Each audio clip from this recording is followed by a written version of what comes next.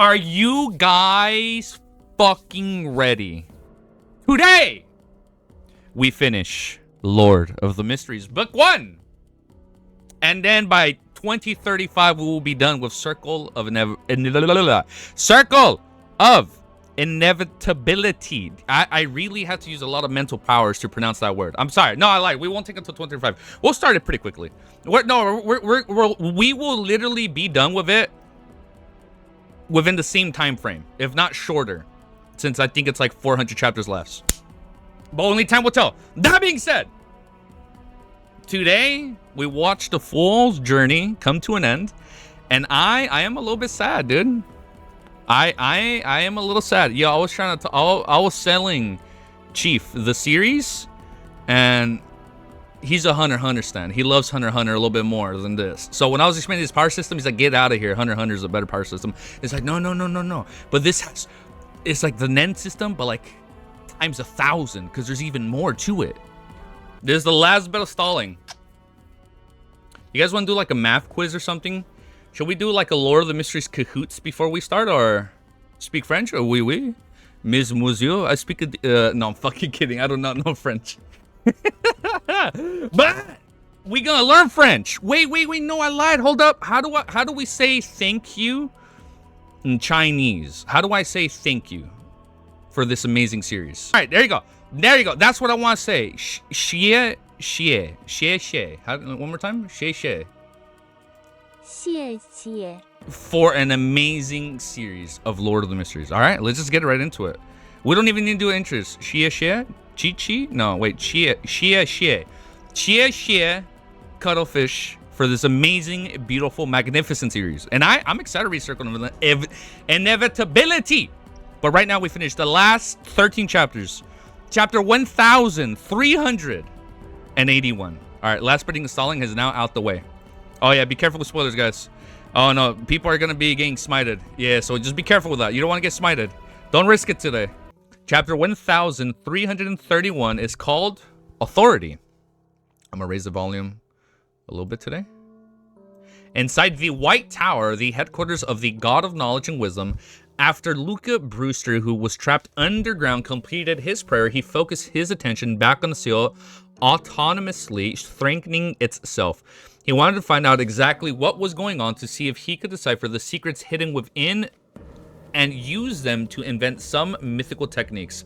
As he proceeded down each level, checking each and every sealed artifact, Luca was taken aback and stopped in his tracks.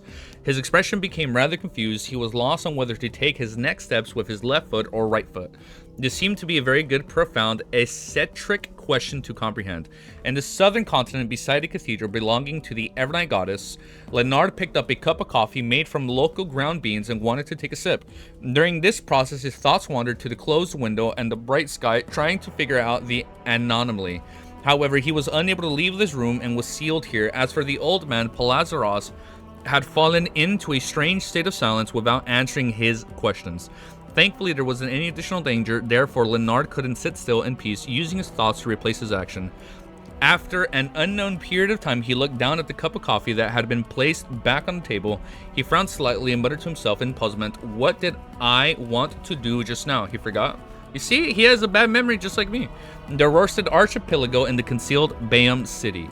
Having not noticed the changes in the environment, the Nits carefully fiddled with the telegram device in his room. The Golden Dream had recently come to the Sonia Sea and stopped at a port with a telegraph office. The Nits wanted to invite them over to Bayam as guests to take in the grandeur of the Lord's Oracle. The Lord's Oracle? I can't get over that. If possible, he wished that the Golden Dream could use Bayam as its primary harbor. This way, he could return to the ship at any time to participate in adventures. I'll lower the volume just a smidge. And seek out treasures. At the same time, he could choose to listen to the captain's lectures. An all-rounder Danitz had no doubt mastered all the knowledge and techniques needed to send a telegram. At that moment, he sat in front of the machine and quickly tapped his fingers, sending out the words he had constructed. At the very beginning, his thoughts were clear and his words were proper. This left him somewhat smug. Gradually, his eyes stared straight at his hands, didn't stop moving, as if he was doing it on instinct. After the telegram was sent out, Danitz exhaled, picked up a cup, and gulped down a mouthful of beer. It was quicker than I expected. Just getting the fan ready when I need to fan myself down. It was quicker, just want to get it ready. It was quicker than I expected. Even if I lose my job in the future, I can still go to the telegraph office to get a job with a good salary. The Nits thought, proudly and wordily, he casually picked up the telegram draft and recalled the process of how he sent it out. His expression gradually turned odd. What did I send in the end? The Nits couldn't help but whisper. Apparently, he had very likely mocked the first mate, second mate, iron skin, and barrel towards the latter half of the telegram. Then he passionately confessed to the captain, I'm finished. Why would express what hidden in my heart? Dude, I really want, I know, I'm reading super slowly. I'm good, I'm chill. But I want to, dude, I'm done with this part. I want to go back to what Klein's doing as a fool. The Nid's face turned pale as he suspected that he had been controlled by the potion. The content he had written didn't actually get through his head. Okay, wait, hold up. Harley sent a telegram to indicate that the content from before had nothing to do with him. It was all a result of Anderson deliberately causing trouble. At this moment, he realized that something amiss was outside. The sky was gray, and there wasn't a single cloud. In the astral world, the existences and objects that had been concealed by the Evernight Goddess broke down through the restrictions and returned to reality one after another. They were like Amon's actual body, like looking somewhat dazed with making an immediate reaction. In addition, the Evernight Goddess also paused in midair in confusion, as though she hadn't thought about her subsequent actions. However, her first instinct was to protect herself. The fuck? The Lord of Storms, eternal blazing sun, and the God of knowledge and wisdom, who had been restricted by the thick prism-like spots of light in their own kingdoms, also experienced certain changes. And just to be sure, they were sealed because of Adam. The intensity of their counterattacks was very clearly lower, giving people a sense of self-doubt, unsure if the entity before them was an enemy.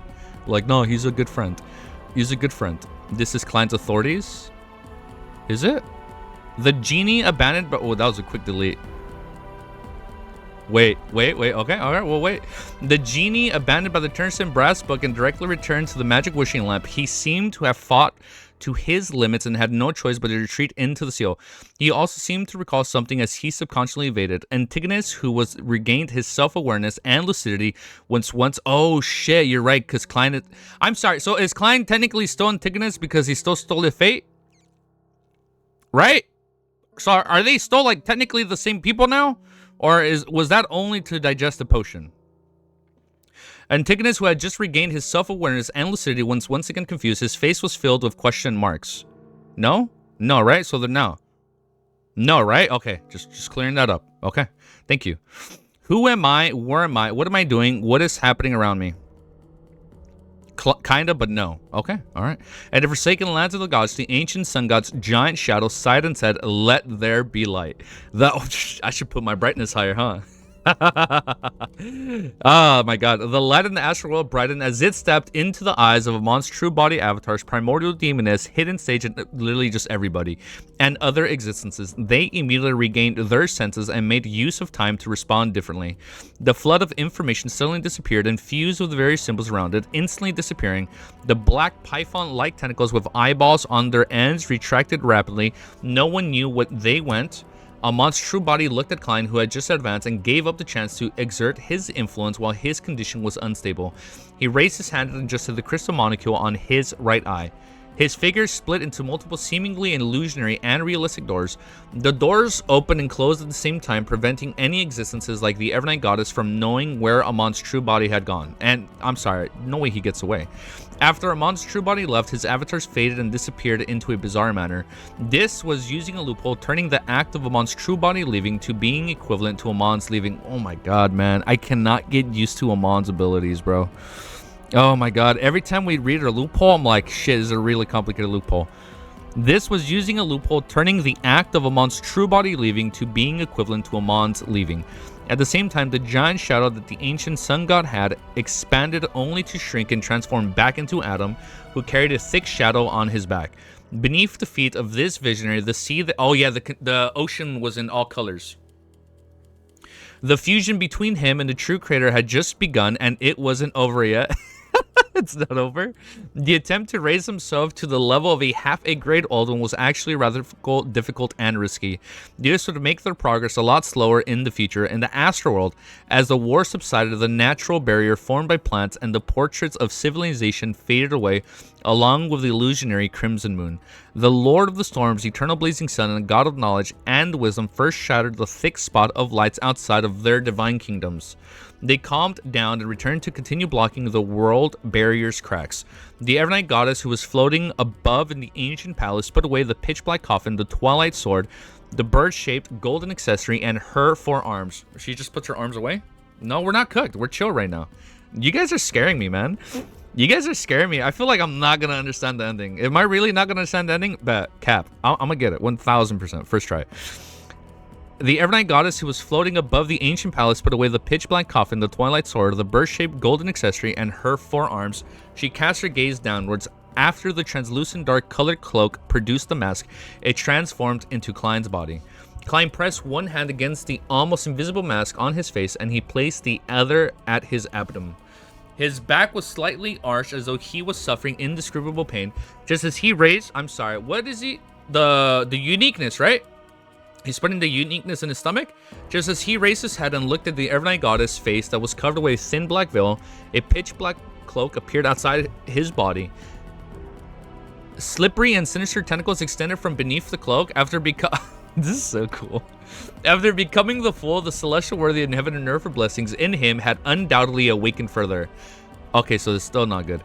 The crazy ravings and roars continued to echo in Klein's ears, tearing through his mind, letting him know that this was going to be his future. There was no way to kill the Lord of the Mysteries, even if he was slowly worn down by his consciousness, would remain... I'm sorry, there's no way out. It would remain forever? Klein suffering, this is so cool. No, wait, no, it got uncool once I read that part. He could snatch Klein's body at any moment and completely revive. What the fuck, man?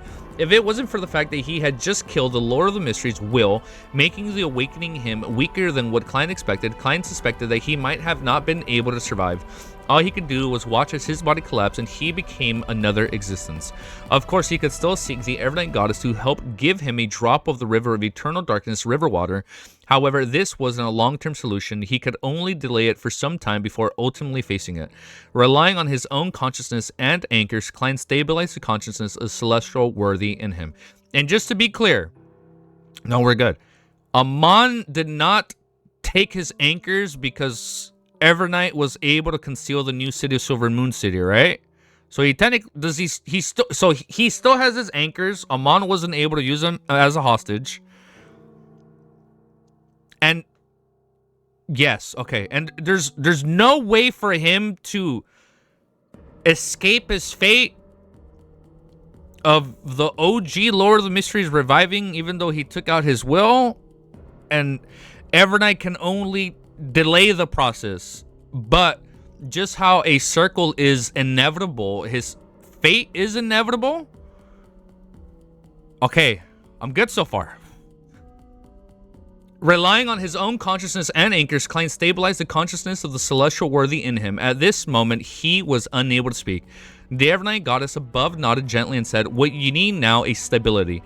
With that said, With that said, her figure was wiped inch by inch as she returned to the divine kingdom in the astral world.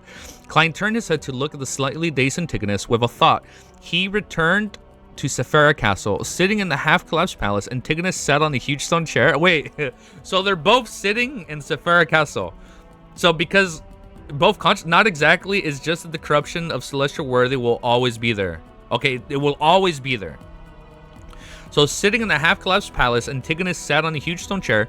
He felt as though he had just been through a very, very long dream. What do you mean both? Well, it said right here. Antigonus is sitting with him in a long chair. Like, they're both sitting there. The Evernight goddess above nodded gently and said, "What you need now is stability." With that said, her figure was wiped inch by inch as she returned to the divine kingdom in the astral world. Klein turned his head to look at the slightly dazed Antigonus with a thought. Oh, wait. Oh, he returned to Sephira. Okay, they didn't both return. Read it. Chill. That was engagement bait. That was engagement bait. I just read the sentence. With a thought, he returned to Sephira Castle. Not both of them returned. Sitting. I got you guys there, huh? I got you. Hey, that was good engagement bait. I know I got you guys. I can't believe you guys believe that. Sitting in the half-collapsed palace, Antigonus sat on a huge stone chair. He felt as though he had just been through a very, very long dream. Inside Sephira, the bait was so good, even I believed it. Inside Sephira Castle, Klein sat at the full seat and focused on stabilizing his mental state. Just like before, he had achieved initial level of stability. He had no way of seeking treatment from a psychiatrist unless he paid a visit to Adam. It was, I don't know, we should go to him. It was very likely that he would go even crazier. With some stability, Klein quickly checked the authorities he obtained. It was called fooling. Not only did it contain history, time, fate, changes, and concealment, but it also included mind domains of blind stupidity. The simplest application was to lower an enemy's intelligence. Oh, the simplest application was to lower an enemy's intelligence. Good. Just as Klein was about to research them further, his spiritual perception was... Oh, shit, music change. It was called fooling. Not only did it contain history, time, fate, change, and concealment, but it also included the mind domains of blind stupidity. The simplest application was to lower an enemy's intelligence. Just as Klein was about to research them further, his spiritual perception was triggered. Someone has invaded Sephara. Who? Someone has invaded Sephara Castle. Let me kind of hide the bottom just in case. And only when the enemy successfully invaded, the client obtained a... I'm fucking sorry. It has to be Amon. Amon tried to fucking invade Sephara since like volume 2.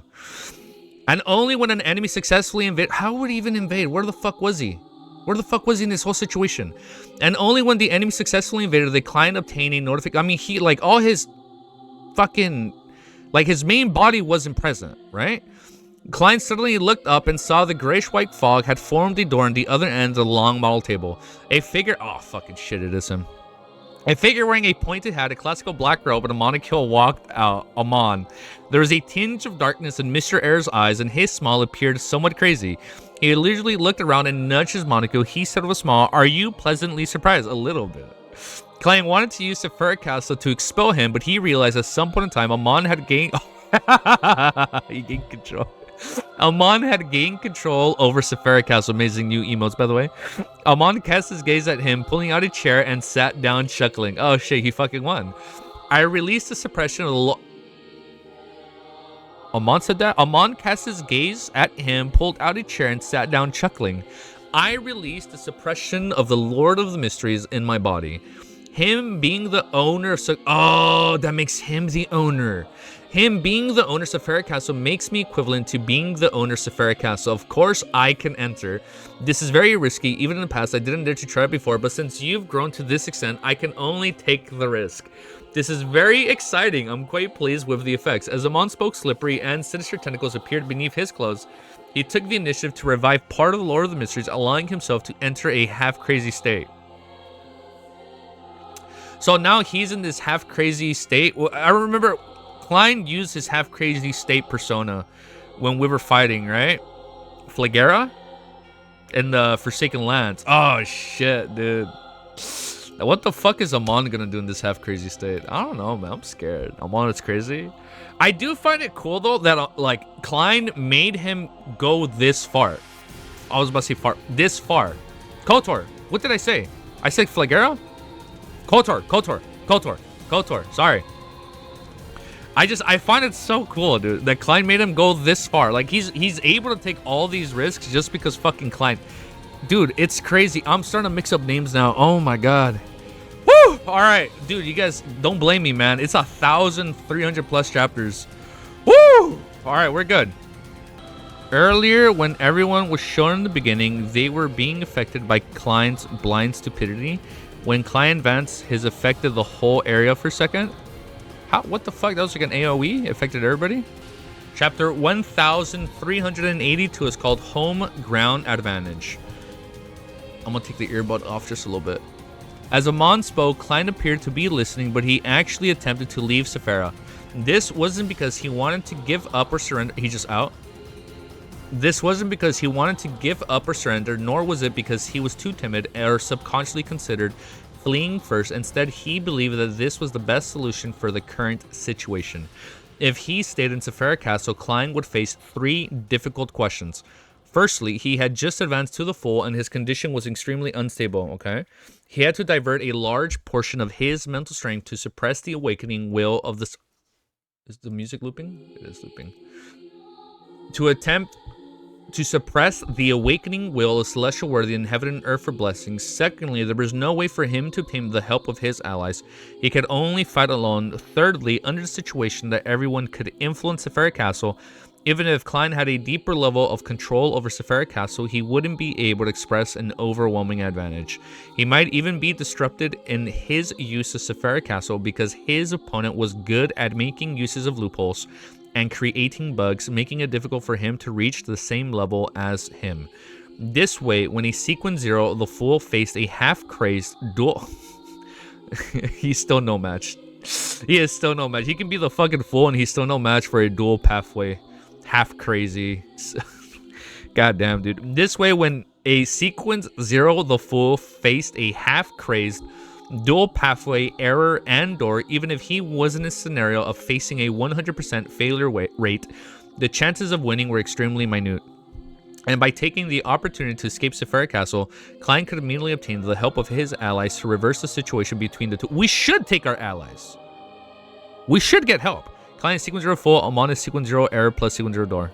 It's GG, dude. If Amon were to chase after him, Klein would interfere with his return to Sephira Castle, make him face his allies. At the same time, the primordial demoness would definitely not attack him.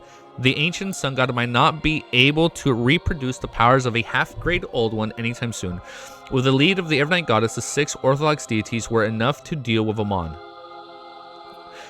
Even if Amon, who was in control of all the authorities of error and or domains, wasn't easily killed, the orthodox deities would definitely be able to weaken him and seal him. After Klein stabilized his mental state and deepened his control over Sephira Castle, he could then kill him in a targeted manner. This process was almost irreversible. Even if the ancient sun god could still produce the level, status, strength from before, his limit appeared to be suppressing 3 orthodox deities at the same time.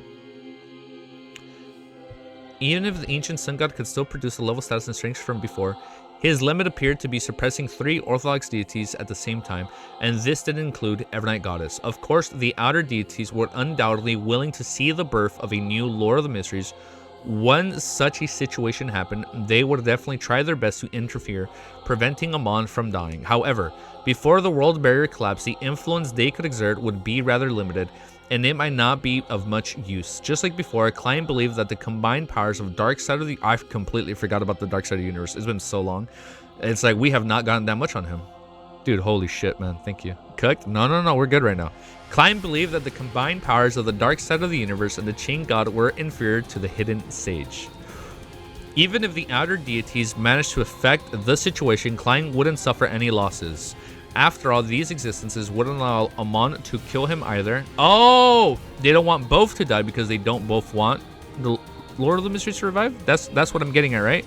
He could find a place to hide and stabilize his mental state. Once he was prepared, he could make new plans again. The foggy town of the Evernight goddess was a very good place. To hide? They don't want anyone. If Amon didn't chase after him, and like technically Amon needs to kill Klein for him to be the Lord of the Mysteries, and Klein needs to kill Amon for him to be Lord. So like they would rather them both be in a stalemate where no one advances. Okay, I'm getting it. If Amon didn't chase after him and remained inside Sephira Castle, Klein could use his identity as the owner of Sephira Castle to influence the control of all kinds of matters within at any moment, preventing Amon from doing anything in Sephira Castle.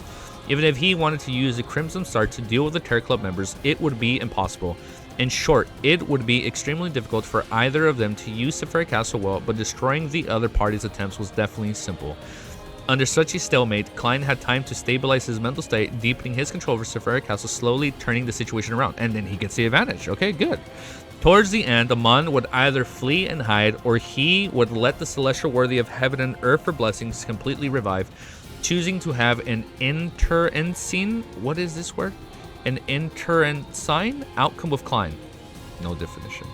Therefore, oh shit, music. Let me go up a bit and we'll read from here. If Amon didn't chase after him and remained inside Sephira Castle, Klein could use his identity as the owner of Sephira Castle to influence the control of all kinds of matters within at any moment, preventing Amon from doing anything in Sephira Castle. Even if he wanted to use the Crimson Star... Wait, I skipped a sentence. Oh my god, I skipped another sentence. What the fuck? What was that? Even if he wanted to use the Crimson Stars to deal with the Terror Club members, it would be impossible. In short, it would be extremely difficult for either of them to use Sephira Castle well, but destroying the other party's attempts was definitely simple. Under such a stalemate, Klein had time to stabilize his mental state, deepening his control over Sephiric Castle, slowly turning the situation around. That's where we left off. Towards the end, yeah, my eyes went, I don't know, man, my eyes twitched out for a second, I got lost. Towards the end, Amon would either flee and hide, or he would let the celestial worthy in heaven and earth for blessings completely revive, choosing to have an internecine outcome with Klein. I don't know what that word means. Therefore, although he didn't have time to analyze the pros and cons, Klein quickly came to a conclusion. Leaving Sephiric Castle now was the best choice. However, just as his consciousness sank to the edge of Sephiric Castle, he saw a crystal molecule. The item appeared in time, crushing Klein's hopes of escaping. Did you think I'd leave such an obvious loophole? Of course, you can stop me from leaving Sephiric Castle at any time. Amon curled his index finger and pressed it against the molecule as he smiled.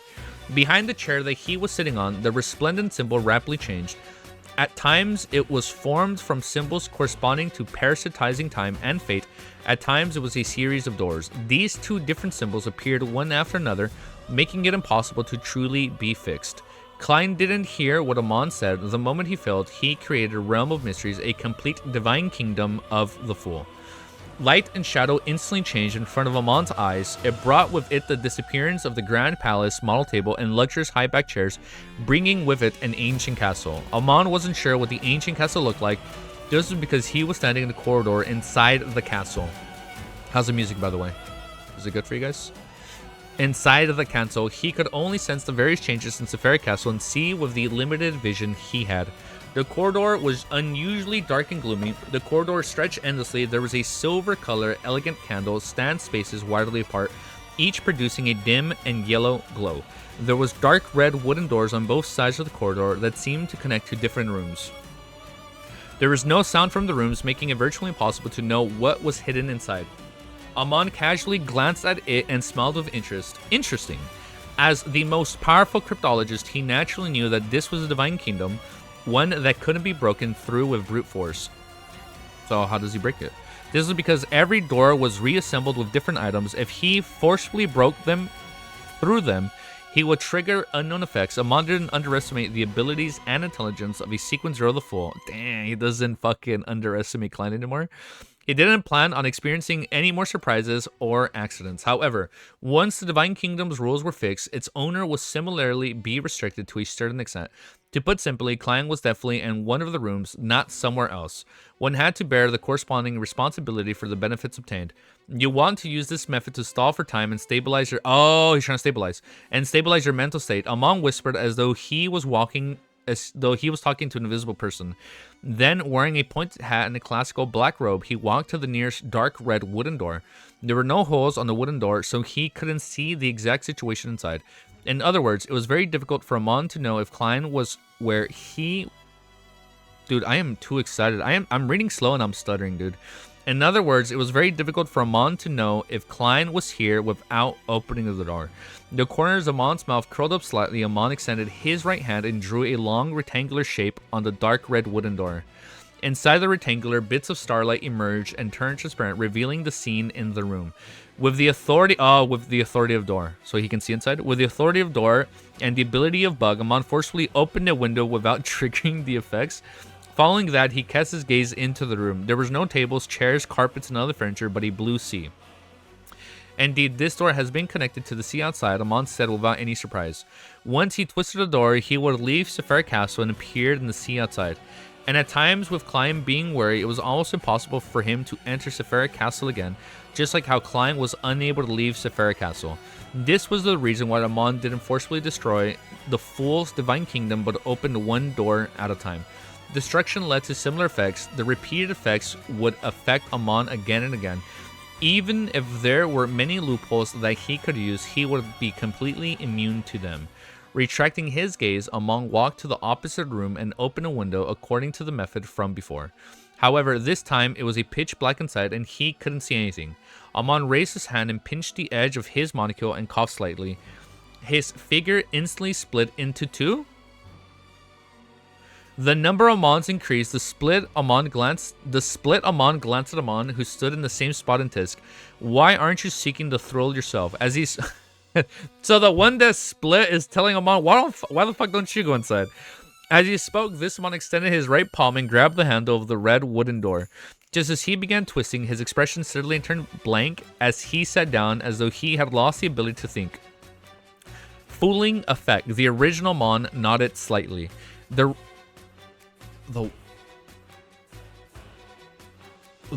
Amon? The slightly unsmart Amon, I don't want to say that word. The slightly unsmart Amon immediately collapsed and turned into a transparent worm with 12 segments.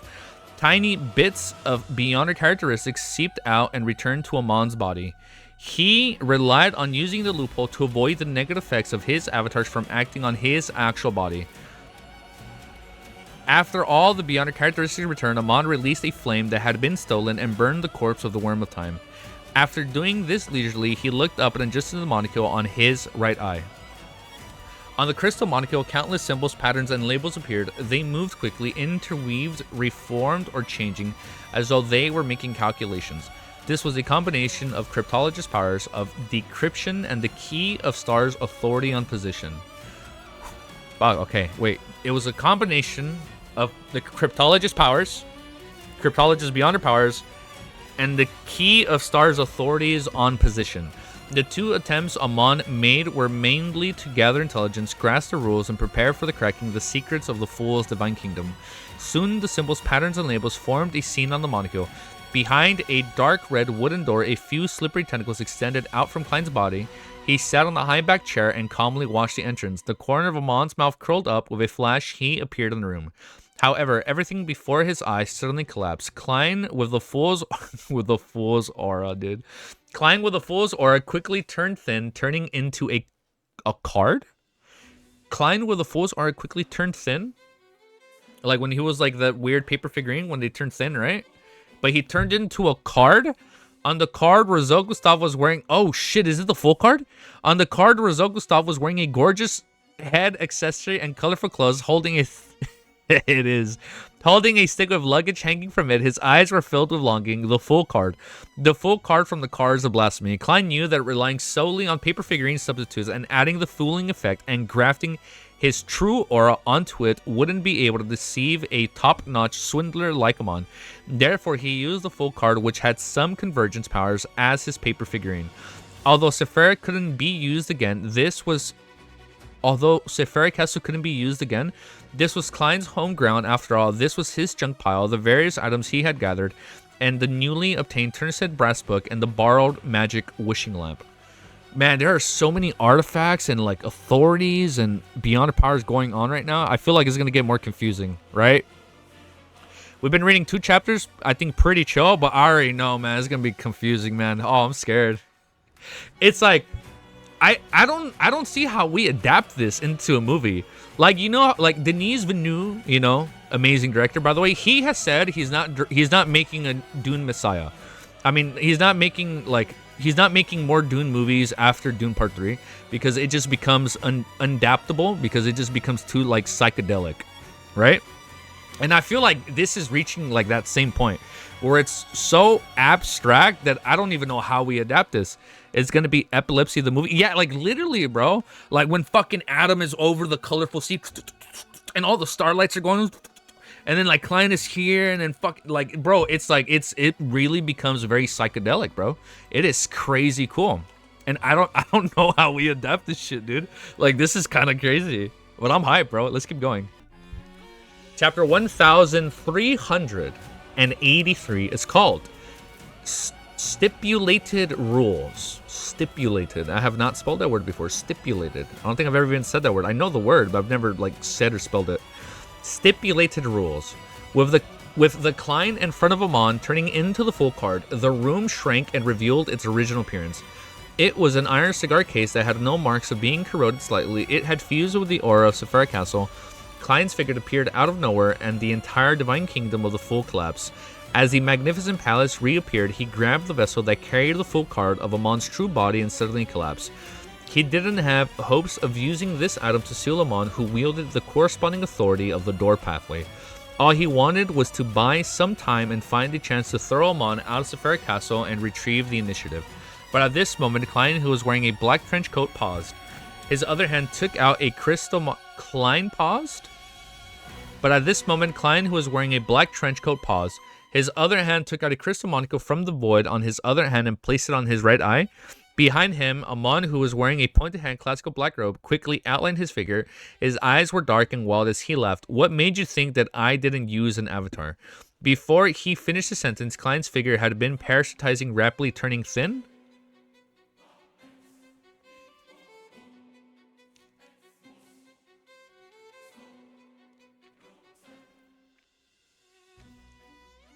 What? No. He didn't get him. You know what I thought for a second happened? I kid you not, for a second, I was like, oh, now Klein is trolling Amon by wearing a crystal monocle. And I'm like, wait, that does not fit the situation. There's no point for him to be fucking trolling him and putting it on. No, he didn't take him. What made you think that I didn't use an avatar? Oh, shit, did he? Because he finished his sentence, Klein's figure had been parasitized rapidly, turning thin, turning into a crude paper figurine. Klein was cautious and hadn't used his true form either. He relied on the paper figurine substitute that had spirit body threads grafted. He knew very well that he would rather give up an opportunity than make mistakes when fighting Amon. Once he made a mistake, under the suppression effects of a bug, it would be very difficult for him to turn the tables. With regards to the situation of the prey turning into a paper figurine, Amon didn't seem to be surprised at all. All he did was raise his hand and touch the crystal monocle. At the other end of the Grand Palace, Klein, who was wearing a top-hatted trench coat, uncontrollably walked out of the fool's automatic concealment. What the fuck, dude? He raised his right hand and took out a crystal monocle from the void with great difficulty. What the fuck, man? Slowly moving it towards his right. What? Bro, like, what? No. During this process, Klein's expression was filled with resistance and rather warped, as though he couldn't control his hand. The half-crazy Amon smiled leisurely. You can use paper figurines to replace you, but so can paper figurines replace you? It's being parasitized. So because the paper figurine was parasitized, he used a loophole / error to parasitize Klein? It's being parasitized. It being parasitized, i.e. the paper figurine, is equivalent to you being parasitized. What the fuck, dude? So weird. Everything is relevant and all of them have loopholes. What the fuck? No, beyond. That's why I was saying, like, there's no point. Like, it wasn't Klein. It's the paper figurine. So I was like, is he trolling him? Wait, no, he actually got him through a loophole. What? That's like 5D chess. Everything is relative and all of them have loopholes. No beyond power is uncrackable. They can be used in any substantial situations. Whoa. I'm getting a little lightheaded. He made use of the relationship of the paper figurine substitute and the main body to create a bug. Although Amon looked like he was unable to control his desire to speak due to his madness, it didn't stop him from corroding Klein with his full strength. He strengthened the parasitizing bit by bit, making Klein turn where a molecule and became him. What the fuck? And become him. At that moment, Klein's body suddenly collapsed. He had taken the initiative to do so. He split. Okay, so he's taken the initiative to collapse. He split into countless transparent maggots and swam in all directions. Among these worms of spirits, there was a few worms of time with 12 segments mixed in. Strictly speaking, Amon's worms of time could forcibly parasitize very thin creatures like the worms of spirit. However, when Klein split up, he took the initiative to use the fooling authority to confuse the order of time. He folded a few worms of time, making them split up only towards the end. Unable to find the cluster of worms of spirit, they lost their target for parasitizing. And the next second, the scene in Sephira Castle changed again. Klein once again used the realm of mystery powers to create a new divine kingdom for the fool. A new one. And he fucking instantly entered. Amon instantly entered the room. Oh, he didn't enter the divine kingdom, he just entered the room. Okay. This place was covered with thick yellow carpet with a crystal chandelier hanging from it. There was a door on each wall and it was unknown where they led to. At the same time, there were old paintings depicting various eyes hanging from the four walls. There was no need for any special scrutiny. With just a glance, Amon knew that the four doors corresponding to different effects. The main purpose was to delay his actions and create enough time for the client to make the subsequent preparations. The corners of Mr. Arrow curled up slightly as he cast his gaze to the ground. He extended his right hand and fist and stretched out his fingers, and an illusory door appeared on the thick yellow carpet. The door quickly moved for a second before it became fixed in place and slightly opened. However, with the opening of the illusory door, the doors around the room began to move strangely. The doors creaked and opened almost at the same time in the pitch-black wilderness in a dark tower that led to the sky. Klein was holding the magic wishing lamp and removed the effects of fooling on the turnstile brass book. The candle wick of the magic wishing lamp lit up as it spewed out a sticky, pale gold glow. These rays of light transformed into a distorted, blurry figure. Klein didn't consider making a wish with the genie to transform Bernadette's wishes onto him and change the ownership of the magic wishing lamp, okay? This was because there was only be one outcome. He would die, dead, right? He would die on the spot and return from the fog of history with the miracle invoker's powers. Normally, this was a good way to escape. The best way to escape is just killing yourself at this point. That's crazy. Normally, this was a good way to escape, especially since Klein could revive several times. However, the situation this time was completely different from before. Once Klein died, it would mean that he had... Oh, if he died, he's not an owner of Sephira Castle? Is that what it's going to say? Once Klein died, it would mean that he had temporarily given up on his identity. Okay. He would be temporarily giving up his identity as the owner of Sephira Castle, making this place a paradise for Amon. So he can't do that either. He could use this Sephiroth without any obstruction. Under such circumstances, Amon could completely fool history, interfere with fate, and suppress Klein's resurrection, making him truly die. The ones who were most effective against a Beyonder was definitely higher sequence Beyonders of the same pathway. Therefore, Klein's current plan was to use the status of the genie to better use the turnstile brass book. If the genie didn't exert a certain influence, the rules set by the turnstile brass book definitely wouldn't be biased towards Klein. It would only restrict all existences other than itself. As the genie, blurry, pale gold figure took form, the turnstile brass book produced the sounds of a colliding metal and quickly flipped to the second half of the book that allowed writing. Without any gap in time, the next text appeared on the brass book.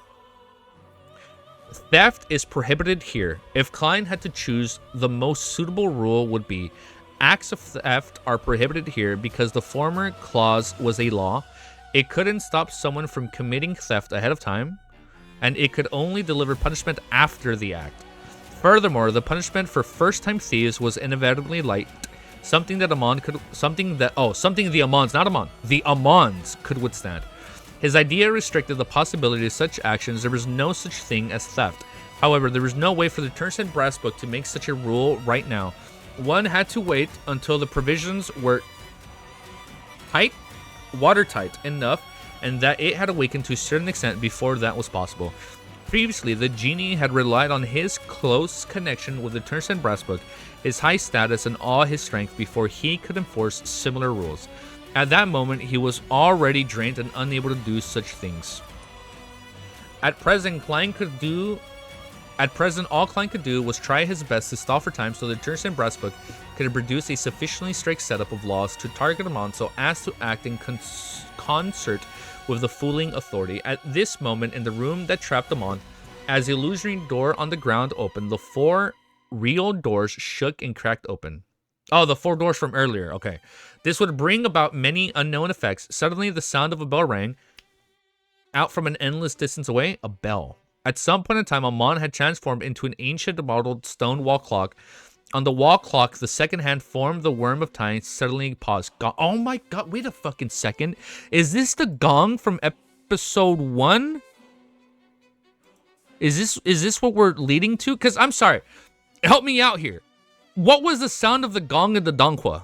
I'm locking in right now, but now I'm like, the gong was never... what was the gong in the Donghua? Like the sound, just some music. Is it okay? I'm like, I don't know if there's more. He is in too deep. Hey, yo, I am locking in though. I'm pretty good. I feel like I'm doing pretty good today. There's no gong in the embossing. Say is there no gong? Gong.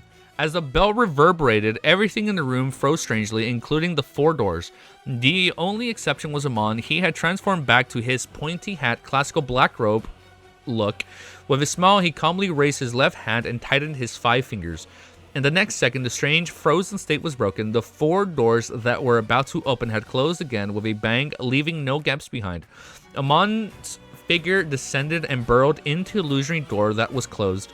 Just as he used this method to leave the room, he discovered that he had arrived in a pitch-black wilderness. There was a dark tower that seemed to be piercing the sky in the distance. That's pretty cool. That's very symbolic. There was a white tower earlier, now we got the black tower. Inside the tower, the turned brass book in front of Klein had formed a second rule. Deception is prohibited here. Although Amon couldn't see what was happening, it was as though he had sensed something. After all, a high-ranking person who used the rules of deception and entertainment was undoubtedly able to sense the changes in the rules. Otherwise, there was no way of accurately finding loopholes. He immediately raised his hand and adjusted the monocle that stuck in his right eye. On the surface of the crystal monocle, a blinding, pure white light spewed out, illuminating the wilderness. There was no longer any concealed existences here. This was the eternal daytime that he had... I forgot about this. This was the eternal daytime that he had previously given Klein and retrieved from Klein's main body. In such an environment, the dark tower melted inch by inch. Klein floated in midair with one hand holding the magic wishing lamp and the other hand holding the staff of stars. What the? This is crazy, dude. Like, Klein is so fucking stacked on mystical items. In front of him was the open Turnacid brass book. Amon took the opportunity to stretch out his hand that was holding onto his monocle. From a distance, he gripped Klein's projection to his palm. Behind him, the shadow that had been dragged out by the eternal daytime seemed to become fainter as it twisted with vitality. Without a sound, Amon began stealing Klein's various beyonder powers. He didn't deliberately seek out the fooling authority. Instead, he chose to be random to increase the succession rate. However, with a flash of light, what fell into the ground, his palm was only a simple paper figurine. Grafting. Pop. The shadow behind Amon's back was lashed by an invisible whip, and he was completely unharmed. He created an error, letting his shadow replace him, and that's why he was unharmed.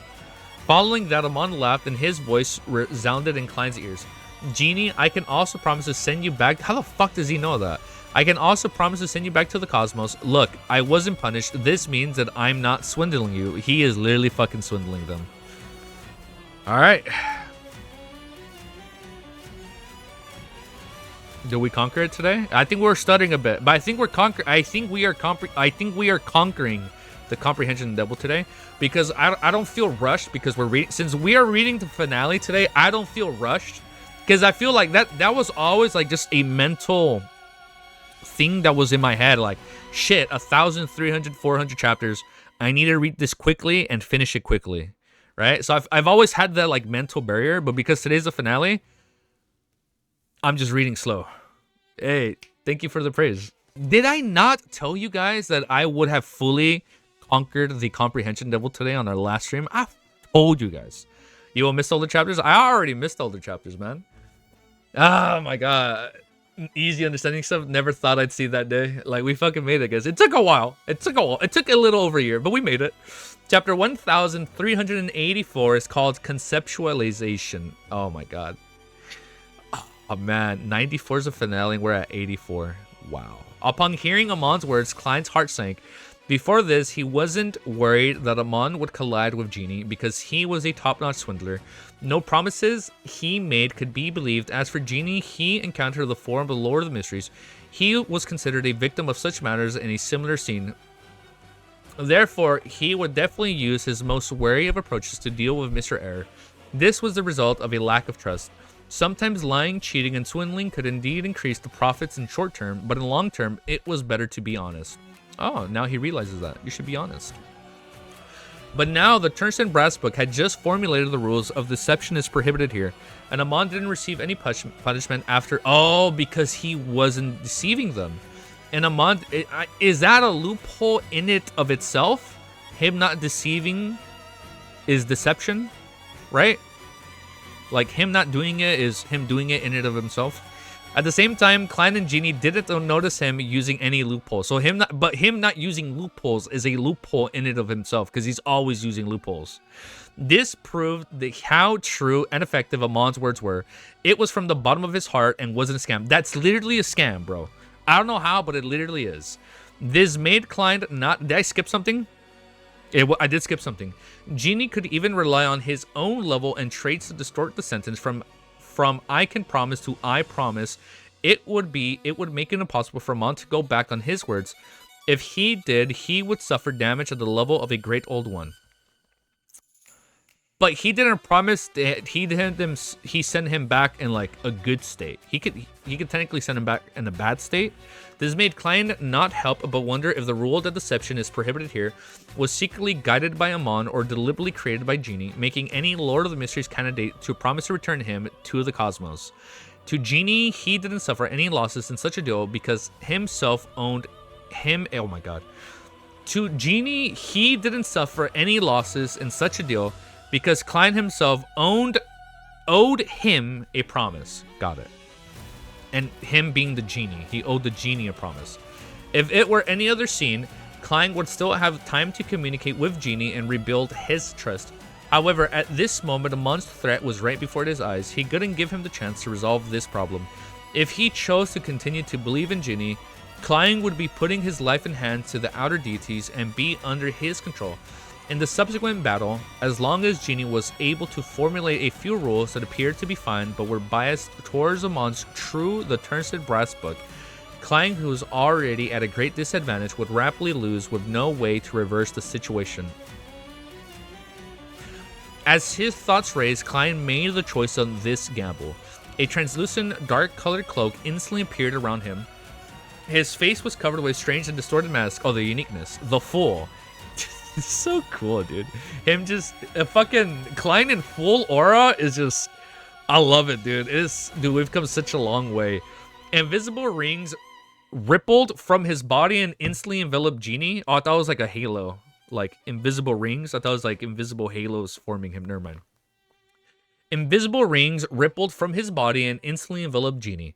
The Turnsid Brass Book and the entire wilderness, as well as Amon, blind stupidity authority. Amon molecule temporarily lost its luster as though he had lost his vision. His gaze also turned dull. I mean, for being a brother of a visionary and him losing his vision, that's kind of poetic. The speed of text being written on the Turnsid Brass Book clearly slowed down as though it would take 15 minutes or even hours to think up the next rule. Well, technically, hold up, not brothers. Technically son, right? It's a son-dad combo, right? It's not brother-brother. Genie, blurry and distorted golden figure shook as it stupidly shrank back into the golden magic lamp that looked like a water flask. It was unknown if it was escaping or if it was purely an instinctual reaction. Seizing this opportunity, Klein attempted to escape a Sephira castle as he prepared to graft something to himself. Just as his consciousness sank, the crystal molecule appeared at the edge of Sephira castle, blocking his path. Even though, oh shit, so he's, okay. Even though his intelligence had been reduced briefly, I'm sorry, is he still lowering his intelligence? Even though his intelligence had been reduced briefly, Amon still seemed to remember to stop Klein from leaving Sephira Castle. His eyes quickly regained clarity as they were still dyed black. His mouth slowly opened as he laughed uncontrollably. I've written this matter into my instinct. This is a good way to resist the effects of blind stupidity. Clearly, he had cheated the rules and lied to himself, making his instincts believe that this was what he wanted. Klein wasn't depressed. He merely completed the grafting he had prepared long ago. In the cosmos, a giant star that emitted light and heat suddenly dimmed, and the wilderness with the effects of the eternal daylight and orange sunlight with the destructive aura and a heavy feeling descended from the sky. The entire wilderness collapsed and curled up as though it was going to charge straight into the air. At the same time, everything here was ignited, including Amon, and the next second, the surrounding void began to shrink as they revolved around the real sun. What? The real sun? Wait, how? In the next second, the surrounding void began to shrink as they revolved around the real sun. Everything in the world either disintegrated or vaporized. All that was left was the magic wishing lamp and the Turnsid Brass Book, which were struggling to withstand the flames, barely suffering any damage. Klein took a sun from the cosmos. That's what he... How? Klein, who was floating in midair, had long disappeared. He thank you for clearing that up, because I didn't realize grafting the sun, man. You can just put it there. I guess that makes sense because you're grafting it, right? It's like you're taking it. It's like, dude, I'm telling you, this is weird. It's just the concepts are too big in this series. Oh my god. Okay, I actually got lost here for a second. Thank you. I thought like we grafted like the energy of the sun, you know, like everything was just gonna be bright, not like the actual sun. He had grafted himself to that star. Of course, his grafting was like, bro, how do we adapt this?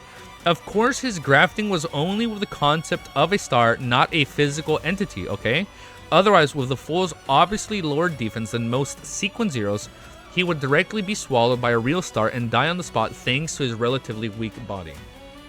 I'm gonna lower the volume down a smidge on my end.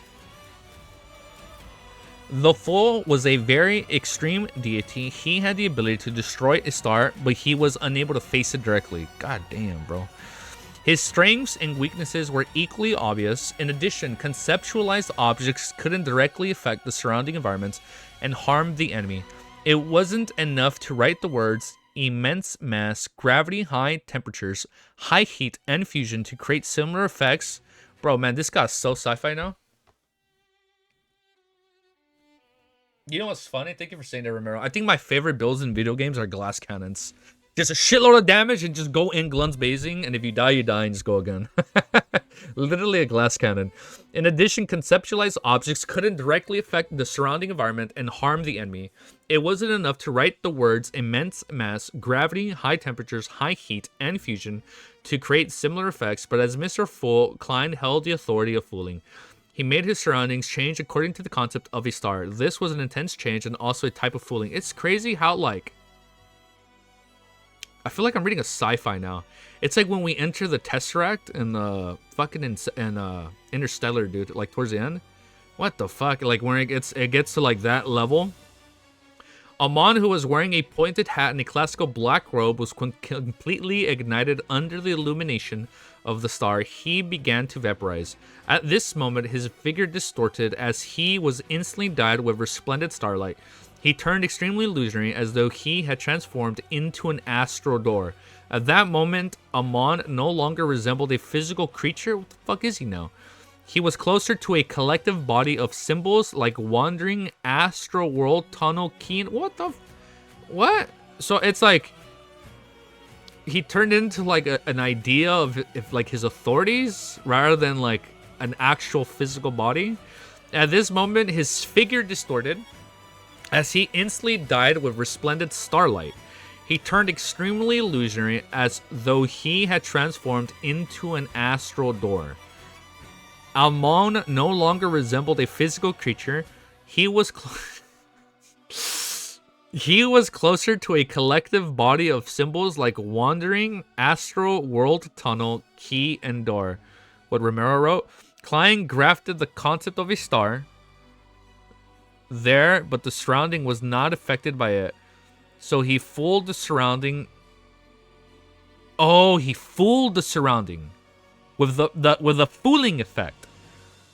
He fooled the environment into believing the concept of a star was a real star. What the fuck? Oh my god, dude. This is I'm good right now. I'm good. I'm following. See, I'm not cooked, man. I'm reading super slow, so it's like I'm able to digest this, but holy shit. Gods are living concepts Amon turned into his conceptual form. Damn, it's crazy. That's fucking poetic, bro. Damn. Damn. God damn. Gods are living concepts Amon turned into his conceptual form. God damn. Alright. What the fuck would Klein... I mean, the maggots? But I wonder if there's more to it. At that moment, Amon no longer resembled a physical creature. He was closer to a collective body of symbols, like wandering, astral world tunnel, key, and door. This was the ability of a planeswalker to use the astral world to head to different planets and worlds. They were able to transform themselves into symbols, allowing them to effectively use the astral world. At sequence 0 door stage, the qualitative change in such powers became conceptualized. Oh, right there. At sequence 0 door stage, the qualitative change in such powers became conceptualized.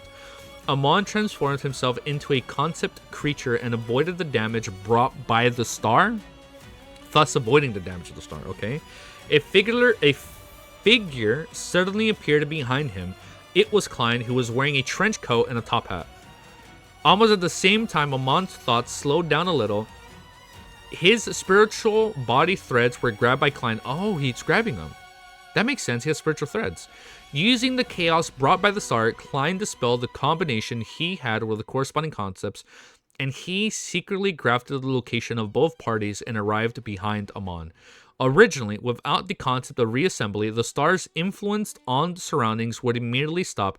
However, Klein had fooled time. The circle has always been inevitable. I love Cuttlefish's mind. I need like a 3-hour interview where Cuttlefish just breaks down like how he came up with the series. Unless that's already out there, man. I need to see it. Originally, without the concepts of reassembly, the stars... Wait, let me read this again. Using the chaos brought by the star, Klein dispelled the combination he had with the corresponding concepts, and he secretly grafted the location of both parties and arrived behind Amon. Originally, without the concept of reassembly, the star influence on the surroundings would immediately stop. However, Klein had full time, allowing the effects of the first 2 seconds to linger until now, allowing him to fool Amon.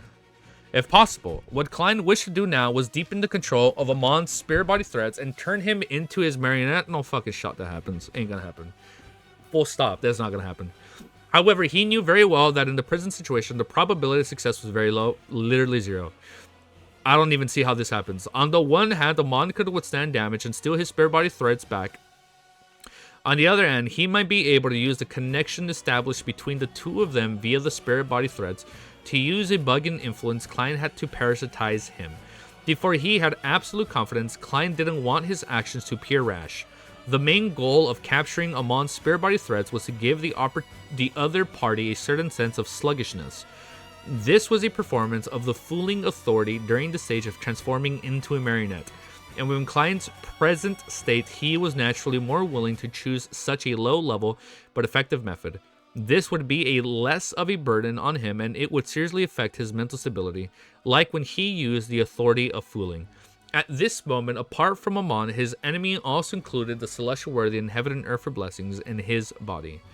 Of course, Amon was the same. If he didn't suppress the Celestial Worthy's madness, the latter would have already revived in his body.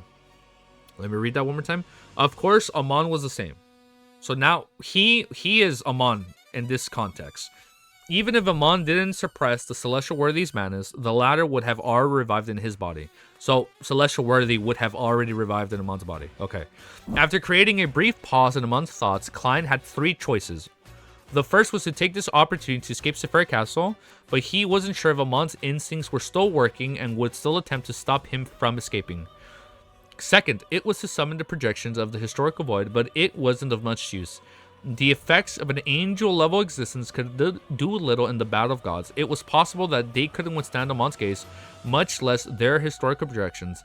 Even if Klein wanted to use it to transmit information, it lacked sufficient values.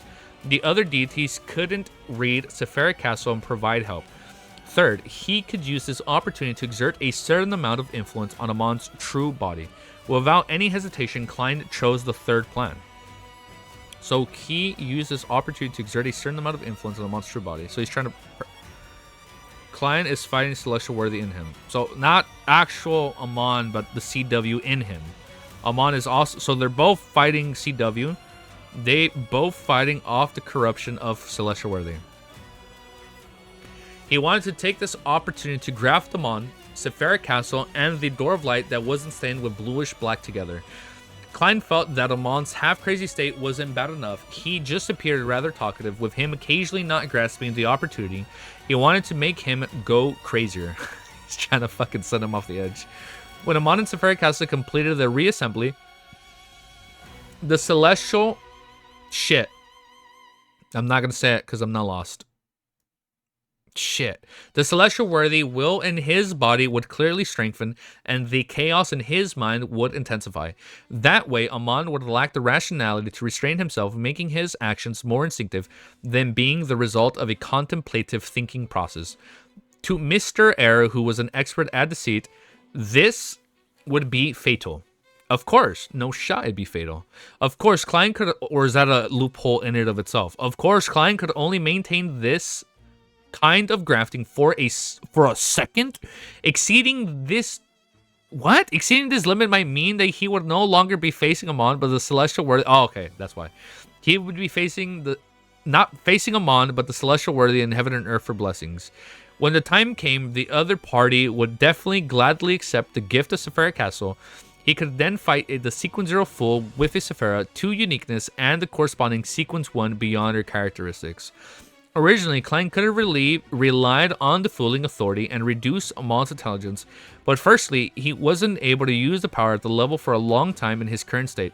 Secondly, as a dual pathway true god and a wielder of many authorities, the duration of the blind stupidity, the effects of him was rather limited. Therefore, Klein had no choice but to take the risk of grafting things in such a way, and madness would accompany Amon doing so until he found a new balance or met the best psychiatrist. In the blink of an eye, the translucent, cold mask appeared on Klein's face once again. A strange door of light that was stained with a hint of bluish-black suffused from Amon's body, Sephara Castle. What? And the blink of an eye, the translucent cloud mask around Klein's face once again. A strange door of light that was stained with a hint of bluish-black suffused from Amon's body? Madness. Oh, that's not good. That's some CW shit right there. Are you guys ready? We have finally made it to the last 10 chapters. Let me just do my timestamps again. That's crazy. I never thought we'd reach the day, man, where we reached the final 10 chapters of LOTM. This is fucking crazy. One would say this is chapter 1385, madness. One would say this is literally madness. Chapter 1385 is called madness. Awesome. Amon, oh wait, music change. I remember music change at the beginning, right? Amon and the strange door of light were grafted together. I'm gonna put the volume all the way up. Were grafted together. His face grimaced as the darkness in his eyes intensified. At the same time, more slippery tentacles appeared under his classic, what the hell did I say? Fuck, I got lost. Amon and the strange door of light, I just reread it. Amon and his strange door of light were grafted together. His face grimaced as the darkness in his eyes intensified. At the same time, more slippery tentacles appeared under his classical black robe, fully showcasing the crazy feeling that was completely displayed. Just as Klein was preparing to sever the connection between Amon and the... Wait, I gotta make sure I'm looking at the right part to raise my volume on this so I don't undo my timestamps. Just as Klein was preparing to sever the connection between Amon and Sephara Castle and make him maintain his madness, the corners of Amon's mouth curled up. It was as if he was saying, "Congratulations, you have fallen into a trap." It's a trap. His face was immediately covered with a translucent mask that was similar to the Fool's uniqueness, but on one hand, it was even more illusionary. Oh shit, I lost,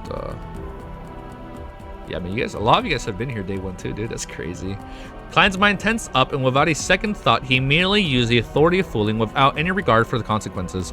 But before he could react, his thoughts slowed down. He was in a dazed state that he didn't know what to do, fooling. Amon actually used a temporarily reassembly between him and Sephara Castle to escape Klein's interference and activate the power of the Fool's domain. Okay? Such an action completely exceeded his instincts and was more like a meticulous trap. Amon didn't seem to be crazy enough. This true god of error... Oh, now I understand the title. He goes full madness to escape. Or to, like, repel him. This true god of error and door pathways immediately removed the grafting of himself to Sephara Castle, allowing the mysterious door that was tainted with hints of bluish black to quickly fade away to prevent him from being tainted further. After dealing with the latent danger, Amon raised both hands, his thumbs and index finger touching each other to form an oval. In the oval, starlight lit up, perfectly embracing Klein's figure.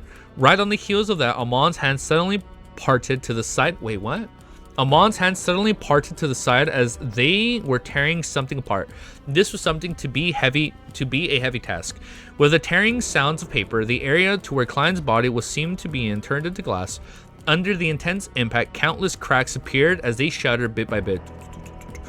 This was a form of regression and the destruction of space. Unable to withstand it all, Klein's body could only turn into paper fragments that flew in the air, and the surrounding void collapsed and shattered. These bits of paper were instantly swallowed up by the darkness.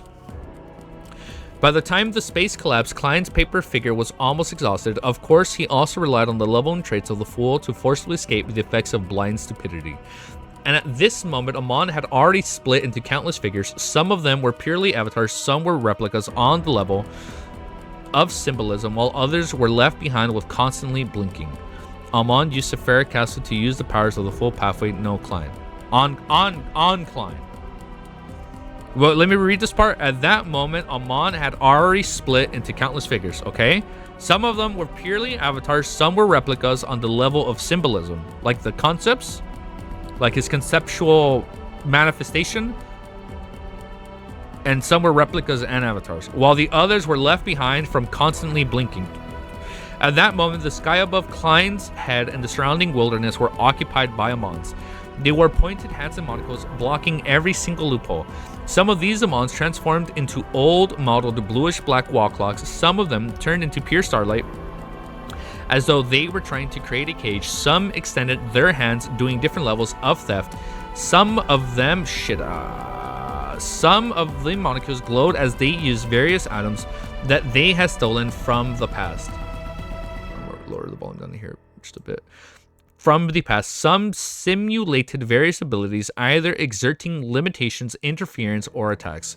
In the Marauder pathway, theft was a core skill, one of its main symbols. The difference between it and a Seer's control of spare body threads was that as one advanced through the sequences, not only did it affect the success rate increase, it also obtained a deeper level. I'm gonna read the sentence. Okay, whoa, okay. Almost cooked, not cooked entirely. Almost cooked. It's like we're boiling, but we're not there yet. In the Marauder pathway, theft was his core skill. Yes, that's been established. One of its main symbols, the difference between it and a Seer's control of spirit body threads was that as one advanced through the sequences, not only did its effects and success rate increase, it also obtained a deeper level of conceptualization. At sequence 9 through 7, theft happened on items. At sequence 6, theft happened on Beyonder powers. Oh, okay. Finally, it's being break down. After advancing to sequence 5, theft happened on thoughts and ideas. That's him stealing his thoughts in a Forsaken Lands. I remember this part. At sequence 4 and sequence 3, theft became life, including parasitic theft and physical level. Oh, which is him stealing someone's identity. At sequence 2 level, the range of theft brought into fate, identity. Oh no, this part. At sequence 2, theft brought into fate, identity, self-awareness, and beyond characteristics. At sequence 1, theft could temporarily happen on time, anchors, and authorities. Therefore, when an error faced a true deity, he could also use theft that had reached the level of authority. With a gong, the ancient wall clocks paused in unison. This caused the surroundings environment to freeze, causing the destroyed wilderness from the sun's blast to become extremely quiet. Even if the destruction was frozen, at that moment, Klein seemed to lose his body. All that was left was a translucent dark-colored clock and a bizarre ice-cold mask. Under the clock and mask was rich darkness. Nothing could be seen on the other slippery and sinister tentacles that extended out. In such a state, Klein seemed to escape the limitations of time. In a frozen environment, he moved like a fish. Through various cracks in reality or concept, he emerged from the encirclement of the Amons. He once again used the fooling authority. This time he fooled time. The ancient wall clock vanished and its desolate wilderness had almost completely collapsed. Time returned to its normal flow. The Amons stopped their attempts, suddenly merged into one, and blinked behind Klein, preventing him from having a breather. His left palm reached out and he retracted it. He clenched his fingers. Around Klein, the space suddenly became shrouded in shadows, making it look like a thin fishnet veil. The fishnet veil began to twist and reassemble as though they formed a sufficient strong cage that trapped Klein inside. So he caged him. An illusionary door appeared above the cage as it moved quickly without being fixed in place. Whoa, man. How do we... I don't know how we adapt this. However, they got 10 years to figure it out, though. However, Klein's figure suddenly appeared outside the cell as though he had never been sealed by Amon's door authority. How the fuck did he use the loophole and get outside? As though he had never been sealed by Amon's door authority. He had fooled history and had... What the fuck, man? You can... So, like, rather than error history, we're fooling history. He had fooled history and had split his previous and... He split his previous and future self. Hence, the one imprisoned in the cell became his historical projection. As he relied on that, dude, how far back can we fool like our previous projections? Like, can we like go all the way back to like episode 1 and full history from that point to escape Amon, or what? As he had relied on the advancement ritual based on fooling history, Klein's the fooling powers in such a domain were stronger than when he fooled time and fate. As soon as he escaped the spatial cell, Klein immediately used the realm of mysteries to create a new divine kingdom of the fool. This was to stall for time and find a chance to stabilize his mental state. He used the fooling authority multiple times, and the weak balance in his body was on the verge of collapsing. I feel like I'm starting to get to the I'm starting to get on the verge of collapsing as well. If he didn't stabilize his mental state as soon as possible, the will of the celestial worthy would awaken further. This was also a serious problem. At this moment, a huge crystal molecule appeared in front of him, a big one. On this molecule, layers of sparkling light surged out and flooded him instantly. Klein's mental state suddenly stabilized by the prince was the... I'm fucking losing my place. Klein's mental state suddenly stabilized, but the price was to lose all his emotions and desires. He didn't even want to resist. All he wanted to do was stand there quietly and wait for the impending destruction. This was like an ordinary person being injected with a huge dose of anesthetics. At the same time, I should raise the volume up, right? No, I'm not losing control. I am almost losing control, but we're good right now. At the same time, an illusory book appeared in layers of light.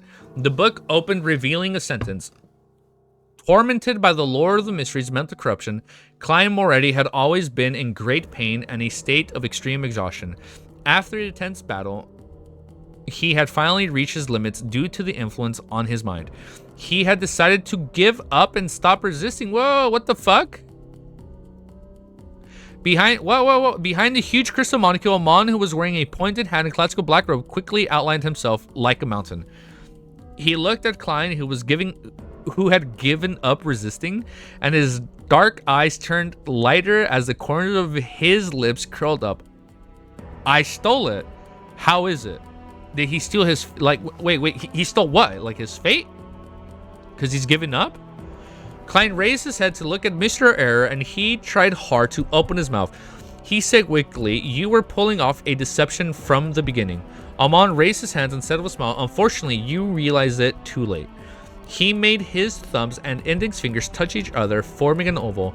In the oval, starlight lit up, illuminating Klein's figure. Right on the heels of that, Amon solemnly separated his hands, tearing apart the void where Klein's surrounding environment relied on to live. The void was like glass, shattering into pieces, like the collapse of a skyscraper collapsing. However, all the collapsing destruction circled Klein's body in a very circle of inevitable way. I understood that reference. However, all the collapsing and destruction circled Klein's body without directly affecting him. Oh, wait, so he's unharmed. He was like a small fishing boat that calmly cruised through a storm. It appeared out of place, disharmonious, as though it didn't seem to belong here.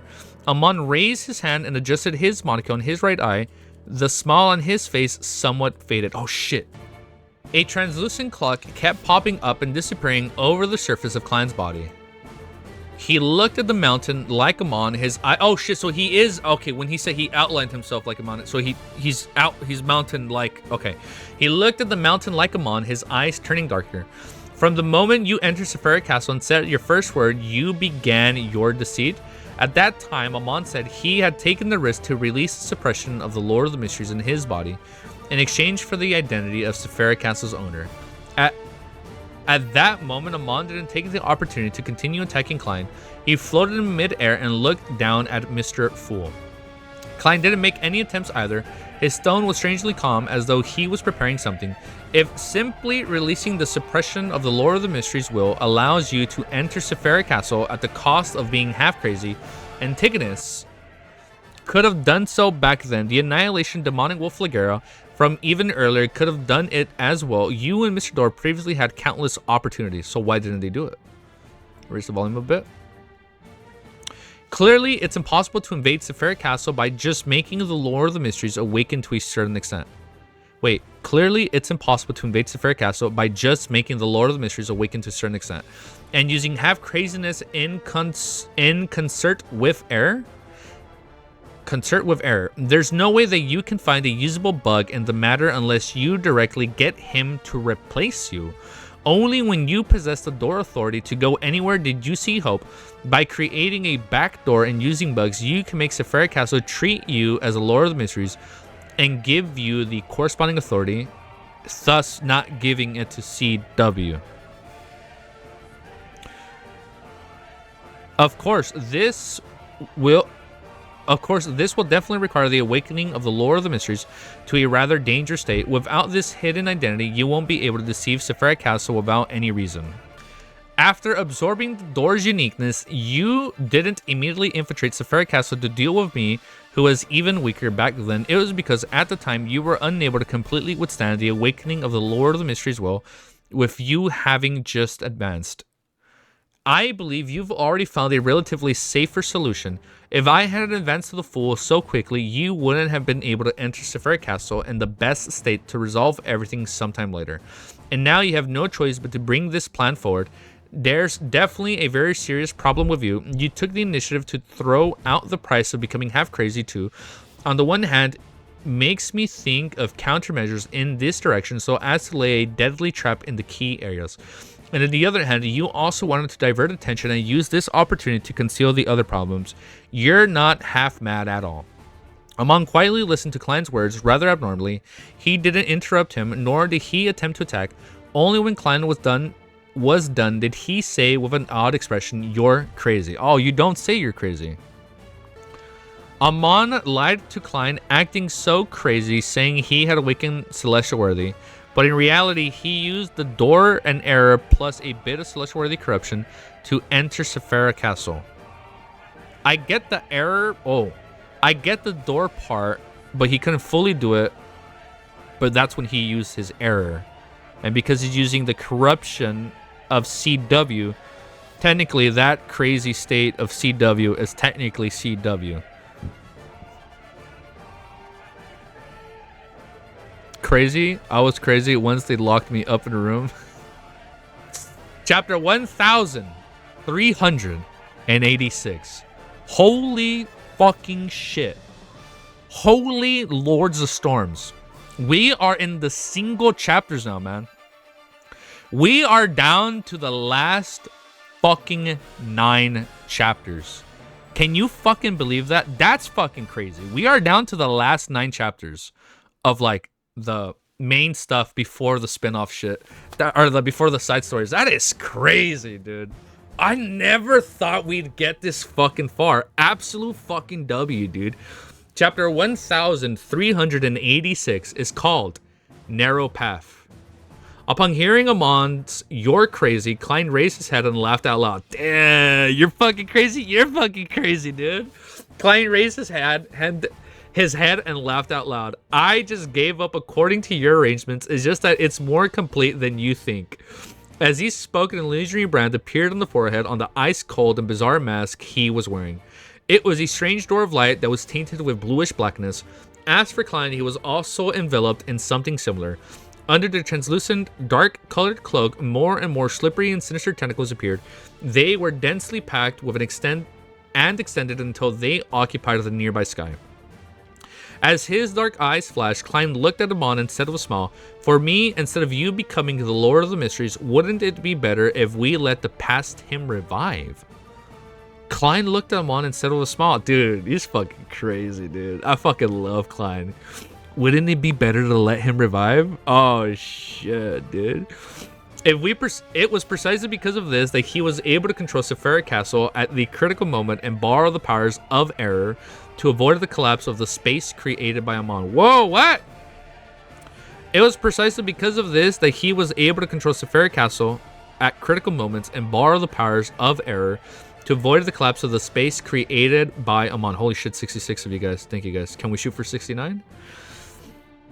Without waiting for Amon's response, the corners of Klein's lips curled up as he said with a smile, "After you were corrupted by Sephira Castle and showed signs of madness, you immediately recovered and could use Sephira Castle to create the effects of blind stupidity. After releasing the suppression of the Lord of the Mysteries will in you, you didn't enter a half-crazy state as there was an external powers helping you. You should have an extremely key, important avatar. It might even be like Palad's choice to lower his level. It's sleeping at Adam's place, and it allows a visionary like him to personally protect your mental state as long as the awakening of the Lord of the Mysteries will doesn't exceed the limits of what Amon can withstand. You won't go crazy here if you don't lose control there. That makes sense. Therefore, your most serious problem is that you have to maintain a normal connection with that body. Once it's interfered with you, your condition will be troubled, and this connection is actually very weak under Sephira Castle's isolation effect. You deliberately showed a half-crazy state for 2 reasons. Other than luring me to find an opportunity in the direction, what the fuck was the other reason? And stepping in the trap you set up, you were also hiding this fact so that I wouldn't be able to target this aspect while engaging in battle with you. Of course, there are plenty of problems aside these ones. After all, you aren't fully prepared. If I had discovered these problems earlier, even if I was a Kings of Angels with the uniqueness, I would have the means to defeat you. Amon listened quietly and raised his hand to just the crystal molecule in his right eye. The corners of his lips curled up as he let out a sigh with a smile. Upon seeing this, Klein smiled and shook his head. You truly are powerful, cunning, and terrifying. Truly worthy of the title God of Deceit. If it wasn't for the fact that I had long considered what I would do when forced into a corner by you and had no other choice, I definitely wouldn't have hesitated just now. And if I had hesitated slightly, I would have already died. This mental power is kind of confusing me. Amon told Klein he awakened a lot of celestial worthy. I got that part, and he lied that part, right?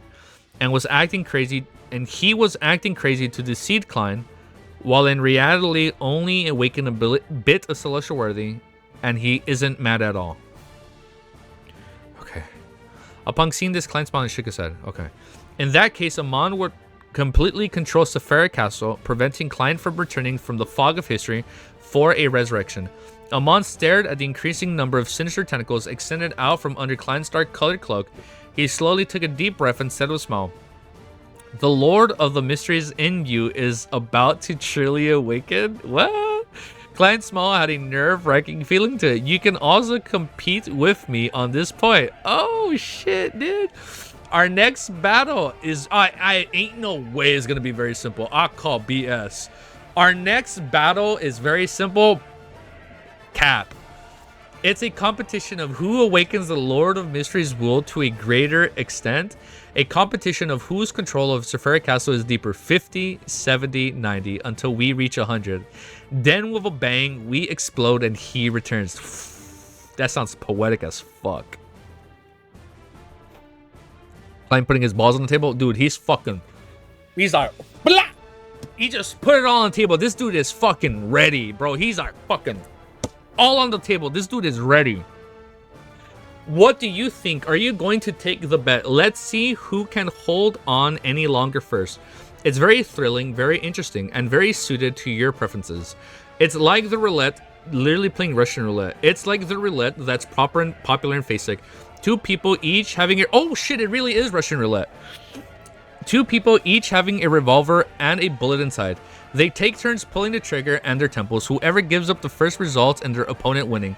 And if no one gives up and persists until the end, there won't be a winner. He will be the winner. So this is a very serious version of Russian roulette. So they're not gonna play like the Husky and Star. Oh my god! Remember when they play Russian roulette and Starsky and Hutch, but then he accidentally slides the bullet back in the chamber. So it's not a comedic version of Russian roulette. It's a very serious version of it. Okay. Amon's brows pricked up as he smiled without saying a word. Klein looked at him and said with a smile, although look up the scene if you guys don't know what I'm talking about. Starsky and Hutch, Russian roulette. Although you've always been pursuing thrills and are known to be a risk taker, you achieve your goal most of the time. Not only do you not lose control, you often gain a lot, and in the failures that you do experience, you only lose some of your avatars at some point in time. You've never suffered any serious injuries or been placed in a desperate situation. You've never been serious injuries or been placed in a desperate situation. Your every action is a product of meticulous planning. Even if you fail, you will have a way out. Does this mean that you value your life more than I imagined? You do like thrills and seek it for pleasure, but to do so regardless of the price is just an image you portray. How can a real god seed wagered to bet with himself at stake? Called him a fucking coward, bro. Of course, this is just my own guess. Perhaps it's wrong. Anyways, do you want to take the bet? Amon stroked the crystal molecule, made a tisk-like Medici. You're really crazy. Damn, like, you little bitch. You want to fucking do it or nah, dude? Klein replied with a smile. In the eyes of others, this is indeed insane. But to me, it's just a choice. Compared to you, I'm more willing to believe in the former Lord of the Mysteries. He is a true great old one, looking down on the universe from high above and treating most of the living beings and insects. This would make him distance himself from reality. Dude, it's true. He does view them as instincts. He literally told Klein, like, give up, leave everything to me. Like, all your problems are beneath me. Like, I won't harm them, but I won't promise you anything. Besides, I should still have time to get the genie to be my witness.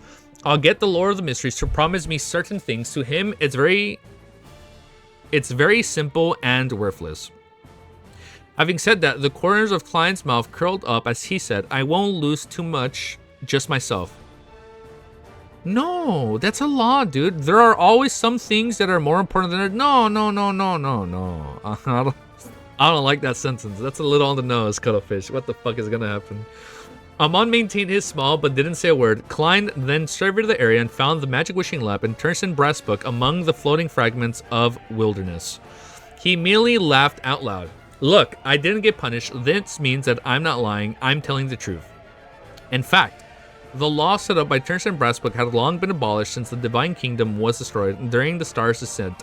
Later on, the Amons dared to attempt to use steel, but Klein's main goal wasn't to prove anything, but to show his determination, firmness, or perhaps madness.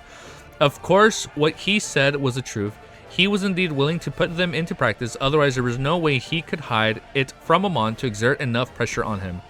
Amon smiled and said with a hint of panic, sounds interesting, isn't it? Let's begin, Klein replied without hesitation as his eyes turned darker. His fucking eyes better not turn dark as he takes like his last little blink, right? His eyes turns darker. There better not be like a last and his eyes finally turn dark. No. This chapter's a little on the nose. It's like Cuttlefish is hinting something, but he doesn't want to say it yet, or he doesn't want to read it yet. And I don't even want to say the word. Amon smiled and said without a hint of panic, sounds interesting, isn't it? Let's begin. Klein replied without hesitation. His eyes turned darker. Amon's smile froze as his palms suddenly gathered together. Beneath his classical black robe, there was also slippery and sinister tentacles. His aura changed a little as his body seemed to have a dark cloak on it. At that moment, Amon became more like the Lord of the Mysteries. However, he wasn't competing with Klein in the progression of the awakening of the Lord of the Mysteries. Instead, he was using this to deceive Sephiric Castle to create a corresponding bug and create a chance to escape. If the authority of error were to take the effects at the same level, it would often have different preconditions. First, the medium, the target, had to be similar enough. The second, there was a certain connection between the two. Third, there was certain logical contradictions between certain matters or objects. Fourth, some of the rules were indeed incomplete. Fifth, while not directly affecting the target, construct an errorness. I've never spelled this word in my life. Errorness, environment as a divine kingdom. In this aspect, the restrictions of fooling were even fewer, but once an error satisfied the conditions, it would be difficult to defend against or terminate it. Amon now wanted to take the initiative to disguise himself and satisfy the first category. This was similar to invasion of a virus. Firstly, it had to make the other party believer that they were on the same side, to avoid the detection, and then parasitize and defenses to achieve their respective goals. When a fruit looked like a strawberry, When a fruit looked like a strawberry, smelled like a strawberry, tasted like a strawberry, then it would basically be considered as a strawberry. That makes sense. But in reality, there might be... What the fuck is the exception? But in reality, there might be an exception. What? At this moment, Amon's appearance resembled that of the Lord of the Mysteries. His aura was like the Lord of the Mysteries. His powers were like the Lord of the Mysteries. His mental and imprint was also similar to the Lord of the Mysteries. With the authority of an error, it would naturally make Sepharic Castle believe that he was the Lord of the Mysteries. Suddenly, Klein damaged the Fool's divine kingdom, completely collapsing. The grand and ancient palace and model table inside appeared. The grayish-white fog beneath Sepharic Castle rose up and enveloped the space. Error is harder to do this, more powerful, and fooling is easier to do, but less powerful compared to... Okay. So it's like both are strong in one aspect, but lower in the other aspect. The grayish-white fog beneath Sepharic Castle rose and enveloped the space. The grayish-white fog split it into two waves that they clashed fiercely in a particular spot, producing vortexes one after another. They tore open a gap that led to reality. The power to Sepharic Castle was at odds with itself. In this second, it was as though it didn't know which Lord of the Mysteries to obey. Amon's figure immediately vanished, using Door of Authority to rush out of Sepharic Castle. Just as he touched the edge, his body paused before being sent flying backwards. At the Fool's seat, the corners of Klein's lips curled up as he sat there. His glabella and the strange door of light around him became more obvious, as though they were corporeal. This released an immense convergence force that reached an unimaginable level. It was like an invisible hand that pulled Amon back. Amon's body suddenly split apart, transforming into countless selves, and in front of every Amon, an illusionary astral door appeared. Suddenly, the astral doors opened at the same time, but in the endless darkness behind the door, the slippery and sinister tentacles appeared, blocking Amon's escape. At the tip of the tentacles, resplendent starlight lit up as they instantly enveloped the Amon. So they're grabbing them. The Amons couldn't help but gather together, turning into a conceptual cluster. Bro, this is getting hard to like envision. Whew. I gotta read slower. These concepts including but were limited to pointed hats, classical black robes, monocles, fate, time, key, doors, bugs, and Trojan horses. Klein slowly stood up and smiled at the conceptualized Amon, who was now in a passive state. You can always awaken the Lord of the Mysteries will further, but this is different from death. It's different from death? These concepts included but weren't limited to pointed hats, classical black robes, monocles, fate, time, keys, and bugs, and Trojan horse. Klein slowly stood up, smiled at the conceptualized Amon, who was now in a passive state. Klein slowly stood up and smiled at the conceptualized Amons, who were now in a passive state. You can also awaken the Lord of the Mysteries will further, but this is different from death. It will definitely affect the body at Adam's side. How will it affect Adam?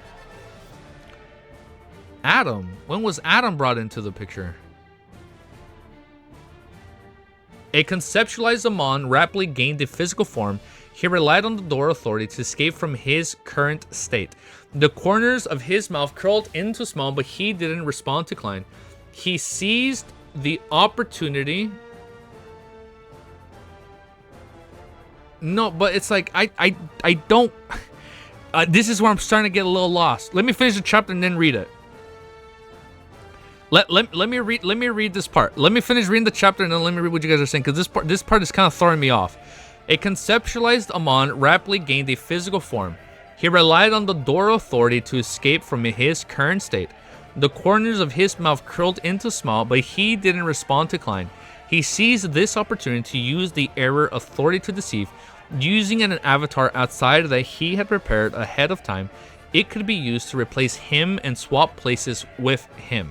This was similar to swapping of marionettes in the Seer domain, but at this level the principles were different. It would be effective in most situations. However, Amon still failed. He realized that his error Authority had been forcibly suppressed. As Klein slowly got up, more slippery and sinister tentacles appeared around him. The smile on his face became more exaggerated. Right on the heels of that, Amon's eyes glazed over and the smile on his face froze as the crystal monocle lost its luster. At the same time, the cold, bizarre mask on Klein's face squirmed. The blind stupidity effect. In the next second, he grabbed himself to a certain concept in the cosmos and he used his authority to influence the corresponding environment. The surrounding slippery tentacles aimed at Amon like revolvers. In Amon's eyes, they were still gazed over. A supernova exploded. An unimaginable sea of scorching light surged out, shattering his monocle and drowning his body. How did we just get supernovaed? That sounded like a... That sounded like a really big air cannon. We just like a fucking air. That was like the biggest air bullet of our life. Like we just fucking supernovaed. A supernova exploded. An unimaginable sea of scorching light surged out, shattering his monocle and drowning his body. Let me fan myself down. Klein grafted the concept of a supernova, then fooled the environment to think it's real, thus being supernova. Bro, it's like the fight in this series reached a point. It's like, you know, when you take math and you reach a point in math where you're like, where are the numbers? You know, it's like in get supernova. It's like, dude, holy shit, man. Unknown, thank you, man. Thank you for all the donations. Amon has a clone next to Adam to help him suppress Celestial Worthy's awakening. Klein has been 1v2ing the whole time. When was that said again? When was this whole like when was this part stated? This I do not remember. At the start of this chapter, there is an Amon clone with Adam, which is Amon's failsafe from, or previous one actually. It's a little while back. It was strictly real. I think when I read it, I think I misread it. I think I said Adam, but I think I read it as Amon. Because I don't know if you guys have caught. There's been times where I mix up Amon Adam.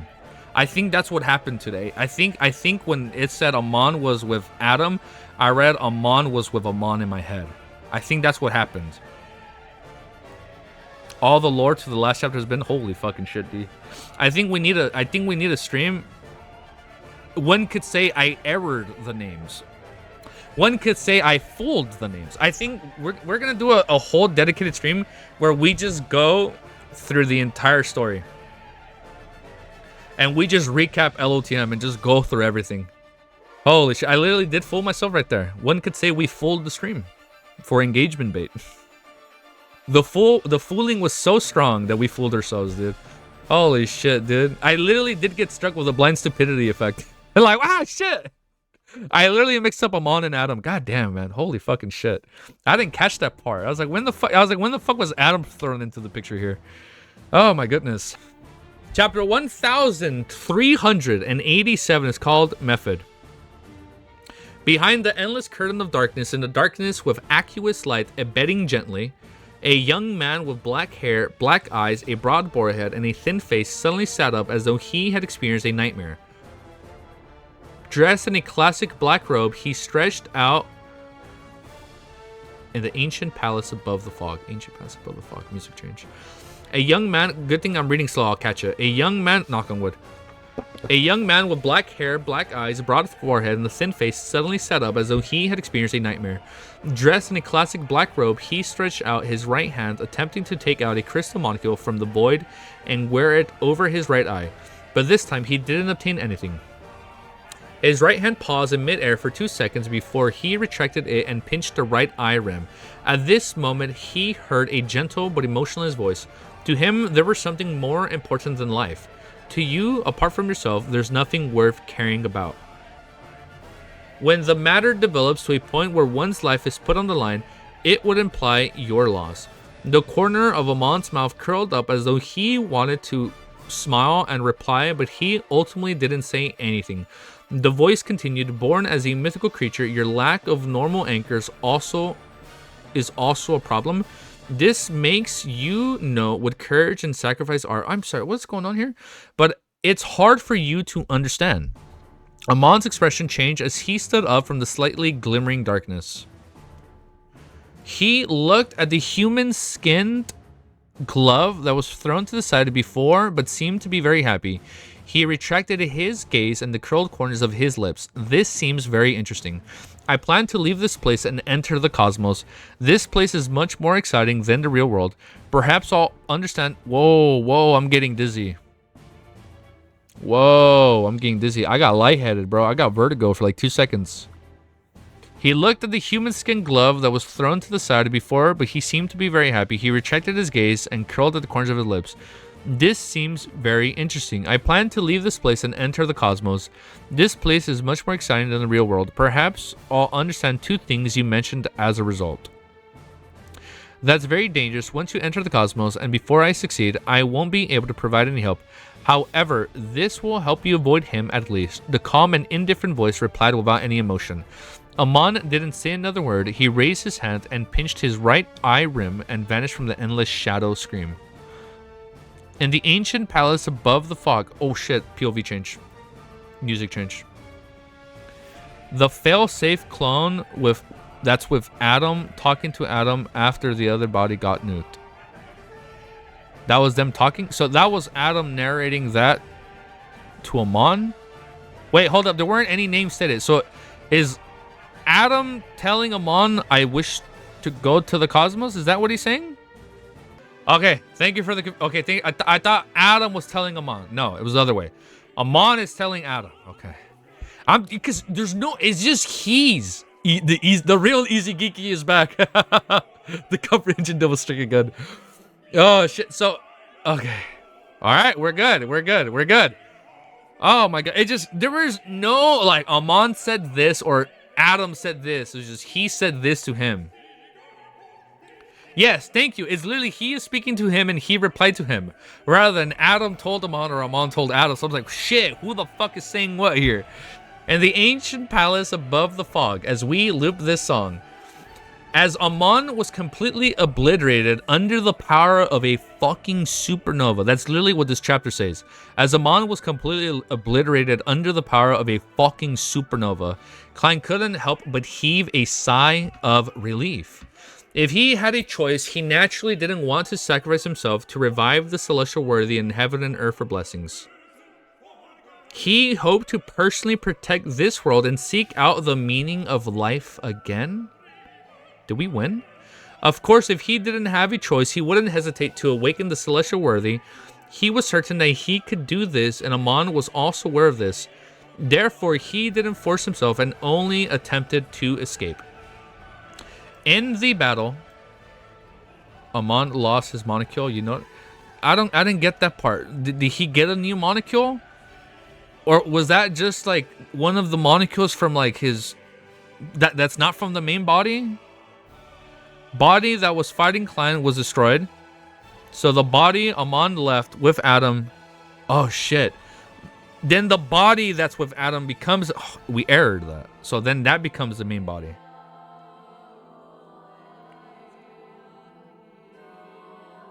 Okay. It not... Just... Okay, let me keep reading. Bro, oh my God. In battle just now, it was developed into a battle of courage towards the end. The one who wasn't afraid of true death, who yielded the absolute advantage. Clearly, Amon wasn't prepared to sacrifice himself for this matter. Because he's a little bitch. You know, he's still not willing to take the risk. After heaving a sigh of relief, Klein's face under the cold and bizarre mask suddenly grimaced. Under his translucent dark-colored cloak, the slippery and sinister tentacles that extended out were either hitting the ground or rising up high. It was completely out of his control. He could feel the celestial worthy in heaven and earth for blessings, and his body was rapidly waking up, and it seemed like he couldn't stop it. Even if Klein directly died with his will and relied on the powers of a miracle invoker to revive, he wouldn't be able to escape, as the Lord of the Mysteries also wielded the authority of miracles. At that moment, Klein recorded the words of the Dark Angel Sasir, which was also from the ancient sun god, the primordial one, had awoken in my body. In the next second, at the spot where Amon's body had shattered, beams of light were pulled on the vague invisible form of gravity as they charged towards Klein. Some were worms of time with 12 rings, some were insects made of resplendent starlight, while some were just a large number of light dots. Klein wanted to stop the Beyonder characteristics from fusing with him, but the increasingly powerful celestial worthy's will prevented him from succeeding. His body swelled up into a balloon and then suddenly became thin as paper. This repeated itself into an endless loop. Keeps repeating. The mask on his face became brighter and more bizarre. The slippery and evil tentacles that extended out from its cloak increased and became more uncontrollable. One worm of time beyond a characteristic. Oh shit, wait a second. One worm of time beyond a characteristic, one Kia star beyond a characteristic, and one Klein's mind felt like he was being devoured by an invisible monster. I'm sorry. Finally, a pair of eyes which seemed to be formed from a pure starlight formed from the layers of illusionary doors, and a crystal molecule rushed towards Klein's face. Straight for the mask's eye socket. I'm fucking sorry. Are they fusing? So now it's like, what? Almost at the same time, the strange door of light that was tainted with bluish blackness appeared on Klein's body again. Sephara Castle. At that moment, Klein's Sephara Castle, the door's uniqueness, and Error's uniqueness, and all had a strong inclination towards congregate. At that moment, Klein's Sephara Castle, door's uniqueness, and Error uniqueness all had a strong inclination of congregate. Once they fused together, the Lord of the Mysteries would completely awaken and complete his resurrection process. The series is called Lord of the Mysteries. So he's inclined becoming the Lord of the Mysteries, but it's like the Lord, it's like it was the actual Lord of the Mysteries. Wow, now the title of the series has an even deeper meaning. It was never just like Klein, but like the actual Lord. Like there's so many layers to the title. Klein suddenly used his right hand to cover half of his face.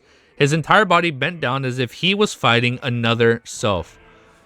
That body of Amon with Adam doesn't have the molecule. The uniqueness of the air pathway it's with Klein now.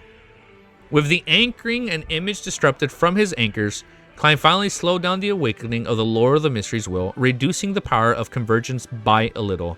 The starlight eyes of the crystal molecule stopped in front of Klein's face, floating only a few centimeters in the air like planets revolving around the sun. God, this fucking cosmic shit. This is so fucking cosmic, dude.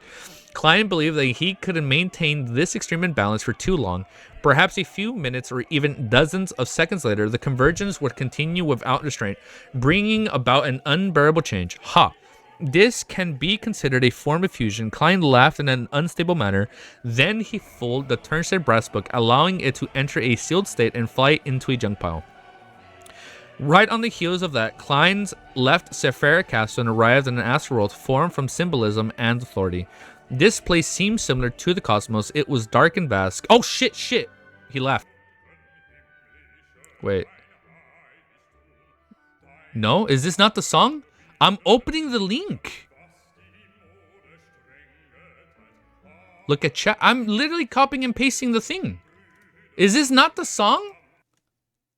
This isn't the song. I'm literally copying and pasting these link.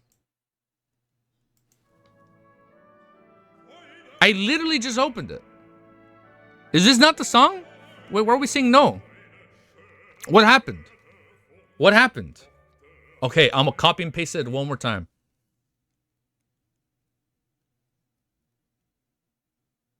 That's so weird. I'm literally clicking open on a new tab and it's not playing it. Oh, look, now it plays it. Oh, that's so weird. Okay, dude, I swear to God, bro, I swear to the fool. I kid you fucking not. I clicked on every single mod's link and it kept opening up the Ava song. I am so sorry. I don't know what the fuck happened there. That was a weird little bug. Oh, that was a weird little bug. Then he folded the turnstile brass book, allowing it to enter a sealed state and fly into the junk pile. Right, my brother in full finally has a uniqueness, a characteristic of each pathway. And there's only one destination left, right? Yeah, we literally had a little bug. Then he folded the turnstile brass book, allowing it to enter a sealed state and fly into the junk pile. Right on the heels of that, Klein left Sephara Castle and arrived in an asteroid formed from symbolism and authority. This place seemed to be similar to the cosmos. It was dark and vast, but in fact, there were many unique aspects. For example, shit. This, right on the heels of that, Klein left Sephara Castle and arrived in an asteroid formed from symbolism and authority.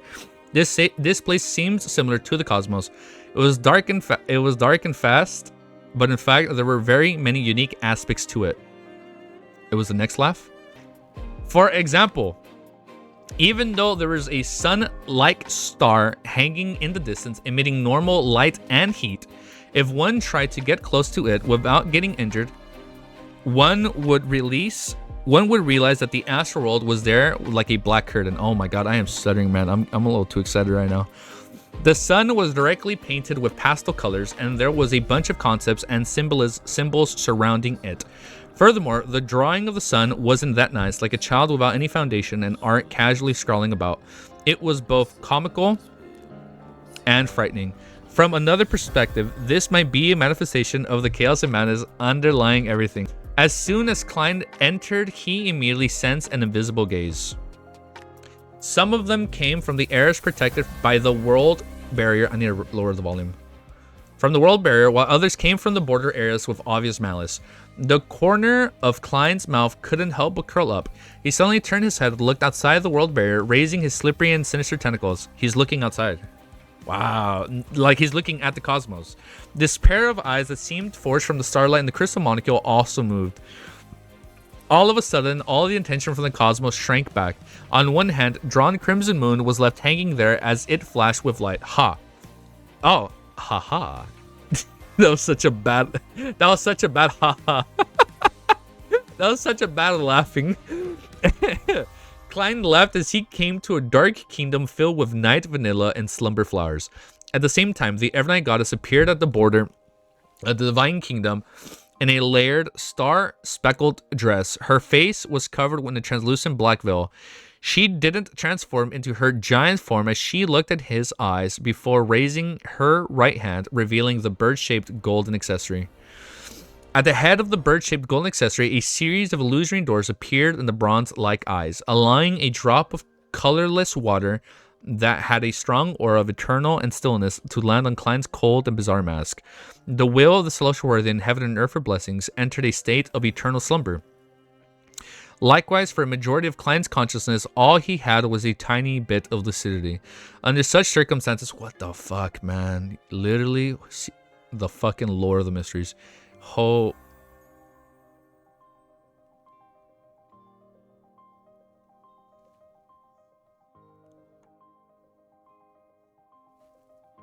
What?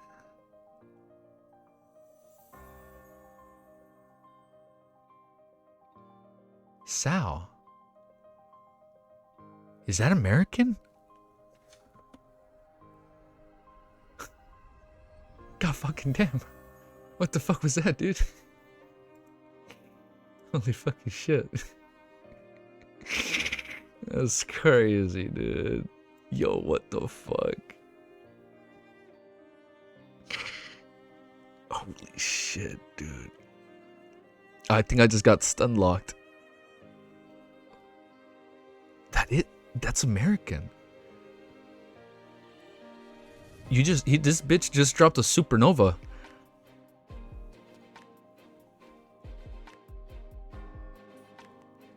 Yo, he just got to did he just get #1 on the leaderboard? He just shot up to #1. He just took all the XP, 10k XP. My man just shot up #1. What the fuck? I think it converted for me, and I'm seeing it in American. Yo, we got Audrey in chat. Audrey's in chat right now. God damn. Holy shit. Oh my god. Let me just go up a little bit, man. Holy shit, man. Thank you. She didn't transform into her giant form as she looked at him at the eye level before raising her right hand and revealing bird-shaped golden accessory. God damn, man.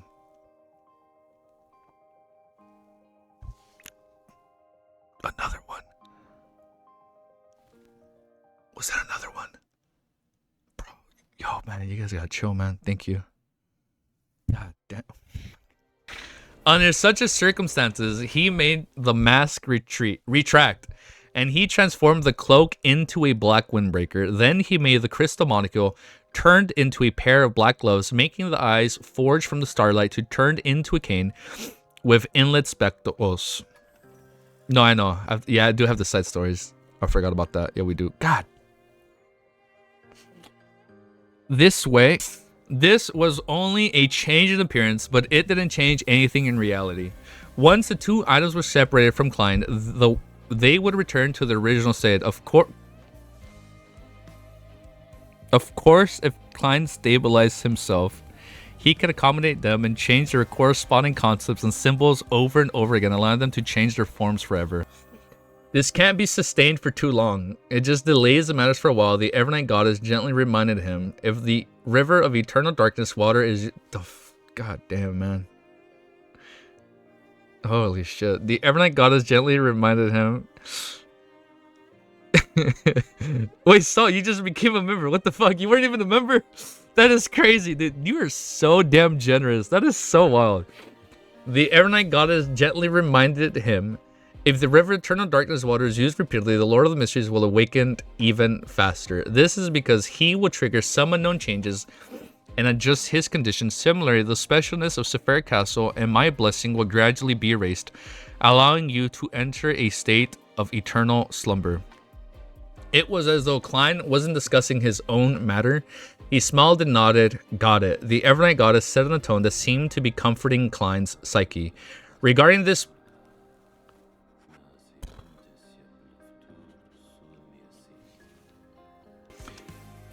It was... Oh my god, am I recording my OBS? It was as though Klein wasn't discussing his own matters. He smiled and nodded. Got it. The Evernight goddess said in a tone that seemed to be comforting Klein's psyche. Regarding this matter, the method Amon used and the actions he did had exceeded my expectations. He is indeed the true god of deceit. It is not that you have no chance at all in what comes next. You can first try to completely control Sephira Castle and pull the will of the Lord of the Mysteries to enter a state of eternal slumber. Fuck, man. All of you guys are goats, man. Holy shit. And the dream you can resist and fuse with him, I can bless you, but the most important thing is still left to you. Becoming a great old one doesn't have any rituals involved.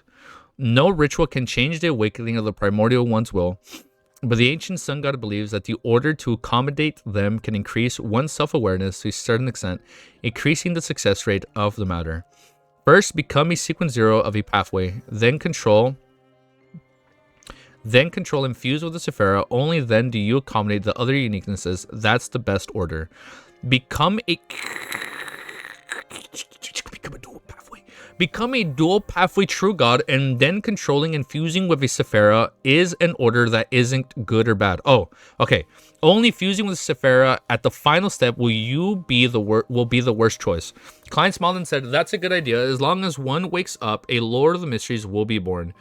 This might be him or me. Yes, after completely controlling Sephira Castle and entering a state of eternal slumber, I should be able to weaken the seal of the Western continent or creating a weak spot that allows one to enter and exit." The Evernight goddess didn't say a word when she heard Klein's words. Klein continued smiling. This is my choice. I had anticipated this a long time ago. I will finally face him. Oh my god. Yo, goodbye, Saul. Dude, thank you. Last 6 chapters. Are you guys ready? Are we muted? Are we back? Chapter 1388. Thank you, guys. The Evernight goddess not. I was eating some quick Cheetos right now. I was like, I got no food right now. I was like, I'll buy food after we're done streaming, but I'm just eating hot Cheetos. Chapter 1388 is called A Sudden Gathering.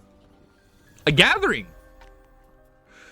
It's about fucking time we're doing a Tarot gathering. Are we doing a Tarot gathering? Is that what's gonna happen? Because we haven't had one in a cool minute.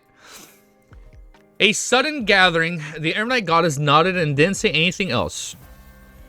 She reached out with her palm and grabbed the corner of the void and tugged slightly. A thin layer of night curtain gently floated down, covering Klein's body as it silently seeped in.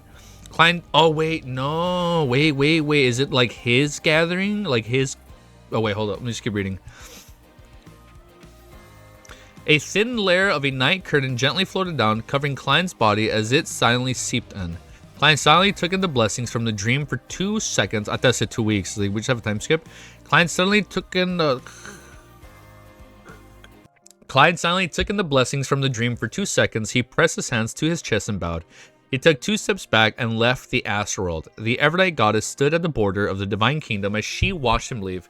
In the next second, Klein landed in the projection of Giant King's court and the ruins of the... How do we end up here? In the projection of the Giant King's court in the ruins of the Battle of the Gods. Then, like a mon, he walked to the edge of the grayish-blue door and raised his hand to create a blue illusionary door. Through the door, Klein entered the forsaken land of the gods. Following the guidance of fate, he wandered straight to the peak of a mountain range. There was a huge crucifix erected there, one covered with faint shadow. Klein stared at the shadow for a few seconds before sighing slightly. He bent down and... Oh my god, he's back. He's good, good show. He bent down and picked up the ancient silver mirror that was placed near the huge cross. Oh my god, so he's good. Then he turned around and vanished from the forsaken land of the gods. Okay, so he went back for Rhodes. At the same time, the worm of spirit, who didn't need to be on duty in Sephiric Castle, informed him of Queen Mystic's current location. Klein raised his hand and took out the magic wishing lamp for the junk pile.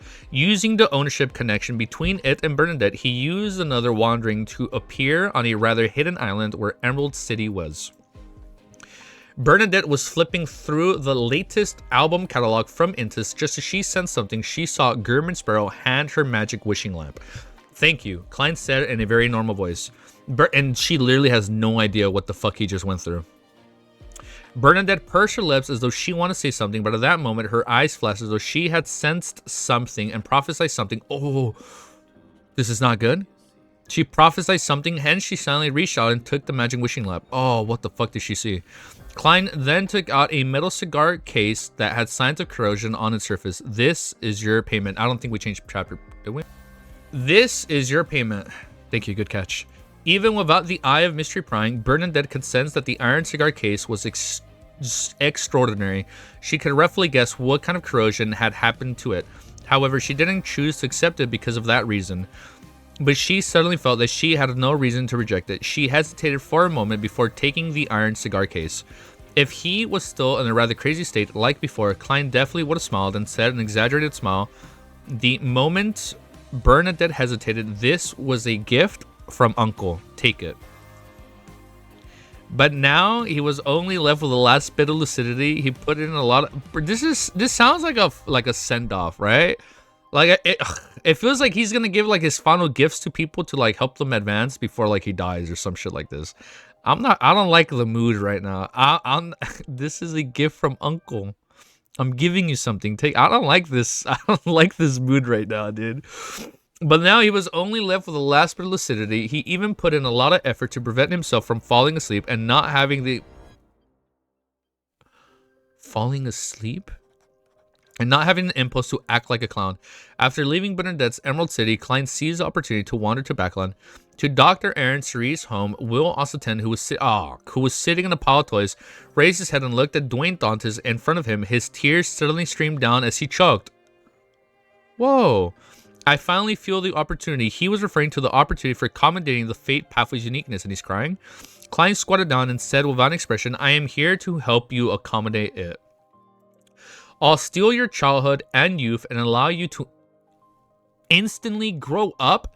Then by relying on a level of above the sequences but below that of a great old one, I'll forcefully help you accommodate the die of probably... What the fuck? I'll steal... So he's gonna steal his childhood and youth. Allows you to instantly grow up. Then by relying on a level of above the sequences but below that of a great old one, I will forcibly help you accommodate the die of probability. Fucking no wonder he's crying. Of course, that alone... How is that not enough? Of course, that alone won't be enough. It will require an additional fooling and use of a bug. The tears that Will Osseten dripped down suddenly stopped. He muttered in astonishment, so the two choices are actually the same. Typically speaking, the accommodation of a pathway's uniqueness requires one to be naturally born with it, seek an existence at the level of a great old one to help, or rely on simplified advancement rituals to complete it. There was no other possibility. The snake of fate, Will Osseten, clearly wasn't born with a uniqueness, and only had two options left to consider. His focus had been on holding a simplified ritual, which was to wait for the opportunity of fate. Who knew that this opportunity was actually when Klein was approaching the level of a great old one? In essence, it was the second method. With this in mind, the chubby child, Will Osterton, cried even harder. He felt as though he had been deceived by fate. Let the life school of thought demigod send over the dire probability. Normally, with your luck, the die probability should be by your side. Klein ignored Will's crying. Let's begin as soon as possible. No. I don't have much time left. What do you mean, dude? Will stopped and looked at Klein for a moment before he said, slightly choking, forget it, let's wait for the next opportunity. Given your current state, it would be a huge burden for you to forcefully help me accommodate it. Perhaps you will lose control on spot. I don't want to face the lore of the mysteries. Okay, next time I have a premonition. With that said, Will looked into Klein's eyes and said, I have a feeling that the next opportunity will be better. Klein maintained his reverie-like expression and said in a low voice, is this a prophecy? Nah, man, I don't like the setup. Will Ossipton's tears flowed again. No, it's a blessing. Klein nodded slightly, stood up and took... I don't even want to say the words that I'm thinking. Like, you guys know what I'm thinking. I don't even want to say what's going to happen to him. I refuse to believe. Klein nodded slightly, stood up, and took a step back. During this process, his figure gradually faded away and soon disappeared. He returned to the Safari Castle and sat on the high-back chair, allowing the grayish-white fog to envelop him. After surveying the area and confirming the states of the Crimson Star, Klein leaned back in his chair and extinguished and slightly raised his right hand. This time, he didn't create the fake world again. On the two sides of the long model table, crimson beams of light shot out at the same time, freezing into the members of the Terror Club, the Hanged Man, the Sun, the Hermit, the Magician, and the rest. This sudden gathering was... Oh, no. This is the last gathering. No. This is it. This is the last one.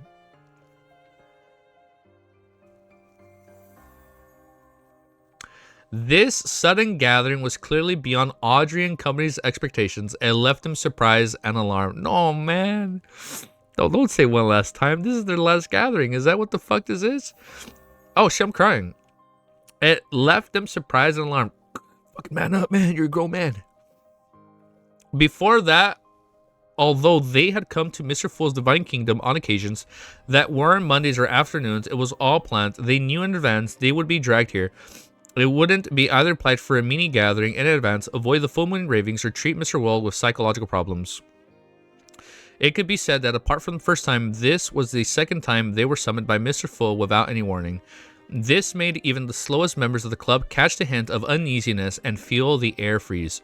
Thinking back to the world Gurmitsworth's visit and the world of Mr. Fool's Bless, Audrey, Aldrin, and Shield simultaneously had similar thoughts. Is it finally here? Oh, God. Audrey, oh, the Fool, dude, not God, oh, Fool. Audrey subconsciously turned her head and looked down at the bottom end of the long model table. There was no one there. Although she was already mentally prepared, Audrey couldn't help but be stunned as emotions of uncontrollable sadness surged within her. In her heart, the world Gurmitsworth's image had long since turned into a crazy adventure and extremely dangerous beyond her. To a person who wore a cold and tough facade, but was a gentle, powerful, loving, mysterious, and lonely man. Oh man, who was burdened with many friends on his back. Oh man. Damn. She believed that amongst the Terror Club members, she knew the world the best apart from Mr. Star. And now this friend seemed to have encountered some misfortune, leaving behind only an empty seat. Oh, she thinks he's dead. The Terror Club lost its first official member. Where did Klein go? Oh, no, man. That's so sad. Where did Klein go? Lennar suddenly felt a little flustered. In this world, he was the only one he could befriend. Oh, man, that's so sad. Previously, when Klein suddenly appeared in the southern continent and threw the golden coin into the cathedral's donation box, Lennar had already had a strange premonition. He had the feeling that Klein was about to receive judgment of fate and was bidding farewell to the past. I feel so bad for Lennar right now. Of everybody, this was the same as the time back in Tingen when they decided to step out together and face Magoose. Old man's recent silence has been a little bizarre. Could something really have happened to Klein? With Mr. Fool's level and status, as long as there's a chance, he should be able to be saved. Lennart's heart tightened as he suddenly turned his body and cast his gaze at Mr. Fool at the top of the long mall table. He's fucking he's looking at him directly like, what the fuck happened to my friend, dude? This mighty existence was still enveloped by the grayish-white fog, preventing others from seeing his condition. At this moment, Emlyn, Leah, Derek also discovered Mr. World's absence. Bit louder on RM, please. I got you. I got you. Music too low. I got you guys. Let me raise it. Coupled with a sudden I think this is a little bit better, right? Coupled with suddenness of the gathering, they were both shocked and puzzled. They didn't know what happened, but their instincts told them that it isn't a very good thing. As a clairvoyant who had recently advanced, Katlia even felt that there was a certain problem with Mr. Fool. Mr. World isn't here. Shio had previously mentioned that Mr. Fool and his few blessed were about to face a major challenge. Let me put it up a little bit more. Let me put it all the way up. Face a major challenge, and it's very likely that they would suffer a bad fate. Forrest was almost somewhat alarmed, inevitably, circle. I cannot fucking pronounce this word for the life of me. Inevitably, oh my god, having a strong fear due to some unknown change. Some had once thought that she would sigh in relief because Mr. World's disappearance, but from the looks of it, it wasn't like that. Instead, she found her heart heavy and a little horrified. Only then did she realize at some point in time the world had become the pillar of support for the Terror Club outside of Mr. Fool. It made everyone feel at ease when they saw him. Of course, some fear was unavoidable. As Justice Klein, Audrey and company turned around and looked at the top of the end of the long mall table, Klein was already the real Fool, said in a low voice, "This is a last-minute gathering." Oh man. Mr. Fool was very exhausted. Audrey, who sensed this, felt her heart tighten. She looked around and stood up as usual. After the members of the Terror Club stood up one after another, Audrey lifted the ends of her skirt with a heavy heart and curtsied at the end of the long mall table. "Good afternoon, Mr. Fool." Damn, man. The Fool's Commission. What the fuck is this commission? Damn, this is getting sad. Chapter 1389 is called... Oh, my voice chucked up for a second. I don't know if you guys picked that up. The Fool's Commission. Good afternoon, Mr. Fool. The other members of the Terror Club appeared rather solemn as they formed Miss Justice's usual greeting. After they sat down again, the Fool surveyed the air and slowly said, "I will be entering a state of slumber." Upon hearing this, Olger, Audrey, Shio, and Force felt that their speculations had finally been confirmed. Leonard, Emlyn, Derek, and other Terror Club members felt that their hearts sing, and they became increasingly flustered as they filled with puzzlement. Of course, they weren't that surprised. The abnormal last-minute gathering, the abnormality of the world's absence seemed to indicate that something important had happened today. Klein maintained his last bit of clarity and said in the previous tone, "This involves a war that's at the level of above the sequences. It has something to do with the apocalypse to a certain extent." Indeed, Olger actually caught the words "above the sequences." He had long suspected that there was another level above Sequence 0, the one that occupied by the ancient sun god when he had 8 kings of angels. Now Mr. Fool had finally confirmed his guess and resolved many of his doubts. Cat Lee and company also noticed the hidden message in Mr. Fool's words. Those who had similar guesses, like the Hanged Man, felt enlightened, while the other ones who had never had such guesses were inevitably surprised and confused when they heard it. However, they quickly combined what they had learned from the past and came to realization. The Fool Clan continued, "Only after you become an angel do you have the right to know the exact situation. Otherwise, just understanding it will bring corruption." This made the Terror Club members think of the words underground and cosmos. They were momentarily unable to contain their thoughts. Klein looked at the end of the long mall table and said, "My blessed the world has entered a deep slumber. It's unknown when he will wake up." Then what should be done? Leonardo nearly... I feel so bad for Leonardo right now. He's like, fuck, man, I lost another friend. Leonardo nearly blurted out, but he couldn't clearly sense that Mr. Fool hadn't finished his sentence. Therefore, he forcefully held back his urge. The Fool Klein swept his gaze across him. "Next is a long-term commission for all members. Spread my name more widely, but do not clash with the other Orthodox churches.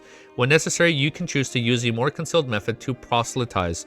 This will aid me in my awakening. Also, spread news that the world being my blessed and record in the Church of the Holy Bible. Of course, do not include information that involves his personal information. Remember one sentence. The awakening of the world spells..."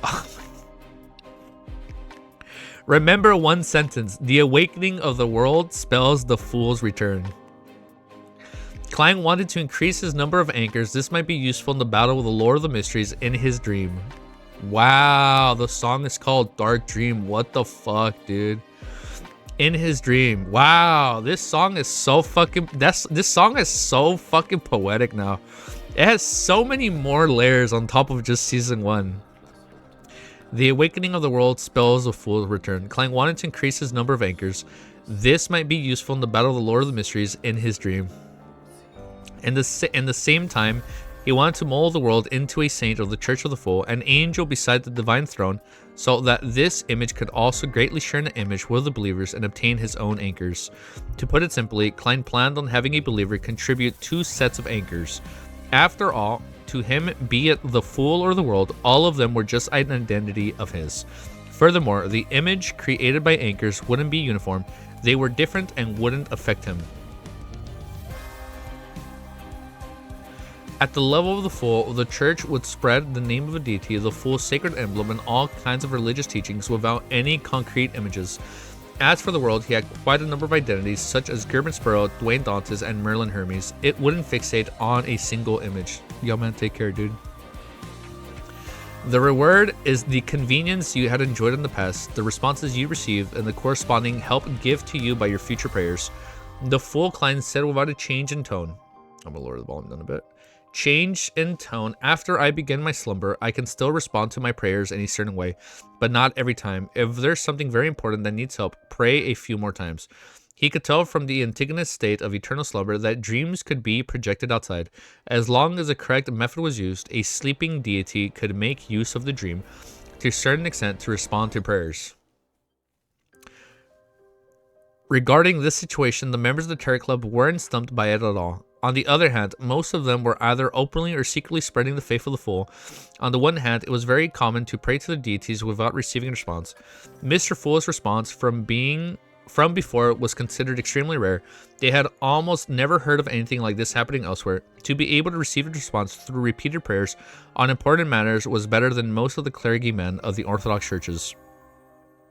Holy shit, we're still at 88. Goddamn, man. Thank you, guys. Yes, Mr. Fool, the Terror Club members didn't hesitate at all as they accepted a long-term commission. Among them, Leonardo was the one that answered from the bottom of his heart. He was almost eager and impatient. To him, spreading the faith of a biblical canon of Mr. Fool was to awaken Klein. This made him instantly find the motivation to do something else other than his usual work. At this moment, the Fool Klein nodded slightly and cast his gaze at Katlia. The previous commission to gather all the information regarding the hidden stage suddenly coming to life is still effective. Also, this is on book 2 shit. If you wish to take the risk, then go further and investigate the present state of the hidden stage. This will be very dangerous. You can reject it, and the reward is a wish. Katlia thought for a moment and said, Honorable Mr. Fool, is this related to awakening you? Is it related to surviving the apocalypse? Perhaps, perhaps not. I can't give you a definite answer right now. I just see some visions. This time, Klein didn't deliberately create a high-level persona of the Fool because he was already the Fool. So he's just speaking the way he wants to speak. Also, watch over all your subordinates. They are beyonders of the Earth and Moon pathway. Katlia fell silent for a moment before slowly saying, all accept this commission. Although Fool Klein cast his gaze to the other side and said to Derek, it is not Leonard. I know for a fact it's not Leonard. I know that much. I know it's not Leonard. You ain't gonna debate me with that. The Fool Klein cast his gaze to the other side and said to Derek, your mission is to protect the... Oh my, everybody's getting a mission. Your new mission is to protect the new city of Silver and the new Moon City. And protect the Roasted Archipelago. The more believers I have and the safer they are, the higher the chances of me waking up. On this foundation, thinking about how to expand the church and spread the faith, your payment is to become my blessed.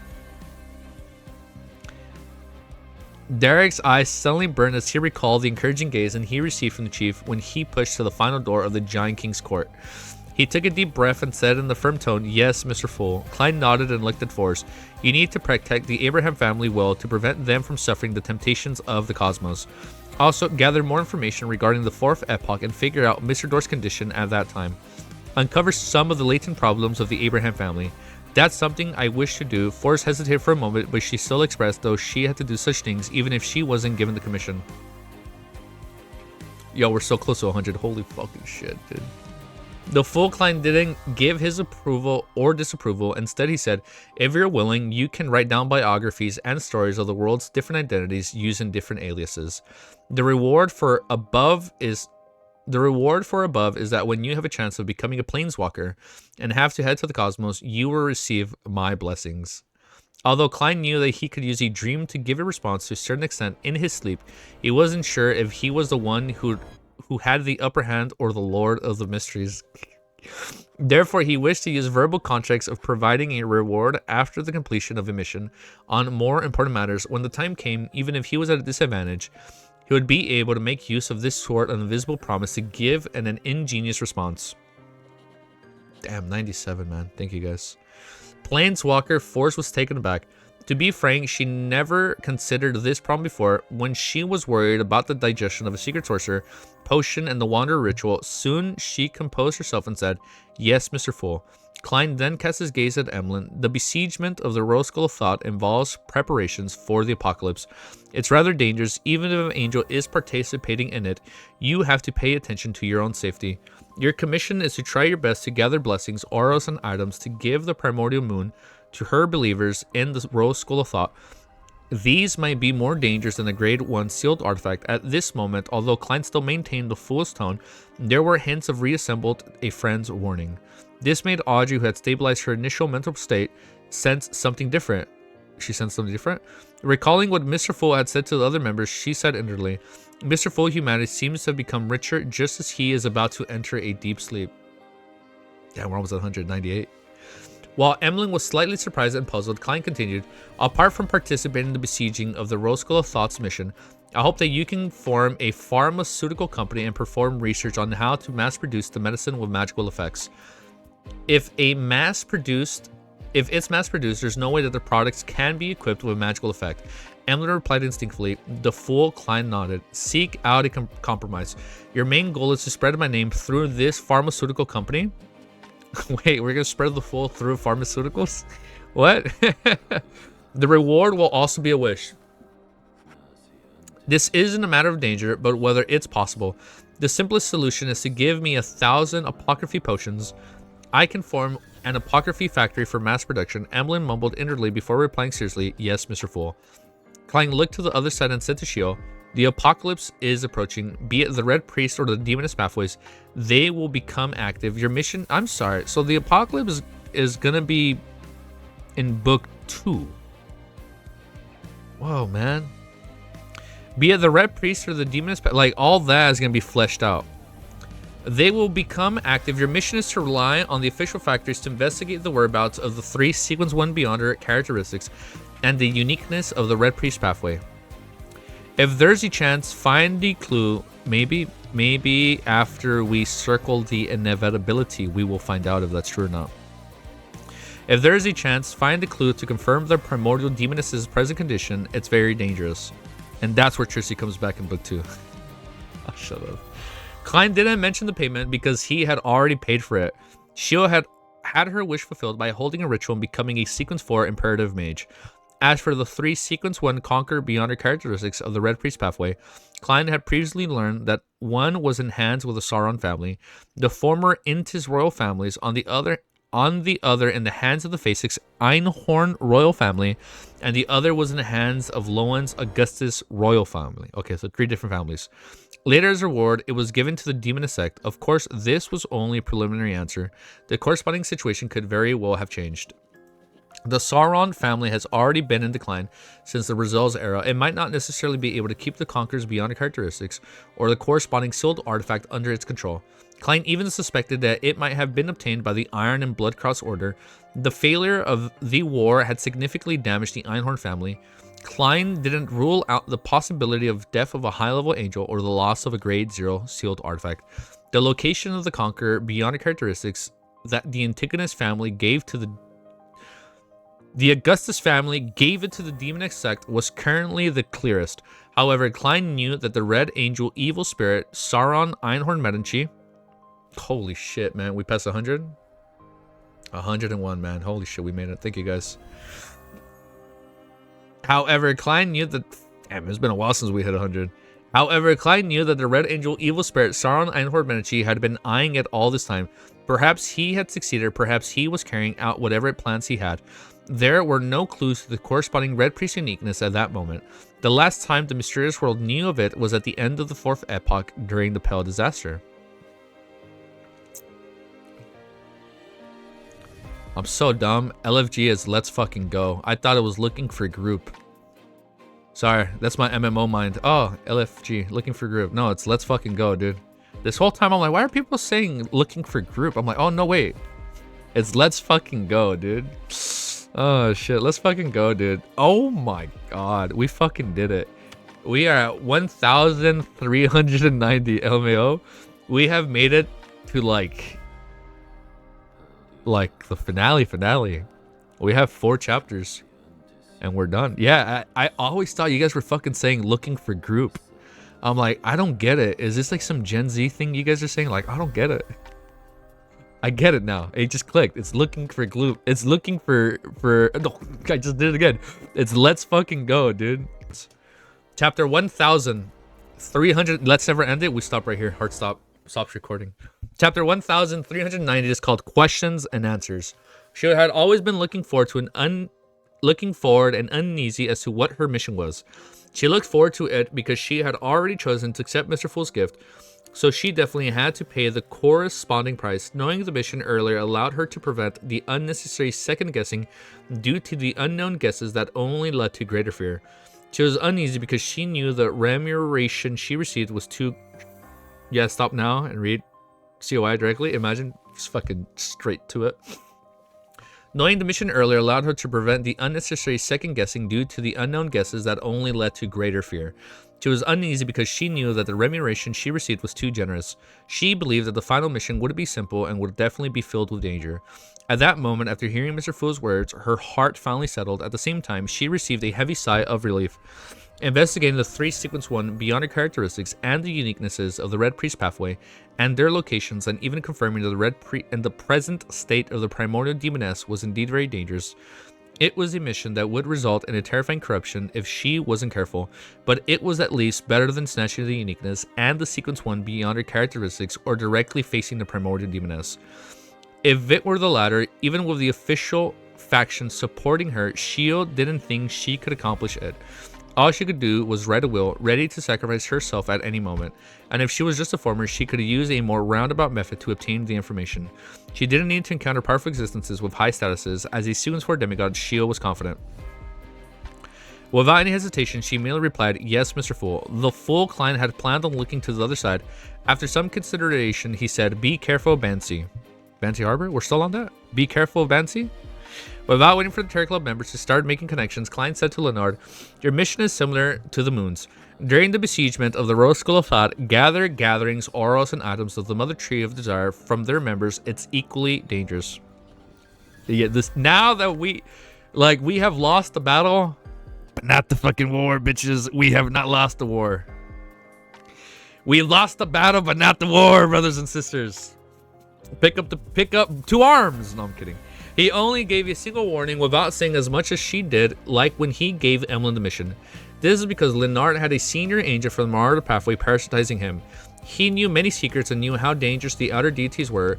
He wouldn't allow Leonard to act recklessly. Seeing that Leonard was about to nod, the Full Klein maintained his tone and continued, "You don't have to do too much in promoting my name. You can even choose not to do it." Choose not to do it? Music change? Oh my god, I'm not ready. Music change in the middle of 90. After staring at the scene for I thought it's the screen. I'm like, the screen! We just broke the 4th wall. After staring at the scene for a few seconds, he conjured a yellowish parchment and a dark red fountain pen. Ooh, we haven't said that in a while. As one of the 22 high-ranking members of the Church of the Evernight, as one of the few high-ranking decons of the Nighthawks, it was very easy for something to happen if Leonard spread the faith of the Fool in private. He would be misunderstood by his colleagues and cause unnecessary conflicts. Miraculously to Klein, the Mule Emlyn's action didn't seem to be much understood in the same way. To the people in the Sanguine around him, anything he did wasn't too strange. That's right. Leonard had already recovered from his previous eagerness and realized the cruelty of reality. However, he still wanted to do something. At this moment, the Full Klein nodded. "You can share the stories of the world with songs and poetry." Songs and poetry? Leonard singing? A true... Oh, he's gonna be a poet. That's funny. Now he gets to be a true poet. Songs and poetry. Leonard instinctively frowned. He didn't immediately respond to Mr. Fool. Klein then said, "Other than that, try your best to raise your own level to prepare for the apocalypse. The reward for all the missions is a wish." Although many bionic characteristics had fallen into the realm world when the god of combat died, bringing with them a batch of bionic creatures, mutated monsters, and abnormal lands, Klein didn't know how many Sequence 1 bionic characteristics the Evernight goddess had obtained from the warrior pathway. other than the uniquenesses, but at the very least, a number of sequence. Wow, my nose is so itchy right now. But at the very least, a number of sequence 2 angels. The Church of Evernight had the possibility of becoming a sequence 1 angel. Let's fucking go, dude. At the same time, if they had obtained the additional Beyonder characteristics, they could still switch to the corresponding sequence of the death pathway. This would open a path for the Saints to advance, not limiting them to just one pathway. This would open a path for the Saints to advance, not limiting them to just one pathway? Of course, not every Sequence 3 Saint wishes to become an angel, but Leonardo was currently only a Sequence 4 Night Watcher. Furthermore, if the corresponding Sequence 3 Horror Bishop position was limited, he considers Silver Knight and Ferryman. Klein had one set of the former. Leonardo fell silent for 2 seconds before he slowly exhaled, "Yes, Mr. Fool." The Fool, Klein, immediately cast his gaze at Miss Justice, who had been waiting. "Apart from the promoting my name, you have 2... Audrey has 2 missions? You have 2 missions. One is to assist Judgment and investigate the whereabouts of the Red Priest Pathway's uniqueness, and Sequence 1 beyond her characteristics." God damn, this dude's laying down like the foundation. Like, Klein is literally setting up everything they have to do and get done by the time we're in COI. Like, I feel like Klein is solely like saying, like, you need to do this during COI, do this during COI. You need to resolve all this. Like, all these assignments I'm giving you need to be resolved in CI for me to, like, potentially wake up. Confirming the present state of the primordial demoness. Wait, I skipped a sentence. One is to assist Judgment and investigate the whereabouts of the Red Priest Pathway uniqueness and Sequence 1 beyond her characteristics. Confirming the present state of the primordial demoness. The other is to work hard and raise your level. One of the missions is to increase my sequence. Audrey was somewhat puzzled at this mission. In her opinion, this seemed to be telling an ordinary person, your mission is to earn even more money. He's giving a shitload of homework. Furthermore, this isn't of any value to Mr. Fool. Could it be that he wants me to treat Mr. World? Just as this thought flashed across Audrey's mind, the Fool Klein added, the higher the sequence, the more opportunities you have to awaken the world. In this aspect, you can make use of the external forces to help. The psychological alchemist that Hermes rebuilds will be of the choices, but you need to be careful and take precautions. You have to pay a certain price for this. You can give up the reward you received before. This depends on your will and thoughts. Audrey no longer had any doubts. After a moment of silence, she nodded solemnly. Yes, Mr. Fool. Klein gazed on Olger. One of the choices. I missed the choice? In this aspect, you can make use of external forces to help. The psychology alchemist the Hermes rebuilds will be of the choices, but you need to be careful and take precautions. You have to pay a certain price for this. You can give up the reward you received before. This depends on your will and thoughts. Audrey no longer had any doubts. After a moment of silence, she nodded solemnly. Yes, Mr. Fool. This will open a path for the Saints to advance, not limiting them to just one pathway. Of course, not if a Sequence Saint wishes to become an angel, but Leonard was currently only a Sequence 4 Night Watcher. Only? It's still fucking high, dude.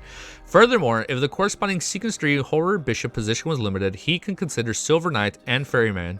Klein had on the... Did I skip... Did I just do a loop? Did I go back? Oh, I started rereading the top of the page by accident. That's what I did. Yes, Mr. Fool. Klein's gaze landed on Olger. You will know what your mission is in time to come. Klein had already foreseen the corresponding scene. Without waiting for Olger to speak, he continued, You can bring the Seagot Scepter, but during this period of time, all the prayers of Seagot believers will be transferred to the sun, directly pointing at me. Although Olger still couldn't accurately guess what his mission was, he already had a vague premonition. After a moment of thought, he replied in an upright manner, Yes, Mr. Fool. Klein retracted his gaze and looked around. You know what's funny? I said Klein glazed Olger. The whole time it's Olger glazing Klein. So that was very poetic. That had a little Badoon moment right there. Klein retracted his gaze and looked around before slowly saying, After this, on the first Monday afternoon of every month, you can still gather here, but there will be no convener? Oh, so are the gatherings going to happen but only once a month? If you need to do a private mini discussion, pray in advance and wait for a response. At this point, the Fool Klein closed his eyes and said, Let us end today's gathering. Come on, man. The Terror Clan members couldn't help but feel a baffling sense of sorrow. It was as though a grand ball was coming to an end. It really does feel like a grand ball coming to an end. They stood up at the same time and solemnly bowed towards the end of the long table. Your will is our will.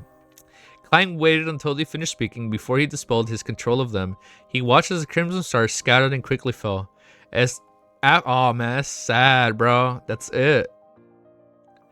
After staring at the scene for a few seconds, he caught. Wow, I got a little tear. Damn, man. Damn. Who the fuck is cutting? I know. Who the fuck is cutting onions? I do not want to hear this song right now. Shit. You know what time it is? It's time for the erased. I don't want to hear. I don't want to hear this song. It actually makes me sad. Damn. Amon literally stole our happiness. After staring at the scene for a few seconds, he conjured a yellowish apartment and a dark red fountain pen. Oh, fuck you. His last letter to was sick. God damn. After some thought, Klein simply wrote, Dear Mr. Zook, due to some complicated reasons, I might be sleeping for a long time. I'm sorry, but I might not be able to write a letter to you for a long... Oh, man. I might not be able to write a letter... Oh, man, I can't even read it more. Ah, shit, instant tears. I might not be able to write a letter to you for a long time. God damn, man, I can't fucking read. With just that sentence, Klein stopped and made... Oh, fuck, that's all he wrote. That's all it took, man. Oh, shit, that's all it took to make me fucking cry. God damn, man. I'm a fucking grown man. Crying, reading fucking Peak, but it's okay. I'm sorry, but I might not be able to write a letter to you for a long time. With just a sentence, Klein stopped and made the pen disappear. Try the song looping. Although he had conjured that piece of paper with his current status, level, and strength, he could sustain it for more than 100 years. Even if it was brought to the outside world, he closed his eyes again, summoned his copper whistle, and blew it. At the same time, he released some of the restrictions that came from Sephira Castle. The skeleton mystery appeared, and every bone in his body trembled intensely as if it would collapse at any moment. Damn, man. I do find it kind of beautiful now. That now the skeleton messengers are scared of Klein, or how back then they always had attitude towards him. Not anymore. If not for the letter that Klein had handed over, it might have prostrated itself. After the skeleton messenger received the letter and left Sephira Castle in a hurry, Klein rubbed his temples. This wasn't because the will celestial worthy had already escaped from his state of eternal slumber, nor was it because of the pain from maintaining his lucidity. It was just a habit. Klein slowly leaned back into his chair and sighed. On both sides of the long mall table, just as Audrey, the hangman Augur, the sun Derek, the magician Fors, the moon Emlyn, the hermit Ketlia, the star Leonard, and Judgment, Shio appeared in order. They joined it. Oh, it is in order. I didn't even catch that. They appeared in the order they joined the Terror Club. But this time, they weren't real. They were only projections. They no longer appeared blurry, just revealing their images from Klein's memory. Soon after, more figures appeared. Ah, fucking everybody appears. I don't like this. I don't like this feeling, man. I feel sad now. This isn't even the last chapter. We still got 3 after this, man. What the fuck? We got another hour just reading sad, depressing shit. Get out of here, man. A mature man with his... it's fucking done, man. A mature man with a receding hairline with deep eyes, a beautiful witch with blue eyeshadow and red blush, a middle-aged man with black hair mixed with silver hair, his voice unusually loud and sonorous, a woman in her late 40s with ear-length hair, a youth that gamed on his phone while eating delicacies, a happy young lady who kept giggling, a civil servant who looked like who looked old at his age with a high hairline, a young girl dressed in old-fashioned skirt who focused on machinery, a doll-like lady with pale face, a teacher with soft facial features and bronze skin, a child licking on ice cream, a madam holding 4 heads, and an elder looking all serious at the bill. They either sat or stood, gathering beside the people they knew, and their fuck, man. God damn, man. And the flickering candlelight on the long table, they discussed different things. Follow the music and danced. Oh man, they're dancing. Follow the music and dance. Klein silently watched the light. Oh man. It's sad. Oh, you came at the right time. You came at the right time, bro. We're reading the ending. Klein silently watched the lively scene as his expression gradually softened. After an unknown period of time, he stood up, passed through them. Oh, man. Fuck. Shit.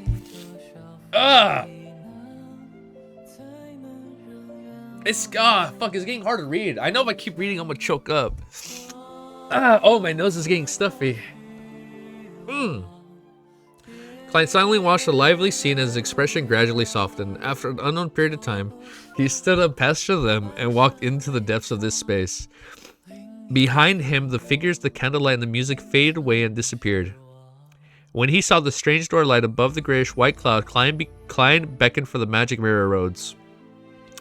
At that moment, the transparent or opaque worms and insects that clustered together to form the spherical lights in the strange door of light turned bluish-black. It was like a thick layer of fog made one unable to see what was behind the door. Oh, man. I dropped my mic again. I'm too emotional right now. Man.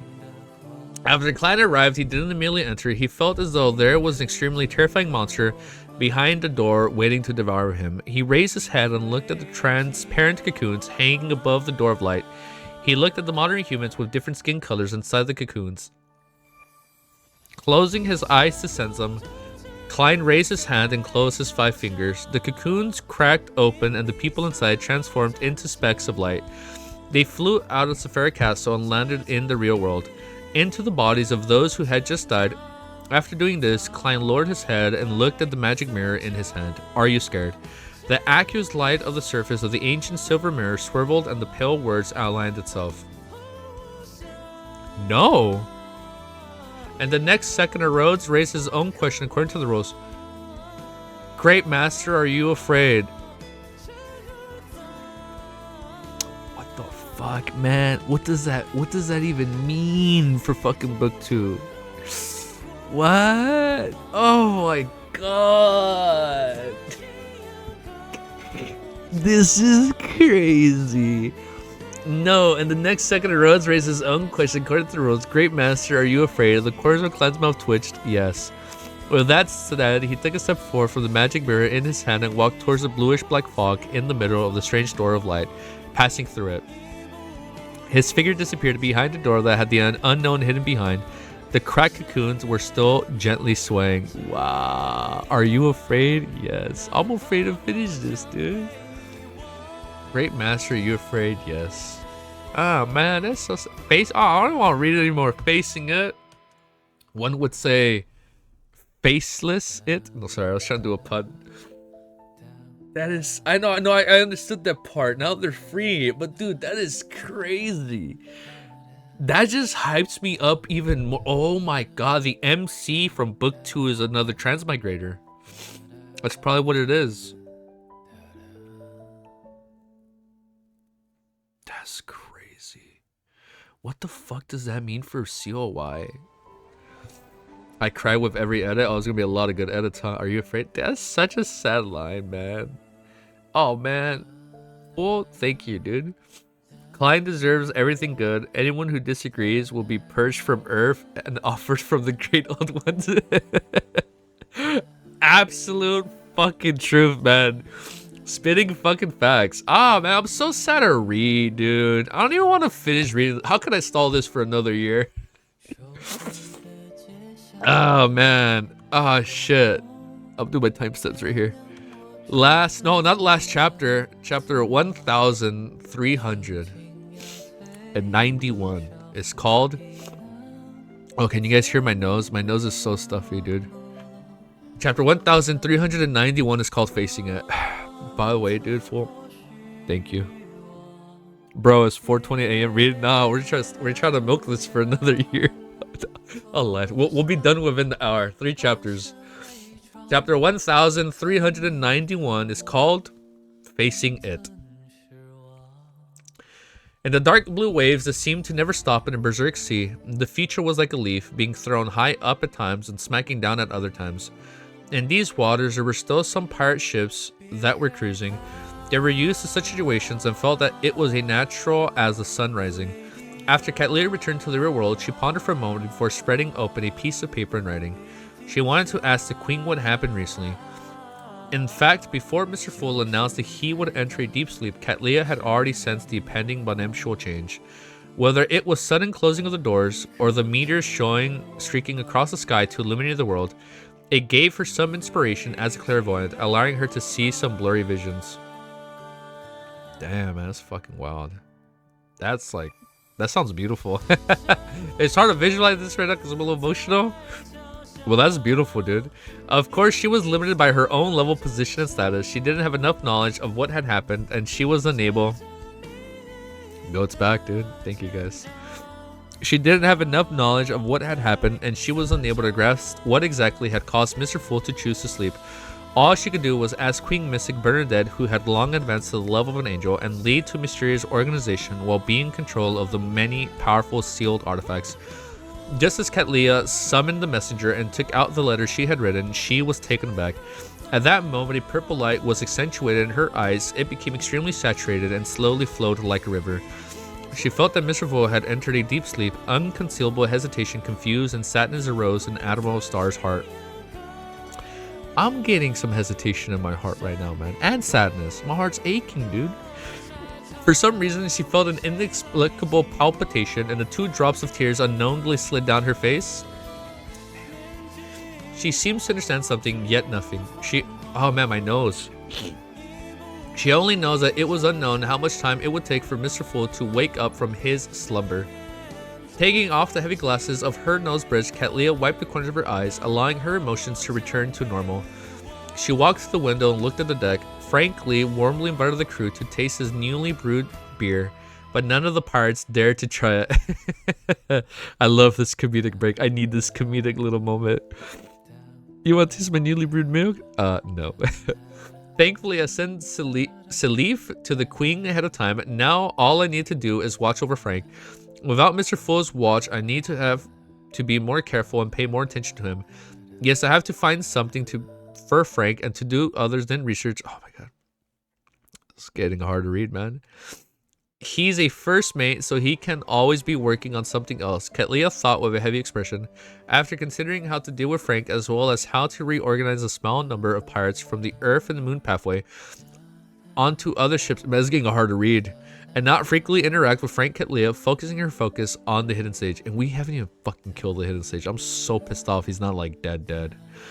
Although she was already one of the 10 pillars of the Moses Ascetic Order, due to her background and influence of the Hidden Sage, she had never received the trust of the president and the other higher-ups. She could only be an ostracized person who tethered on the periphery of the organization, who had her own circle and respective faction. From a certain perspective, her relationship with the Moses Ascetic Order was closer to that of a partner. On the one hand, she needed a faction and powerful powerhouse to project her will over the 5 seas. On the other hand, she yearned to obtain the corresponding knowledge and materials. On the other hand, the information regarding the hidden sage that represented a deity suddenly coming to life and confirming his current state would necessarily require her to become a core member of the Moses Ascetic Order. With my present identity, there's no problem with me participating in the eternal decisions of the Moses Ascetic Order. Only by truly participating in these will I be able to come into contact with more information and elevate my own status. However, this will be a rather dangerous, even if the Hidden Sage's condition isn't right. It doesn't interfere with the Moses Ascetic Order operations. The other higher-ups will also be subjected to the infringement of entrance, will be in constant suspicion. They will counterattack to a certain degree. They will at least... Wait, there are at least 2 of the 10 pillars that I can see through, making me instinctively feel danger. Oh, so she doesn't know. And in confirming the state of the hidden stage will be even more dangerous. If anything goes wrong, I'll immediately be corrupted and eroded by him. The more Cattleya thought about it, the more she felt the mission given by Mr. Fool was different. Yeah, this is a hard fucking mission, man. The more she talks about it, I'm like, how the fuck are we gonna do this? We're gonna need some help from the new MC and COI. That's all I know. She had always been tethered at the periphery of the Moses Ascetic Order with her identity as a pirate. In fact, she had her worries about this matter. She was afraid that if she went too deep into the organization's internal affairs, it would expose the fact that she was still in contact with Queen Mystic. She was afraid that the other 10 pillars would one day suddenly point her out on a spot and eliminate her other spots. At that moment, Katlia even waited to abandon Mr. Fool's mission and identity as one of the 10 pillars of the Mosaic Ascetic Order. She wished to return to the dawn and return to the Queen's side. That way, she wouldn't need to worry about this matter anymore. If there were any problems, the Queen would be able to stop them. Ever since she left the dawn, she had to shoulder everything herself. Katlia had always felt exhausted as her shoulders remained heavy. However, this thought was quickly given up by Katlia. She sighed softly. She understood that she would never be able to return to the time when she was a little girl without worries. She wasn't only responsible for her own life, but also for the fate of Frank, Heath, Nina, and the other crew members. Further, she has a lot of responsibilities now, man.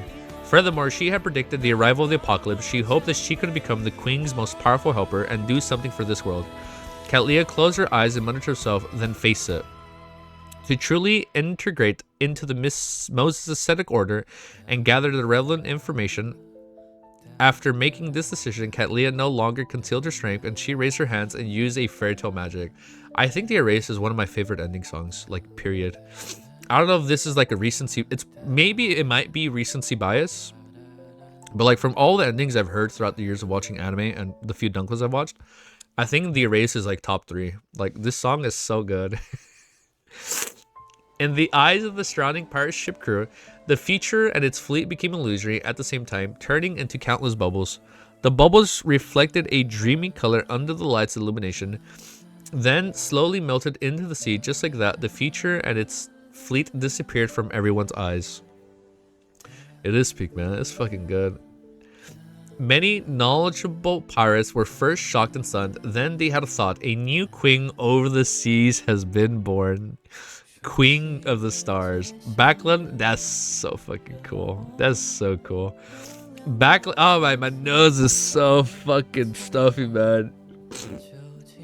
A new queen over the seas has been born. Queen of the Stars. Damn, man. The Terror Club really is going to be the most powerful faction at the end of COI, huh? Like, I don't even know how we fight them, you know? Like, we'll get the bad guys ain't. Oh, actually, no, hold up. We still got a lot of GOs. Backland in particular, house, Shio had yet to sort out her thoughts after returning to the real world. Saw Force figure appear in front of her, shouted, "That mission of yours is too dangerous." Fuck yeah, it's too dangerous. Shio, who had yet to sort out her thoughts after returning to the real world, saw Force figure appeared in front of her and she shouted, "Yo, that mission is too fucking dangerous, dude." Shio was taken aback as she instinctively pointed out a problem. You didn't knock. This was the worst part of living together with a demigod of the Princess Pathways.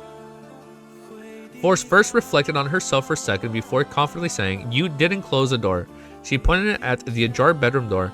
"I actually didn't close the door. That's right. This was a last-minute gathering. I wasn't prepared for it before the matter." She opened her mouth, but she couldn't say a word.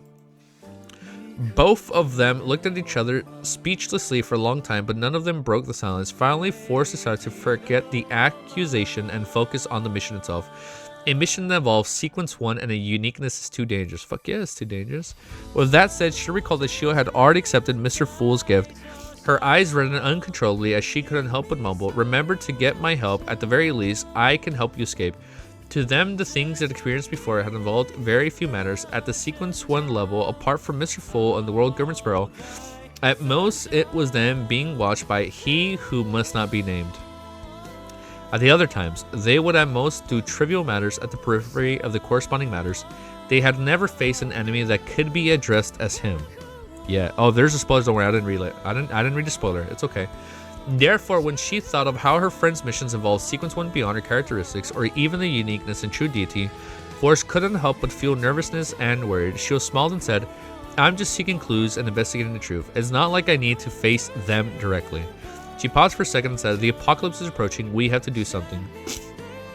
Look, even if Mr. Fool has fallen into deep sleep, what's more trivial figures like us? If I didn't quickly become a demigod, perhaps there's nothing I can do. Now there's at least some hope. At the very least, I can try to awaken Mr. Fool. Force had experienced many things and had long understood this principle. She had only been venting her emotions, but now she had calmed down. She thought for a moment and said, "What are you going to do next?" "Just relying on myself to investigate it will definitely be very difficult. I'll definitely need to use MI9's intelligence networks. I plan on finding a suitable opportunity to let them know that I'm a Sequence 4 demigod. In order to not be suspected, I might need Miss Justice to give me some hints and make some arrangements.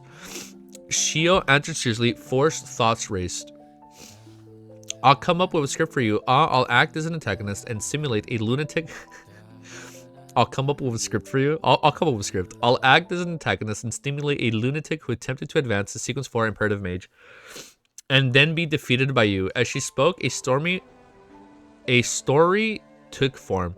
She immediately sat beside Shio's desk, took out a pen and paper, and started writing. I'm so excited for the OVA episode next year, especially because we're finally gonna get Forge and Shio. After I read up the story, I'll get Miss Justice to make some amendments and make it appear reasonable. Forge said as she wrote, as a secret sorcerer, there was no doubt that she could prevent their conversation from leaking out. She thought for a moment and said, isn't your most important task now to write the biographies and stories? That's simple. I've already thought of plenty scenes, and there's a lot of material on my mind. No, nothing of that sort. After muttering a few words, Force placed all her focuses on writing a script for Shio so as to gain MI9's approval. Seeing her good friend focus on her matter, a smile gradually appeared on Shio's face. She then cast her gaze at the ajar door and heard her brother, Rio Derecho, seemingly reciting the ancient facing words. This was a requirement for studying law to becoming a lawyer. Good. Their mother was instructing 2 servants to clear up the living room. Their voices reached Shio's ears and her expression gradually became firm. Although she had no idea what would happen when she faced MI9's brass, and even though she who encountered unknown dangers when completing Mr. Fool's mission, as well as the unknown future during the dawn of the apocalypse, Shio knew that if she didn't do anything or take certain risks and just enjoyed the pleasant times with her family just like that, she would ultimately be drowned by the floods like most people who were unprepared. And now there was at least a path filled with brambles, on the one hand the glimmer of the light at the end of it, and needed to the realization of sacrifice and to grasp it with courage. Oh my god, we finished the chapter. Oh my god, I didn't even realize we were at the end of that fucking chapter. Oh my god, there's 2 more left. We're actually done, dude. Damn, man. Error, that was an error. I mean 3 more, not 2 more. Chapter 1392 is called Facing It Yesterday No More. Chapter 1392 is called Yesterday No More.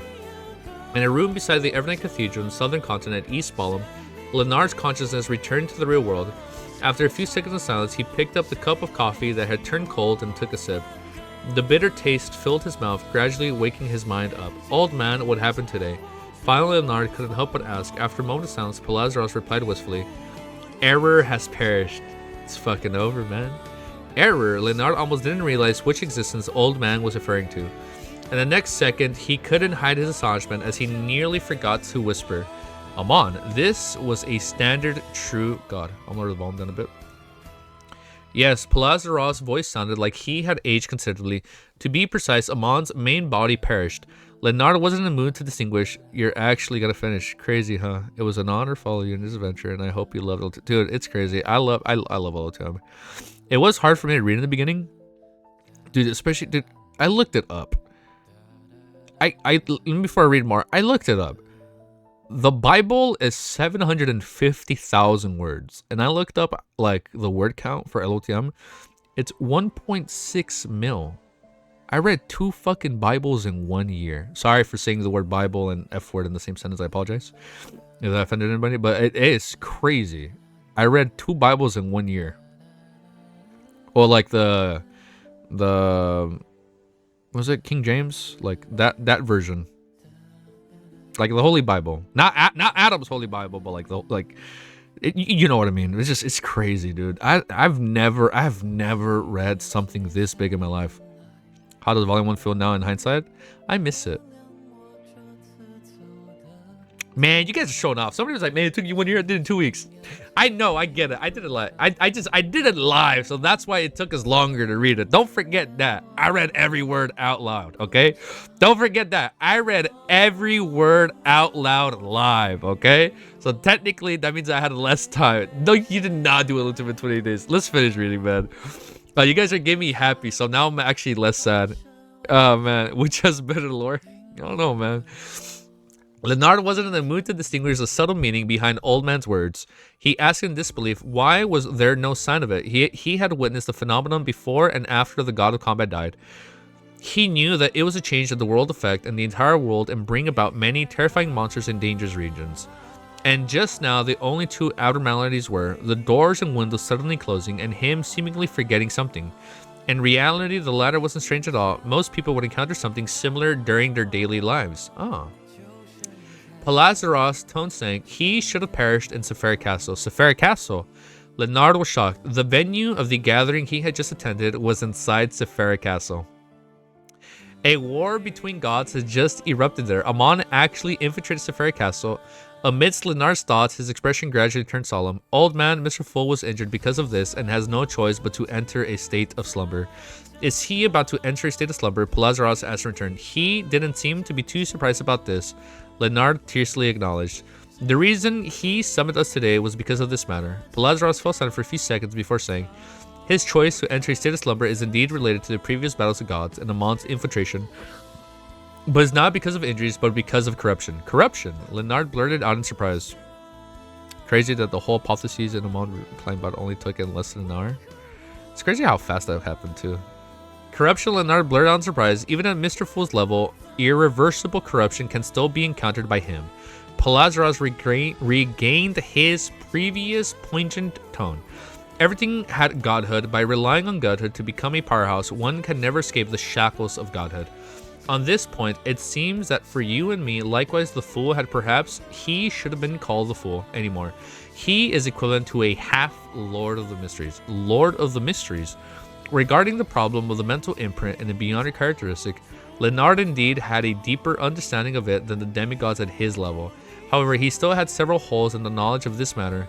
Even though he had heard Old Man mention the terms Lords of Mysteries, he didn't understand what it meant. However, at present, he could confirm that Mr. Fool's level had transcended Sequence 0, according to Mr. Fool's words during the gathering, and what Old Man had just said, his strength was enough to kill a true god.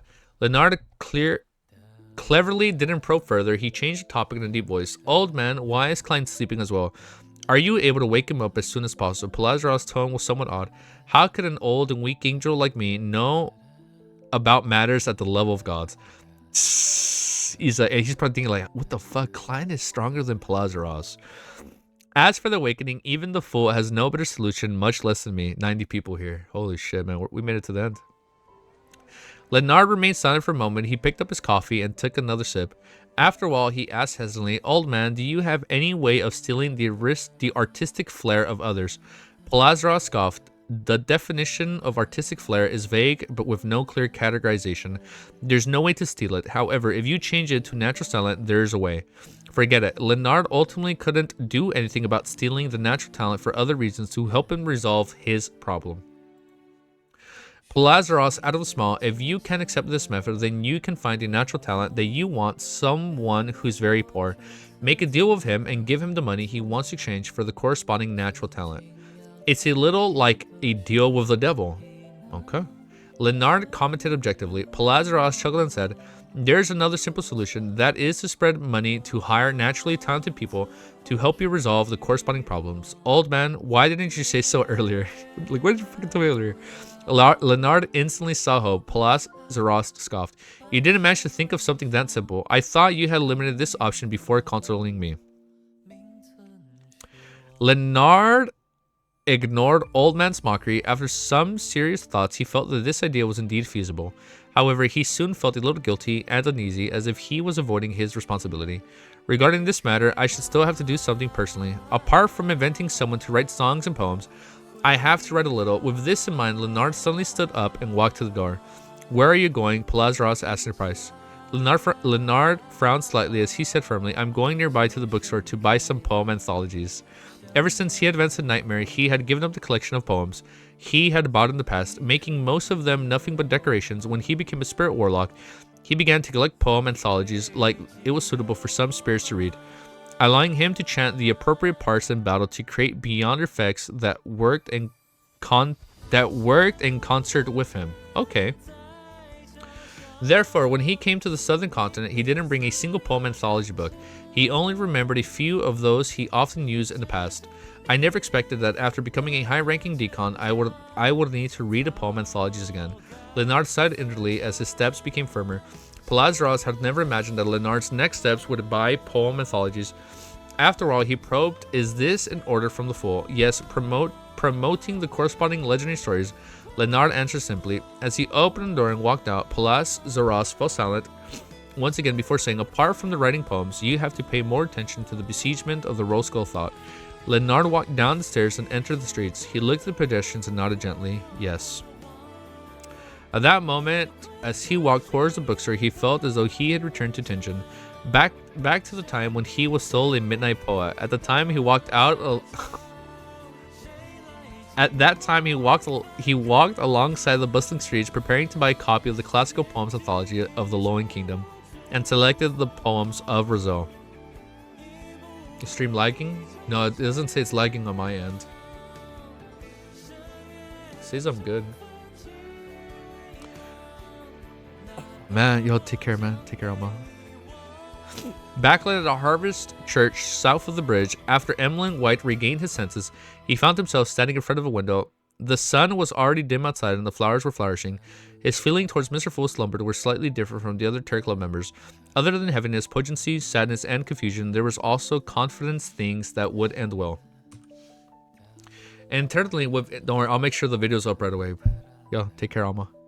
Internally within the Sanguines, some of the marquises and earls were rather old. Even though they lived longer than most demigods at the same level, they were still in the advanced stages of their lives. At the time, they often chose to sleep and use similar methods to extend their lifespans.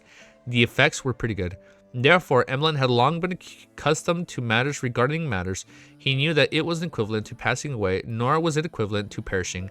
He believed that if a crypt solution was found, Mr. Fool would have a high chance of waking up. He looked out the window and muttered to himself, Mr. Fool has entered a state of slumber, and the ancestors' revelations is often interfered with. It's obvious that she can provide help frequently. After a brief of silence, Emlyn sighed silently. Indeed, in the end, I have to face it myself and bear it. This is the destiny of a Messiah. As he mentioned of the words Messiah, Emlyn clearly smiled with a self-deprecating hint. He then repeated inwardly, I can only rely on myself. Just as this thought flashed through his mind, Father Trotsky's voice sounded, fucking goat. Trotsky's here? Damn, he's here at the good time. Leonard, the bad poet. Once a bad poet, always a bad poet. Father Trotsky's voice sounded behind Emlyn. Time to set off. Emlyn turned his head and saw a huge sword on the back of his priest dresses and brown priest robes. The sword's length exceeded Emlyn's height as its wide was close to his waist. Together with Father Trotsky's hill-like body, the terrifying pressure felt corporeal. As a sanguine Earl, Emlyn recovered from his stiffness, felt and nodded gently. Okay. Today, they would head to the southern continent to participate in the besiegement of the Rose Skull of Thought. Just as he replied, Emlyn suddenly recalled something and hurriedly said, wait for half a day. He wanted to gather most of the Sanguines in Backland to discuss the pharmaceutical company. Bishop Trotsky didn't ask anything and nodded, come find me when you're ready. After watching Father Trotsky enter the depths of the cathedral, Emlyn turned his head to the Sanguine. They were following him to the southern continent. Inform all the Sanguine in Backland to come over. There's something we need to discuss. Yes, Lord Earl, the Sanguine replied respectfully. After they split up, Emlyn turned his head to look at the altar and the sacred emblem of life in front of the cathedral. It was a simply drawn infant that was surrounded by symbols like wheat, flour, spring water, and other... Wait, who is this? After they split up, Emlyn turned his head and looked at the altar at the sacred emblem of the Lysical Thought in front of the cathedral. It was a simply drawn infant that was surrounded by symbols like wheat, flour, spring waters, and other symbols. This made Emlyn's thoughts suddenly turn adrift. He had forgotten when he started spending less time in his bedroom, spending less time with his dolls. Even his hobby of studying history became more targeted and efficient. This change didn't take form in an instant. Instead, it was slowly formed over time. It was something that made it difficult for others to notice. By the time Emlyn discovered it, he had already adapted to his new life. Emlyn retracted his gaze, raised his chin slightly, and shook his head with a smile. This is the destiny of a Messiah. This is the destiny of a Messiah. Wow, that's the end of the chapter. Holy shit, 2 more. The one thing I am kind of sad about now for Emlyn is like Emlyn is realizing and like, huh. Well, wait, just to be sure, what sequence is Emlyn right now? Is it technically because he's like losing his humanity just like Klein did as he started like ascending? Is that what it is? And he's like, this is what it means to be a Messiah. W. Femlin, sequence 5. Okay, so he's almost there. 4? You're not beating those allegations, Harsh. Oh, so he's 4. Okay, so he is at that level. Oh yeah, sequence 4 Shaman King. So it's like he's slowly starting to lose his humanity. Damn, that's kind of sad though. He's spending less time being who he used to be. Chapter 1393 is called Where Dreams Begin. You almost got me for a second.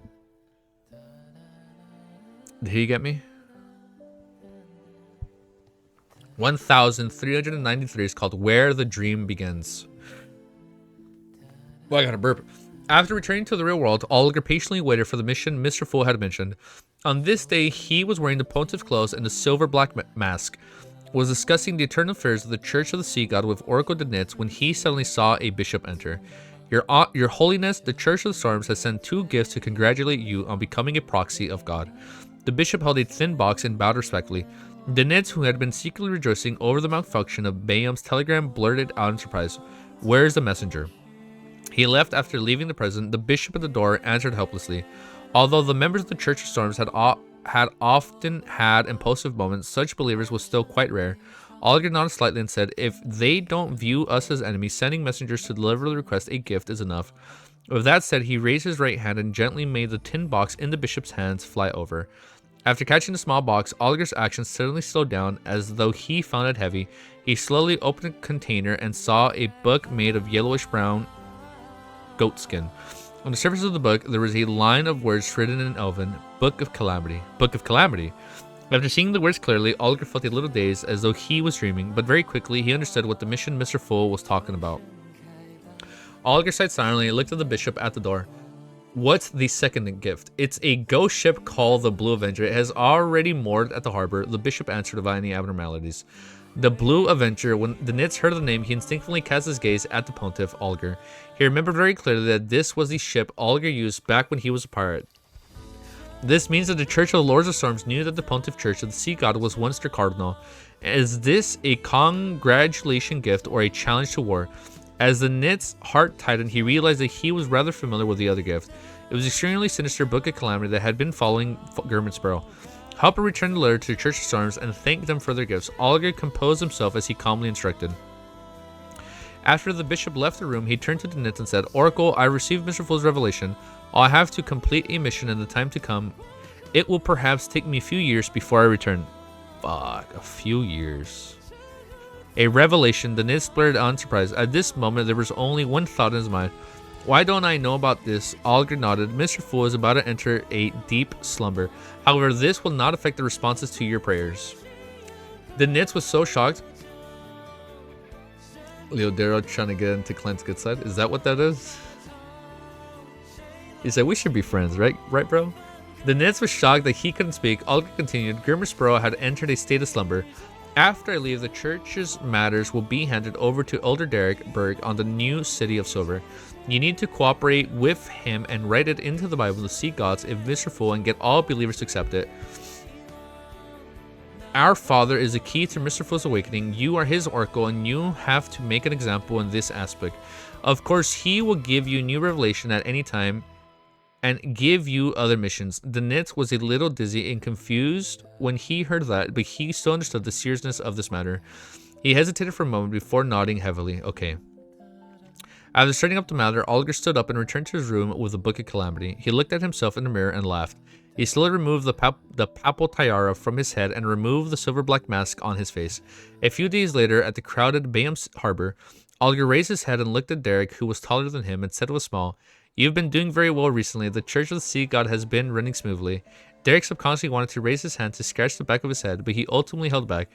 He said with some melancholy and reluctance, "Mr. Hangman, Your Holiness Wilson, when will you return?" Olger shook his head and said, "Everything already is still uncertain. No one can tell." Without waiting for Derek Berg to respond, he said, "You are already mature and reliable. I don't have any advice for you." That is a long chapter. Second and last chapter is pretty long. Having said that, Olger paused before saying, "If the Rothschild Archipelago encounters a disaster, you cannot stop. Don't sacrifice yourself in order to protect it." Ah, Derek was stunned. This was the most important place of worship with Mr. Fool. It was a new home of the City of Silver, so how could he give up just like that? Olger had already expected Derek's reaction. He explained with a serious expression. "To Mr. Fool, the most important thing is the believers here, not the islands. To the City of Silver, the most important thing is the people, not the city." As long as you can protect Mr. Fool's believers and protect the citizens of the City of Silver, migrating them away in time, even if we lose Bayam, the new City of Silver, and the Roasted Archipelago, we can rebuild a new city elsewhere and rebuild a new home. Remember, don't lose sight of the forest for the trees. Derek, that's a good quote. Remember, don't lose sight of the forest for the trees. Derek was deeply moved when he heard that. He grasped the crux of the problem. He replied sincerely, I understand. Thank you, Mr. Hangman, Your Holiness Wilson. I will protect Mr. Fool's believers and the citizens well. Augur didn't say a word as he turned around and walked towards the Blue Avenger that was moored at the dock. The ghost ship with 3 mast sailboats that was still behind the priest era was no different from before. Augur looked at it and looked at the crew members on the deck. He suddenly felt something, looked at him, and looked down at himself. He was wearing a linen shirt, brown jacket, and trendy pantaloons. He had a custom-made belt around his waist. Attached to it was a dagger and a scepter made of bone. The corners of Klein's, oh my god, I'm like, can we go back to Klein? Can he have a happy ending? The corners of Augur's lips curled up as he took a step forward and landed on the deck of the Blue Avengers. He then turned his head to look at the boundless blue seas, raised his right hand, and suddenly the voice, set sail. And he's off. Back in Emperor's Borough, inside the Hall family's luxurious mansion, Audrey sat on the comfortable sofa and watched her father, Earl Hall, her brothers, Hilbert and Alfred, discuss the recent developments of the kingdom. She watched as her mother, Lady Caitlin, constantly conveying the butler and footman to make final preparations for the ball. She didn't say a word. She wore a faint smile. She quietly observed the common scene in her daily life. After some thought, Earl Hall smiled and looked over. What is our little princess thinking about? Audrey pursed her lips and replied with a faint smile. Guess. I'm guessing you're thinking about which dress you'll be wearing today and what kind of hair and makeup you'll be matching with it. Yeah, exactly. Hybrid said casually on behalf of his father. Audrey smiled and said, correct, but there are no rewards. She slowly stood up and said to her parents and brothers, I'm going upstairs to change into my gown. Oh, this is literally her leaving. This is her. Was that her goodbye also? I'm going upstairs to change into my gown. Earl Hall smiled and nodded. There's no hurry. Everyone believes that you're worth the wait. Audrey bit her lower lips, and maintained her smile as she walked towards the door. Oh, it's bittersweet, dude. When she was about to leave the room, she paused and looked back. Oh man, this is it. Her parents and her 2 brothers continued with their discussion of arrangements. Audrey's gaze froze as she slowly retracted her gaze. She walked out the room and went upstairs to the bedroom. Susie was already waiting for her. Audrey inhaled indiscriminately and raised her right hand. She used her index finger to draw the lines of the faint light. They seemed to come up from the deepest part of the dreamscape. A few seconds later, the faint glow turned into a blonde, green-eyed, abnormal, beautiful girl, Audrey Hall. But unlike Audrey, the girl still carried a little childish and a slightly romantic bearing. Good evening, Miss Justice, the girl greeting her cheerfully. Audrey smiled and replied, good evening, Miss Audrey. You guys fucking spoiled me on the second and last chapter. You spoiled me on the second and fucking last chapter, guys. I'm kidding. After the last minute tarot gathering, this is the part where she was split in half. That's the part, right? That's funny. That was a funny little spoiler you guys told me. Audrey? Yeah, that was a good little. That's good. That's pretty funny. After that was a good moment, man. You guys did pretty good. Audrey. After the last minute tarot gathering, she finally made up her mind to advance the Dreams Walker and prepared to split an identity to accompany her family. She would stay away from them and not let the various dangerous matters she had attracted affect them. After staring at her for 2 seconds, she turned to look at the golden retriever beside her. Susie? Oh god, thank god Susie's coming with her. I was like, no, she leaves her? I was like, no, I can't leave Ellie. Susie, are you sure you want to follow me? Yes. Oh my god. Yes, we are friends forever, Susie replied seriously. Audrey didn't say another word. She split off a virtual persona and entered Susie's body of heart and mind, to which opened. Oh, that's so beautiful, man. Dream Weaver, man. She did it. Praise dog almighty. God, man, dogs are amazing, man. Dogs are like man's best friend. Yes, we are best friends forever, Susie replied seriously. Audrey didn't say another word. Oh man, like, I got a tear just hearing fucking her saying that. Yes, we're friends forever. Oh man, that makes me think of my dog. Like, I wonder if she'd say that. Like, I wonder if Ellie would say, yeah, we are friends forever. Audrey didn't say another word. She split. Oh man, it's getting hard to read. Hold up, my eyes are blurry. Man. Audrey didn't say another word. She split off a virtual persona and entered Susie's body of heart and mind, which she opened up for Audrey. Then she raised her hand again and outlined another Susie in midair. The moment Susie formed, she opened her mouth and let out a woof. Audrey retracted her gaze and looked at herself. After a moment of silence, although she knew that their thoughts and ideas were synced, she couldn't help but say to the blonde girl in front of her, "I'll leave it to you in the future. Remember to wheedle to father and often get him to not be so busy. He's not young anymore, so he needs to be mindful of his health. He can never hand over many things to Hybrid and Alfred or the butlers. Also, slowly console mother to tell her that she doesn't have to pay too much attention to the opinions of others. She doesn't have to maintain a perfect image at social events. It would be very tiring. Yes, don't forget about Hybrid. Cheering him up often, don't let him be so gloomy. He shouldn't complicate matters too much from overthinking things. Alfred once threatened his position. Alfred, he needs a good wife to stop him from taking any more risks. Oh, why are you crying? We've already grown up. We can't be little girls anymore. I'm fucking crying, man. 100 people, man. What's up, man?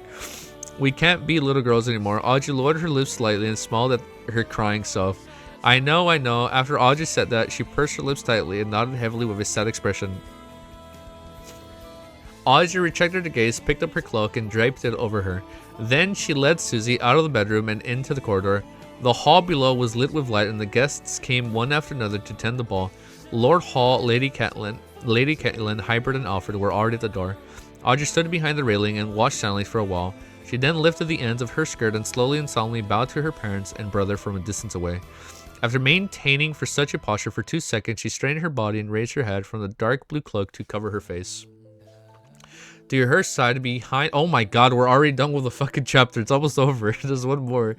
To her side behind her, there was a bright light and a bustling then. In front of her, many dark lights formed the sea collected a conscience. Let's go. Audrey said hoarsely to Susie. With that said, she walked into the dark illusionary scene. Audrey rushed out from the bedroom. She cried out with a sobbing tone. You must come back. Oh man, you must come back. Audrey didn't turn back. She raised her right hand and waved it, indicating that she understood. The figures wearing a blue cloak gradually disappeared into the distance amidst the deep silence. Oh man. Fuck you mean a new journey, dude? What do you mean a new journey? A new journey. I'm sorry. Is it like Klein dying or like him going to sleep? That's his new journey. That reminds me of a quote from Lord of the Rings, man. When fucking Gandalf was like, death isn't the end, it's only the beginning. So it's like a new journey. I was here, man. I was fucking here with 101 of you guys right now. Ah, man. I ain't fucking reading. Ain't no. If Klein is not in COI, I ain't reading this fucking shit. I'm gonna drop COI before I even started. If Klein doesn't have a fucking appearance, man. You can spoil that. I'm kidding. Don't spoil me. Don't spoil me. We'll keep going. This is where we started. This is where we started. We stuttered every goddamn word, man. Oh, it was so bad. It's so bad. We fucking made it, man. That is crazy. Are you guys ready? The last chapter of LOTM. Wow, we fucking made it, man. Wait, I didn't record this, but I did this. We went from 3 to 4. We're at the end, dude. I was here for the last chapter. You know what's funny? I remember watching streamers and I would say, I was here to remember this moment. And now I'm watching people say, I was here because we're reading this together. That's crazy. I never thought I'd be in the situation where I'd see people telling me I was here. I was always the one saying I was here. We were here indeed, man. A new fucking journey. Oh, wow. I did too many timestamps down here. Chapter 1394 is called A New Journey. God damn it. What the fuck do you mean a new journey, dude? In a room of an abandoned council, sunlight shone through the gaps in the thick curtains, illuminating a pitch black coffin. Please tell me I'm recording. Okay, we're recording. Oh, what am I reading a Zik? No, stop. What? No. Suddenly, the lid of the coffin creaked and it slowly moved. Oh, I'm gonna cry, dude. Don't look at me. With a thud, it fell to the ground. A few seconds later, Zik Eggers sat up, looking rather lost. At that moment, he was wearing loose pajamas that had been popular in Lowen years ago. He resembled a Lowen. He resembled a Nolan. I said it again. He resembled a noble who had just woken up in a manner. Thank you for the members earlier. I caught that earlier. Sorry if I didn't say anything. Thank you. He had woken up in his manner. After a while, Zik narrowed his eyes slightly. Oh my god, this chapter is so short! This is the shortest chapter ever. Wait, what the fuck? I was ready for like a long ass chapter. This is the shortest fucking chapter ever. Why is this chapter so short? It's no, it's ending too quickly. Oh, how do I stall this for another week, dude? A few seconds later, Zik Eggers sat up. I know what to do. I can just read the chapter. Looked rather lost. At that moment, he was wearing loose pajamas that had been popular in Lowen years ago. He resembled a Noan. Oh my god, why am I saying Noan? He resembled a noble who had just woken up in his manner. After a while, Zik narrowed his eyes slightly. He looked around in confusion, as though he didn't know who he was. He then saw the brilliant sunlight penetrated through the cracks and saw the dust dancing in the sunlight.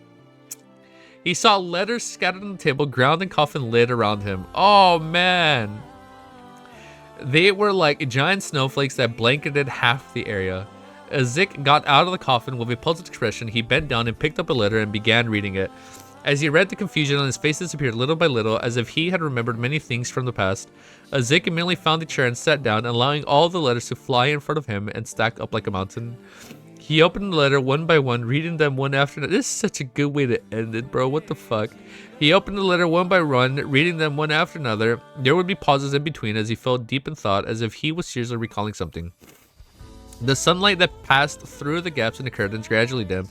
After a long time, it shone inside the door. At that moment, Zik finally finished reading all the letters and completed the long contemplations that resembled cogitation. He looked at the letter that had been stacked on the table and slowly let out a long sigh.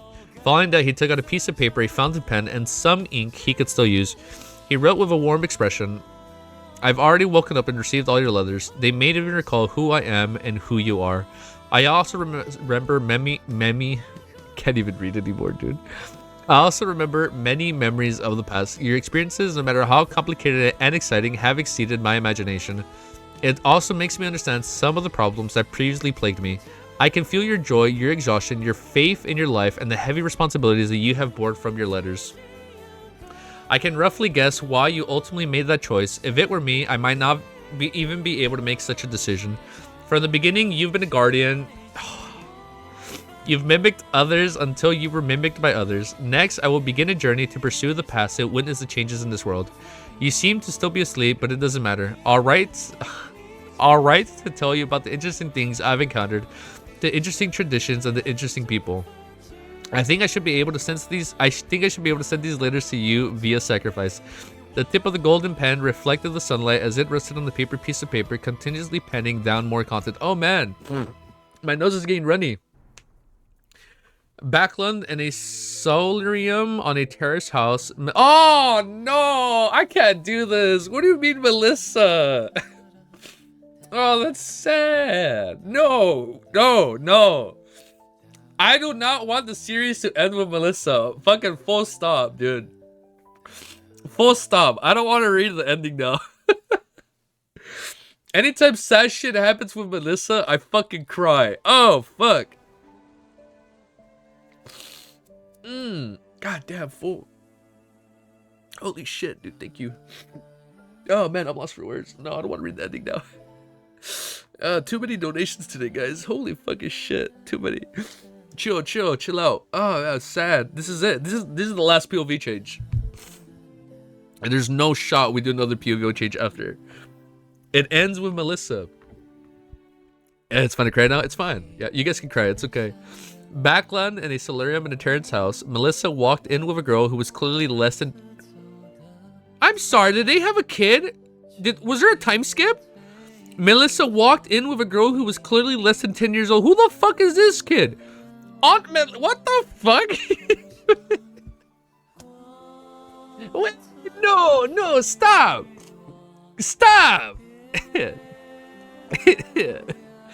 Oh shit, did Benson have a kid? Oh no. Oh, Klein is an uncle. Oh my god damn, I can't read now. Aunt Melissa, why here? The little... Oh, fuck. Aunt Melissa, why here? The little girl asked, puzzled. All the stories I heard had mysterious rituals held in the basement. With her... Oh my god, I'm almost done. With her hair tied up, the bespectacled Melissa smiled and said, "Those are unconventional mysticism rituals." She's still on mysticism, even to this day. Hell yeah, man, she never let it go. She pointed at the altar that had been set up at the unlit candles and said, "You may begin." Really? The little girl tilted. Oh, wait a second. Didn't they say that she should become a beyonder? Is that what's going? Oh, shut up. Let me just read. Really, the little girl tilted her head to look at the bright sunshine outside the window. Do we need to draw the curtains? There's no need. It's pretty good this way. After Melissa answered, she smiled at the little girl while she awkwardly mimicked her usual method of holding rituals in a clumsy and unfamiliar manner. During this process, she would instruct her from time to time and even personally help her to complete the pre-ritual preparations. All right, repeat after me. Melissa took a deep breath as her expression gradually turned straight. Yes, I already know who we're going to be doing. I already know what ritual we're doing. It has to be towards the fool. Oh my god, it has to be the fool, right? All right, repeat after me. Melissa took a deep breath as her expression gradually turned straight. Yes, the little girl tried her best to appear stern. Melissa looked at the candle flames on the altar for a few seconds before slowly reciting an ancient Hermes, the fool that doesn't belong to this era. The fool that done belong to this Ella? Oh, it's so beautiful, dude. The pool that belonged to this Ella. The little girl had never learned ancient Hermes before. Although she tried her best to imitate her aunt, she still didn't know what she was saying. The mysterious ruler above the great fog, Melissa continued reciting, the mysterious ruler above the great fog. The little girl recited in all seriousness, the king of yellow and black who wields good luck. After Melissa finished reciting, the candle at the end didn't wait for the little girl to imitate her. Immediately broken to the size of a human head, in a large flame, a slippery tentacle with a somewhat sinister pattern extended out in an indescribable manner. It was extremely slow. The little girl was stunned. She returned and hid behind her aunt. Oh my god, I can see the ending. I can see the ending already. I see it. It's right there at the bottom. Oh my god, I can see the ending already. Oh my god, man. What a fucking ride. Melissa pursed her lips and said with a gentle smile, "Don't..." Oh man. Oh shit. "Don't be afraid. Go greet him." The little girl timidly poked her head out from behind her aunt and saw the terrifying slimy tentacle gently swaying in the brilliant sunlight that shone through the windows. It seemed to be attempting to swat away the dust or was waving at her. "Go, don't be afraid," Melissa repeated. The little girl finally mustered her courage and stood in front of the altar. She recited the incantations she had just invented before revealing a sincere smile and raised her palm. The slippery tentacles whose patterns had disappeared paused for a few seconds. It seemed to hesitate at somewhat out of practice. Oh man, it's like the last sentence. Then it raised its head and curled up slightly, lowering itself inch by inch. Amidst the sunlight, it high-fived that tiny palm. The end, dude. Oh, that's so good. Oh shit, dude. Oh man, I'm fucking crying. Oh, that's so good, dude. That's so good. This is a fucking good series. Anyone who says this is a bad series is fucking lying out of their ass just to be different. Ain't not one motherfucker out there saying this shit is mid. If anybody's saying it's mid, they're doing it for engagement bait or they're just jealous. Sorry, that's a hot take. I don't think it's a hot take. This is a good series, man. Oh, man. It high-fived that tiny palm, the end. All right, now we just read COI. You guys ready? I don't even want to read the chapter of the next of the spin-off stories. I'm gonna just instantly close this. Oh, we're done, dude. 7 out of 10. This is 10x better. Yeah, we got a lot of artwork to look at, right? I already know there's a lot of artwork. Give me a sec. Let me put chat on screen. Oh, my nose is so fucking stuffy right now. It's so bad. I'm trying so hard not to cry, dude. Ah, man. Exactly. Anybody that says Lords of Trash is just doing it for engagement bait, man. That's literally it. Oh, man. It's just beautiful. Like, that's it. Dude, what the fuck? What was this time skip? Oh, my God. Let me open up Discord. I already have Discord open. Let me switch scenes right now. I gotta scroll up a lot, huh?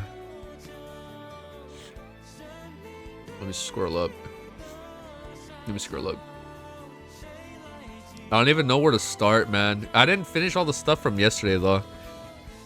A year and 2 weeks of your life later. A year and 2 weeks of my life later? I don't think I'd be crying this much. No, I think it was like 2 months. Oh my god. It was supposed to be 10 years, right? It said a little over 10 years, right? Oh, I remember seeing this. I remember seeing this. I don't think I saw this one. We fucking did it, man. Dun, dun, dun, dun, dun. You can now look at the translation for the song Praise the Fool you have been listening for so long. Yeah, man. I feel like there's so much more to it now, man. Like, no fucking way, bro. Which is easier to follow? Fool Apotheosis or Amon 1v1? I don't know what was easier to follow. I genuinely don't know what was easier. You know what? I think the 1v1 was a little bit better. Just because I read so slow. Is this supposed to be like the die of probability? No, right? You're now authorized to go to the LTM spoiler chapter without risk. Pfft, dude, it's crazy. Really? So I can go on the COI spoiler? No, fucking kidding. It's wild. I can now go on that one. That's crazy. I can now go on that part in my own server. Thank you, Romero. We can now look at it. We can now look at it. Thank you for helping us build the server, man. We fucking did it, D. Holy shit. I can now look at it, D. Thank you, man. That's so wild, man. Like, it's over. It's actually over. I know we got the spin-off stories. Fuck, man. Literally, it was like a battle of knowledge right here. Oh, the tentacles coming out from the bottom of the cloak.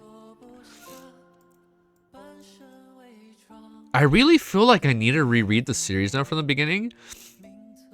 From the very beginning, and just like see all the interactions with Amon and just see like what everything means, man.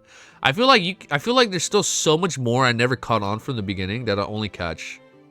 The best power couple in fiction. Oh yeah, that's definitely a power couple right there. Man, it looks like they're about to kiss right here. You see, I was able to follow LTM back in the day when we just read fucking Klein shooting a gun. Like, what the fuck is this gonna do against Amon? They ain't gonna do shit, dude. God damn, I miss those days. It was a lot easier to follow. And they kiss Pashley. Is this supposed to be the supernova right here exploding? Is that what that was? We didn't sneak in like a bunny suited Amon in this, did we? Oh shit, is it cracking? Oh, it is cracking. I really need to reread the series like on my own time, like to myself, nice and chill. When you're rereading, I think the reread is gonna be by myself, right? Like just for fun. When I can, maybe listen to it like in like as an audio format. But it's like, I want to go through it again. Wow, man. Like, it's so good. Even if you discover everything, you still discover new philosophical, poetic, and symbolic meanings by rereading. Yeah, I did, like, exactly. And now I'm, like, listening to the song Dark Dream, and Dark Dream has some fucking even bigger meaning after you finish. It all started with investigating strange death to supernova fight. It literally... And then we fooled the... Like, it wasn't even, like, a real supernova. Like, it wasn't even the real sun at first. Like, we grazed the concept of a sun, but then we fooled the environment to think it was a real sun, and then same with the supernova. Oh, the full uniqueness. Is he wearing the moniker right here? Oh, no. God damn, man. I think this is one of my favorite series ever. What, to me, when I finished book one back in the day, I was early convinced Adam helped Klein from the very start. You see, now that's one thing I feel like people probably think now, right? Like, oh, even though he was like the bad guy and he was like related to him, he was probably helping him on the sideline, aiding him. And he like, and then people are like, well, he did say, I would have helped you if not for Amon, right? I fucking love this series. Dude, I'm already thinking of how badly I'm gonna choke up watching future seasons for like the next 10 years. Like, I was already a train wreck watching season 1. I can just imagine me watching like The Last Dance, right? From volume 4, just shit like that. Volume 6, this is too much, man. But it has COI spoilers, Hope. I would have recommended the channel. Damn, imagine the movie in 10 years from now. Like, dude, I don't know how we adapt that. Like, Celestial Worthy, by the way. This is a Celestial Worthy? That's him? That's CW? I was about to say CF again. It feels different. Yeah? Damn. Are these supposed to be like the Crimson Stars? Yeah? Oh, shit. It's so fucking cool, dude. That's so fucking sick. That is so fucking cool. There's some lone pursuit videos which don't suppose to why, by the way.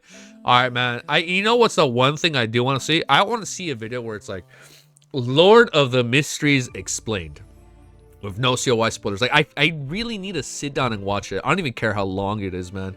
And we are going to go through an entire Lord Discord management this week. Don't worry.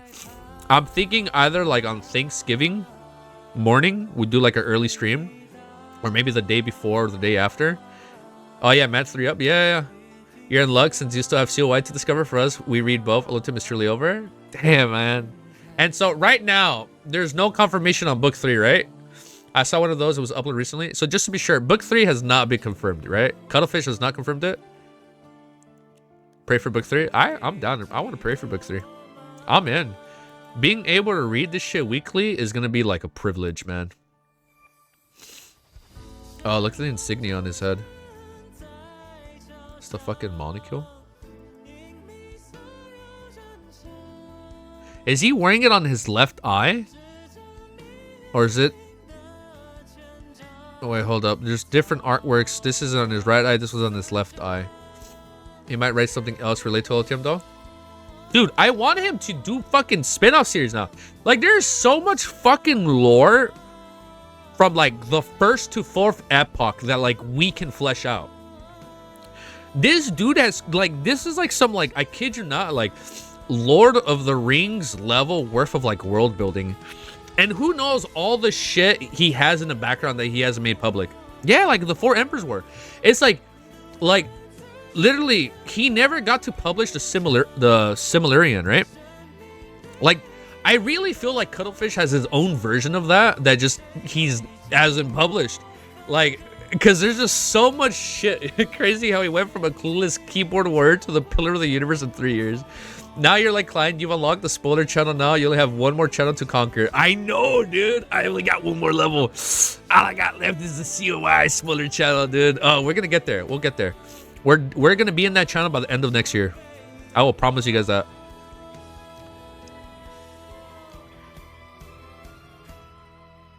Evernight was a pro tag, would go so hard. Like, dude, imagine... Like, we get a whole, like, side story book or whatever on, like, just Evernight and, like, her early days. How do you feel it knowing you have made the best audiobook for LOTM today? You know what? Have I? I think I feel pretty good. Wait, no, we can't say it was a reaction. I feel like we made the best Lord of the Mysteries reaction. There's been a lot of crying. Someone clipped that and showed him in 1 year. Like, shit, we're only on chapter 10. Shit, Ancient Sun got his pro tag better. Dude, it's like there's just so much we can pull off. The outer deity staring at clients, fucking looking at him. 1, 2, 3, 4, 5, 6, 7, 8. Fucking all 8 planets.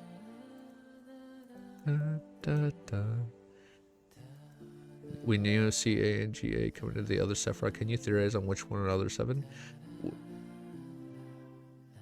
It's like, I don't know, man. I don't get it. Oh, 90. Oh, I thought I read 8. I thought, like, wait, hold up. We're going to get her in the spin-offs. No, it's 87. Oh, this was from today. Yeah, when Klein looked at her. The last guy. Oh, I can't look at this right now, dude. Oh, man. This is so fucking badass, dude. This is so fucking sick, man. Man, people are so fucking artistic. So fucking artistic, man. Oh, dude, is this...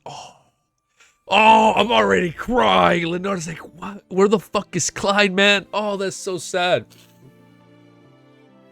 I fucking love Lord of the Mysteries, man. I love this book, bro.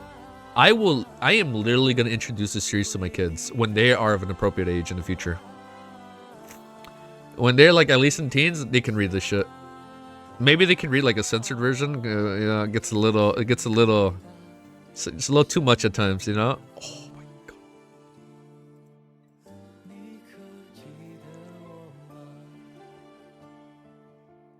No, yeah, like, yeah, they're gonna skip that chapter. We're gonna be like, I'll be like, son, Klein had a very bad dream. What do you mean? No, that's it. That's it. He just had a bad dream. Read the next chapter. Like, we're gonna make him skip chapters. We will protect him when we can.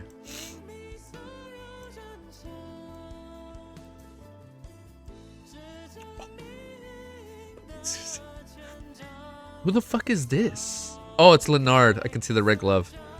Audrey, holy shit, dude. Derek looks like fucking Adam right here. Remember how I was like, oh, is Derek Adam? Remember how I was saying that? Olger singing? Oh, so now he has a better chance to practice his singing. He can practice singing from an early age. Emlyn, Shio, Force, Katlia. Wow. 1, 2, 3, 4, 5, 6, 7, 8. Wow, man. Dude, when we're playing the LOTM game, we're gonna be playing that shit religiously. I know I've made promises like, oh, I want to start gaming more and streaming, and I just haven't gotten to it. Oh, stop, man. That LOTM game, we're gonna fucking min-max the shit out of this game, man. Because one thing I love a good MMO. I was like chronically addicted to Final Fantasy 14 for the better part of like 5 years. You know, I had its ups and downs, right? It was a healthy relationship, but also a very unhealthy relationship at times. But I love me a good MMO. And I have a lot of faith for the LOTM game. Which path will we go down in the LOTM game? I don't know, man. I'd be kind of down, though. Like, I don't think everything's going to be out at launch. I feel like some pathways would come out, like, during an expansion. Like, there'll be, like, the Shepherd expansion. Or, like, shit like that, bro, right? Because, like, bro, we got 10 seasons. Like, I kid you not, like, the LOTM game has so... I just realized this is everybody. I didn't even take this picture. Oh, this was it when he saw everybody gathered around. Is this what this is, right? Oh, yeah, look, Emily's eating his ice cream. Oh, man. Oh, we all picking Demoness. Oh, yeah, we're gonna make the Demoness cult, though. Long story short. Oh, man, this is beautiful, dude.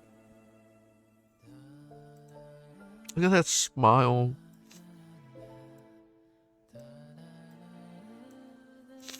I'm so sad, man. Look at this. And then look at them blushing, dude.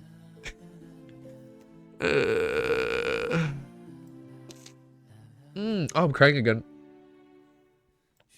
Is this supposed to be Benson and Melissa? These two right here? This is Sharon. Ellen. Is this supposed to be Merrick right here? Because I remember Merrick had long hair. If I'm not mistaken, there will be two Pathway families on launch. The LTM family and the GA family. What is a GA family? Oh, this is a Zig? Yo, man. Dude, my nose is so congested right now. I'm not even lying.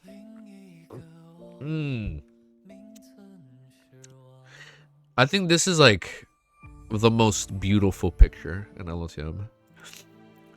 And I think this is the most beautiful picture. Like, I want this shit fucking plastered around this room, dude. Oh yeah, he took a long nap, so his hair would have grown longer. Yeah, that makes sense. So 8 pathways in launch, which isn't bad. That's pretty good. Yeah, I can already see it, man. Like, dude, the game has a lot of potential, man. The MMO game.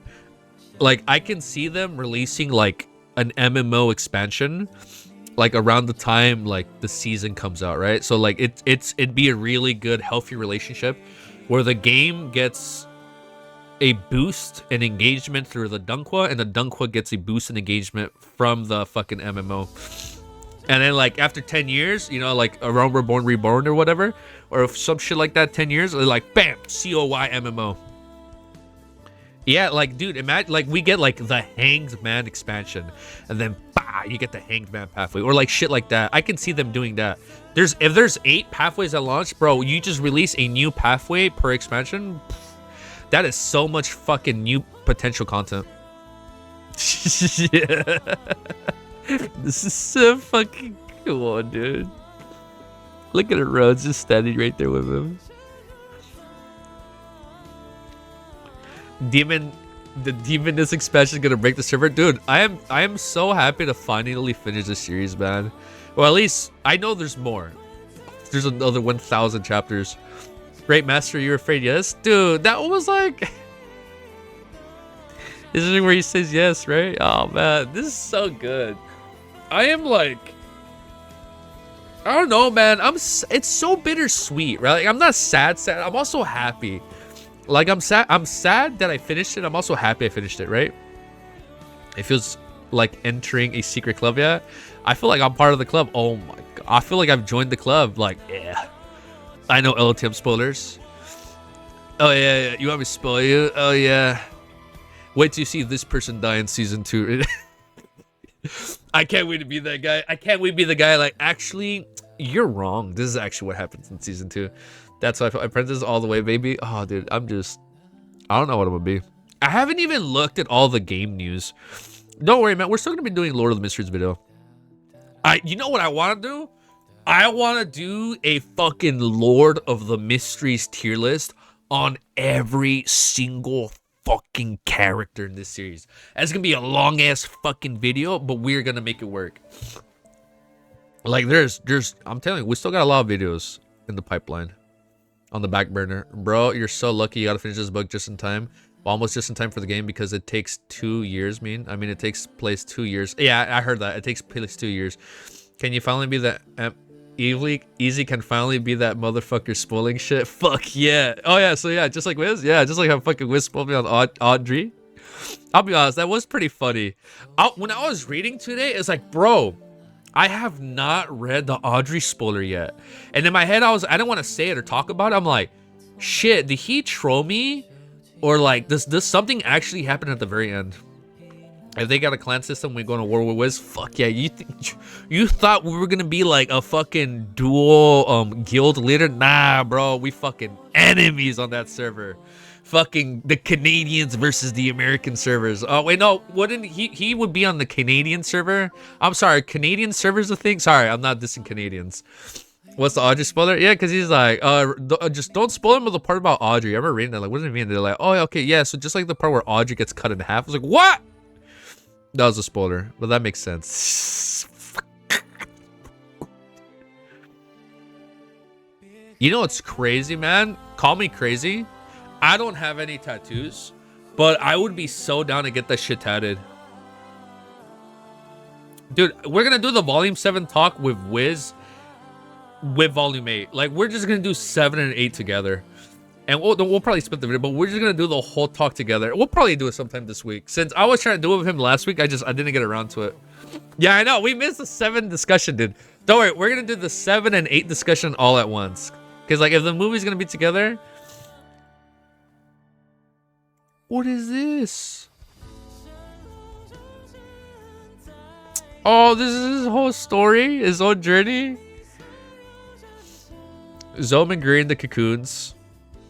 Benson and Melissa when he became a Nighthawk. Oh man, who is this old lady? Wait a sec, who's the old lady right here? Leonard Dunn. Who is this old lady?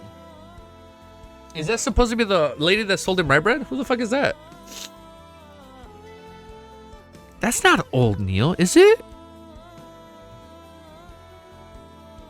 His mom, old man. I think it's Neil, low key. Neil? It's Neil. The laughing. Is it? Oh, okay. Okay, it is old Neil then. The fucking Quill. Captain Forever. Sharon. Sherlock Moriarty. Is that old man KOTOR? They say KOTOR? He was KOTOR all along. Is Old Man Cooler, right?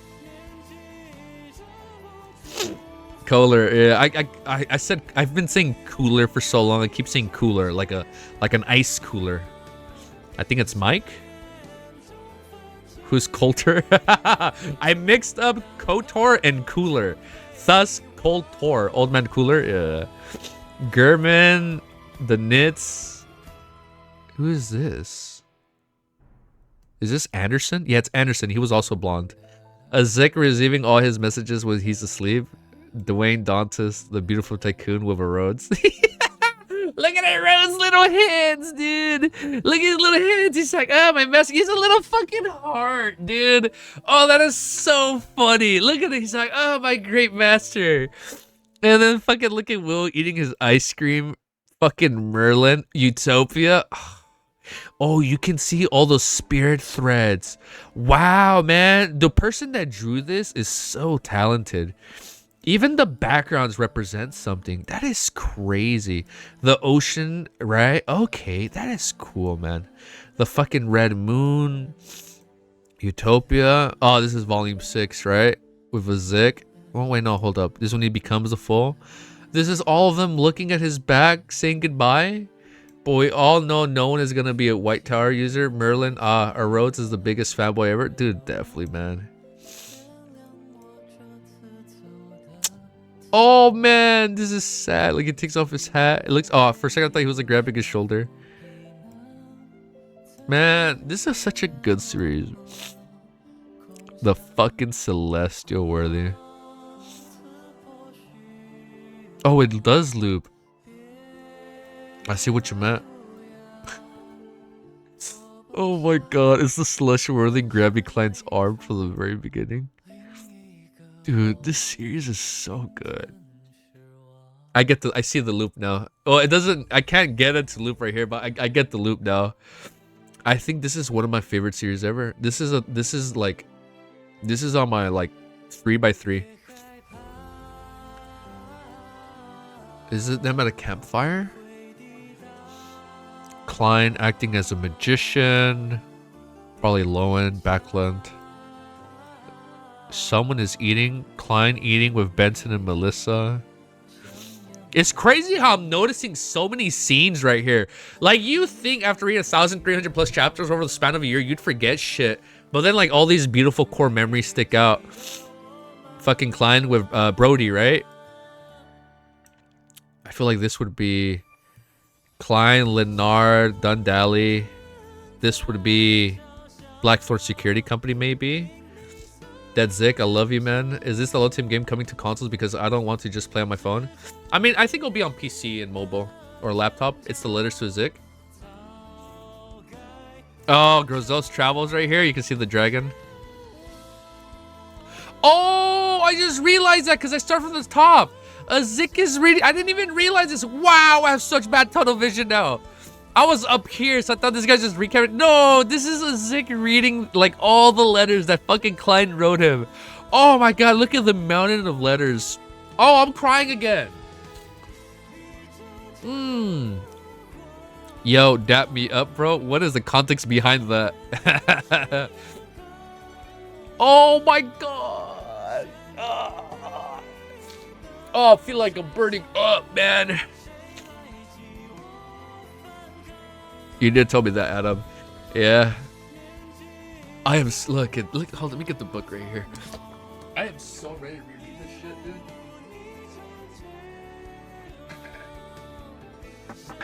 Oh my god, I'm dropping my stuff. I dropped my reading room. Look at this, dude. Like, book 2 just came in for Oral V the other day. Don't worry, I'm gonna be reading Oral V this week, by the way. And Shadow Slave. But it's like, look. Book 1 came in. Oh, I've had book 1, right? It came out in November. Oh, no, this was before. Book 2 just came out, right? So I have it right here. And then I know LOTM book 2 allegedly comes at the end of December. I said December 31st, but I don't know if that's a placeholder date. Hopefully not. But it's like, bro, this is like this is only a fucking fraction of what we read. It's only a third of fucking Cloud, man. Well, it was amazing, but it's time for me to go to sleep. No, it's okay, D, man. Dude, thank you for being such an amazing mod. Thank you for always being here, man. You guys are fucking amazing. I hope you guys know that. Don't worry, man. We still got fucking so much more LOTM shit to cover. But our read-through journey is over. This is so beautiful, man. You're fucking awesome, man. Thank you. Oh my god. Oh my god! Can I use this as my thumbnail? It's so fucking good. I'm fucking crying all over. This is the thumbnail. This is the thumbnail. I don't even know if this is a big ass spoiler. It's probably so out of context. People won't know what the spoiler is. Oh fuck! Oh fuck! Just realized I'm gonna need to continue reading Showai to stay ahead. Oh, you gotta catch up now, man. Yeah, you gotta be ahead, brother.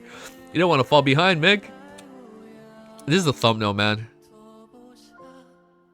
Oh man, I'm crying again. I lied.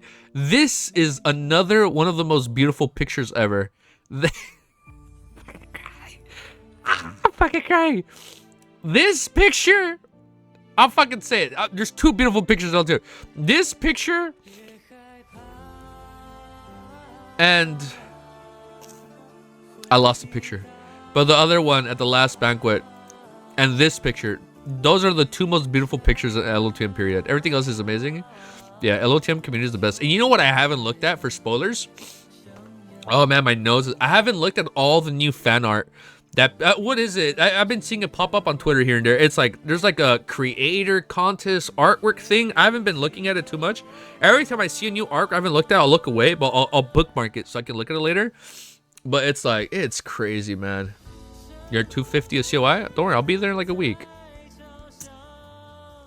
Is the last part? Is that the house? That's kind of funny. They're making her wear a monocle. So many unread messages. Hey, don't look at that, man. Don't look at all the things I have not clicked on. I know. Yeah, man. This is it. Not your threats bear no substance. Its glass is not monocle. I guess you're right. It has the little half part right there, right?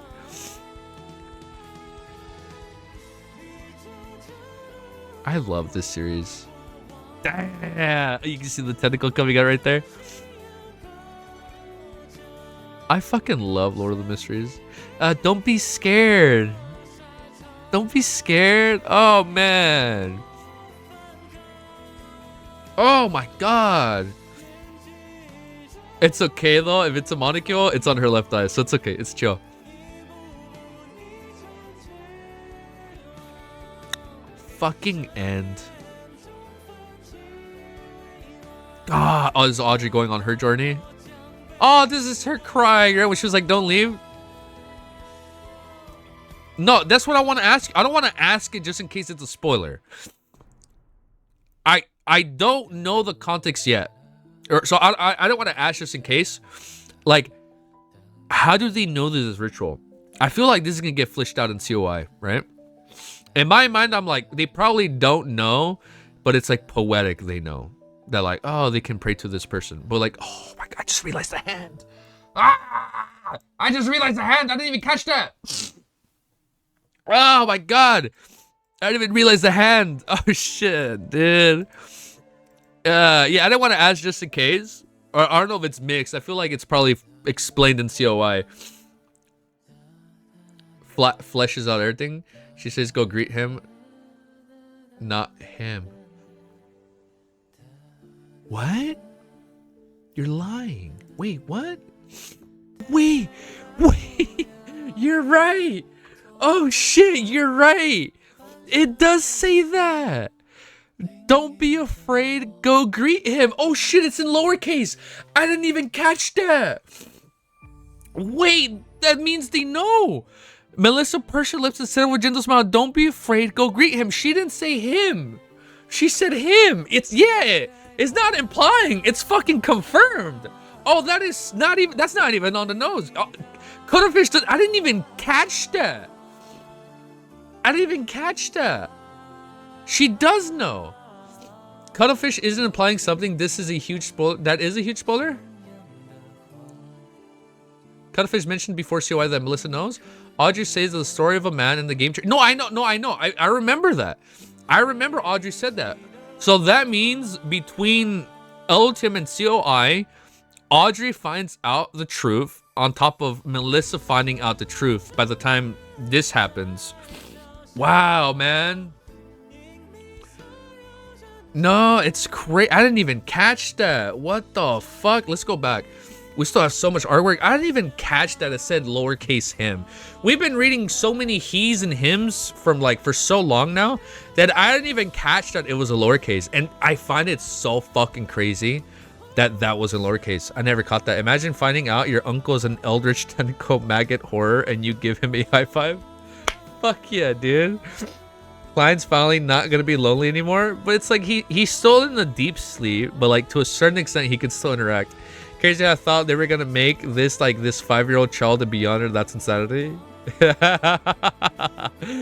are you referencing how I thought like that'd be the new MC or some shit? Like Klein's child is the MC or some shit. Oh man, this is beautiful. I fucking love this series. And I'm not gonna lie, I didn't understand everything, right? Like there's so much I wasn't able to like understand just because it is a complicated series. And for people that understand that first try, man, good for you, man. But I did struggle at times. Is this when she was crying? Like, we're not little girls anymore. Like, stop crying. Oh, she's crying.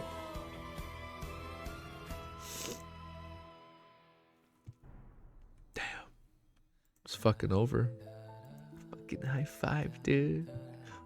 Fucking high five. God damn. There's so much. Oh, dude, there's gonna be a long part of our stream, huh? There's so much goddamn artwork, bro. Oh, we gonna be here for like another hour. I am so impressed. Like, dude, even though we just finished reading Ultim, there is so much more Lore of the Mysteries. Like, I really feel like I'm only scratching the fucking surface of this series. Even though it's like not an isekai, I think this is the best isekai ever. Are we allowed to say that? Can we say that? Dude, the artwork is literally gonna be 1/4 of the stream. Yeah, no, it's okay. No, it's right. I'll upload the video right away. You're gonna wake up at 8 a.m. and we're still looking at fucking artwork, dude. Like, this is like so good. Is it technically isekai? Is it not? It's like he got isekai to like a different Earth. Right? Ah, you're right. He's not. Is it reincarnate? No, it's not. Yeah, it's not reincarnation. Yeah, you're right. The fuck is this, man? Yo, this is some crazy ass fucking what if scenario if fucking Amon won. What the fuck am I looking at? You see the 21st century in the last art? Yeah, no, I saw that. It was up here. This is amazing. Wait a second. We never answered. Wait. Technically, SAO is an isekai. Yeah. You can. It's technically an isekai. I will stand by that. Wait a second. We never saw the. No spoilers. Just yes or no. We never saw the Western continent, right? I'm sorry. We never even got that whole we never got that mystery resolved. Yes, SAO is an isekai. He technically got transmigrated to a different world. Yeah, it's like, all right. So many no's. All right, that was a bad take. Oh man. Oh wait, you guys are saying no to the Western continent, right? Okay. Yeah, we never got that shit fleshed out. Surprise! Congratulations on getting to the. Oh, is this artwork? Surprise! Congratulations on getting to the end of your ultimate main story journey. Yo, thank you, man. Easy Kiki, if you feel so surreal, that's already over. But it was definitely be an unforgettable year of reading, and to make sure of that, I'm about to cry. Let's once again seal the memory with an artwork. I hope you enjoy it and enjoy your LTM journey so far. Cheers to more peak reading. Here's a rundown of the Easter eggs or details or detail breakdowns in general that I included. Some are the same as the ones from Wiz because they're meant to have the same vibe. No faces again to keep art style consistent for Easy and Wiz artwork. Once again, we are in the great fog and beyond this is the cosmos. Wow, dude, you're so fucking talented. And the other tentacles, good luck dealing with those. Wait, I skipped something. Monster and Secret Supplement, except that I didn't have a proper reference for S for Shadow Slave, so I used MR's A's outfit of the red color theme inspiration. Once again, we are in the Great Fog. The pages flying out of the Elton book contains events depictions or even events from volume 1 to 8. Volume numbers on pages, bluish blue. Wait, let me look at it first before we easy Elton reading journey beginning with the end dates. Wow. The reading comprehension hit again. It said SS. Is that what I was referencing? Oh, Secret Supplement. My fucking dumbass. I've been abbreviating Shadow Slave for so long when I realized people. So you shouldn't abbreviate that. And I was like, oh, Secret Supplement. Got it. Oh, Monster with Secret Supplement. Easy. I get it. Wow. Oh my god. What the fuck, dude? Easy's honorific name is written below the end text, also in lowercase, and the 5 gold coins are placed. The fucking you put the 5 gold coins along the large text. Whoa, I've never seen that. Is this shit animated? What the fuck was that? Is that because it's been nitroed? Whoa. Easy LTM reading journey began at the end dates and written on the 2 covers of the book in the middle. The little ghosts are back again. I got some RRLs to place them in random parts of the drawing this time too. Once again, thanks to everyone for being part of this. Among the stars, there are red ones. Red crimson stars, kind of hard to see. Watch out for the molecule. Oh, found the molecule. Oh, I found this shit so quickly. Because we've been saying SS for so long, especially the hashtag. I read SS. Oh, Shadow Slave? Like, was that, did he add a, I was like, did he add a Shadow Slave reference? Wow, man. Look at that. That's crazy.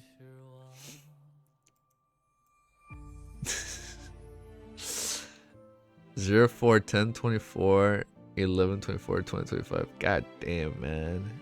That's so fucking good, dude. Holy shit.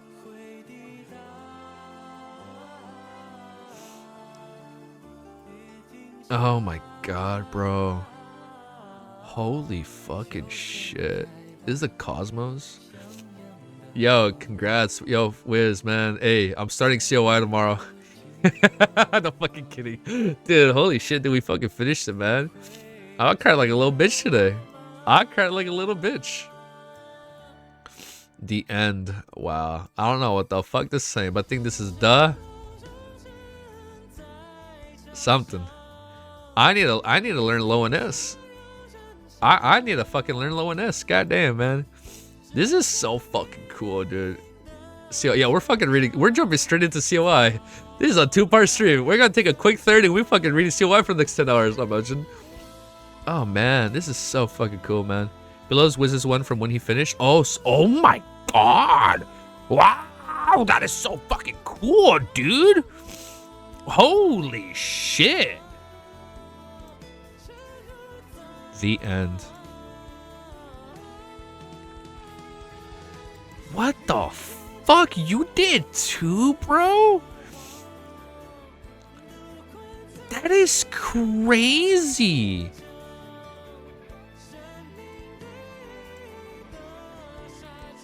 I was gonna start. I'm setting this as my wallpaper. God damn, I'm setting this is gonna be my wallpaper for like for a long time, dude.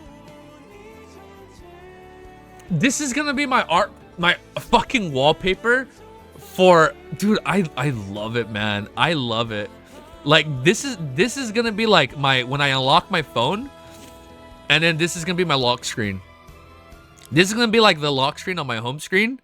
No, this is gonna be my lock screen, and this is gonna be my home screen. Yeah, man.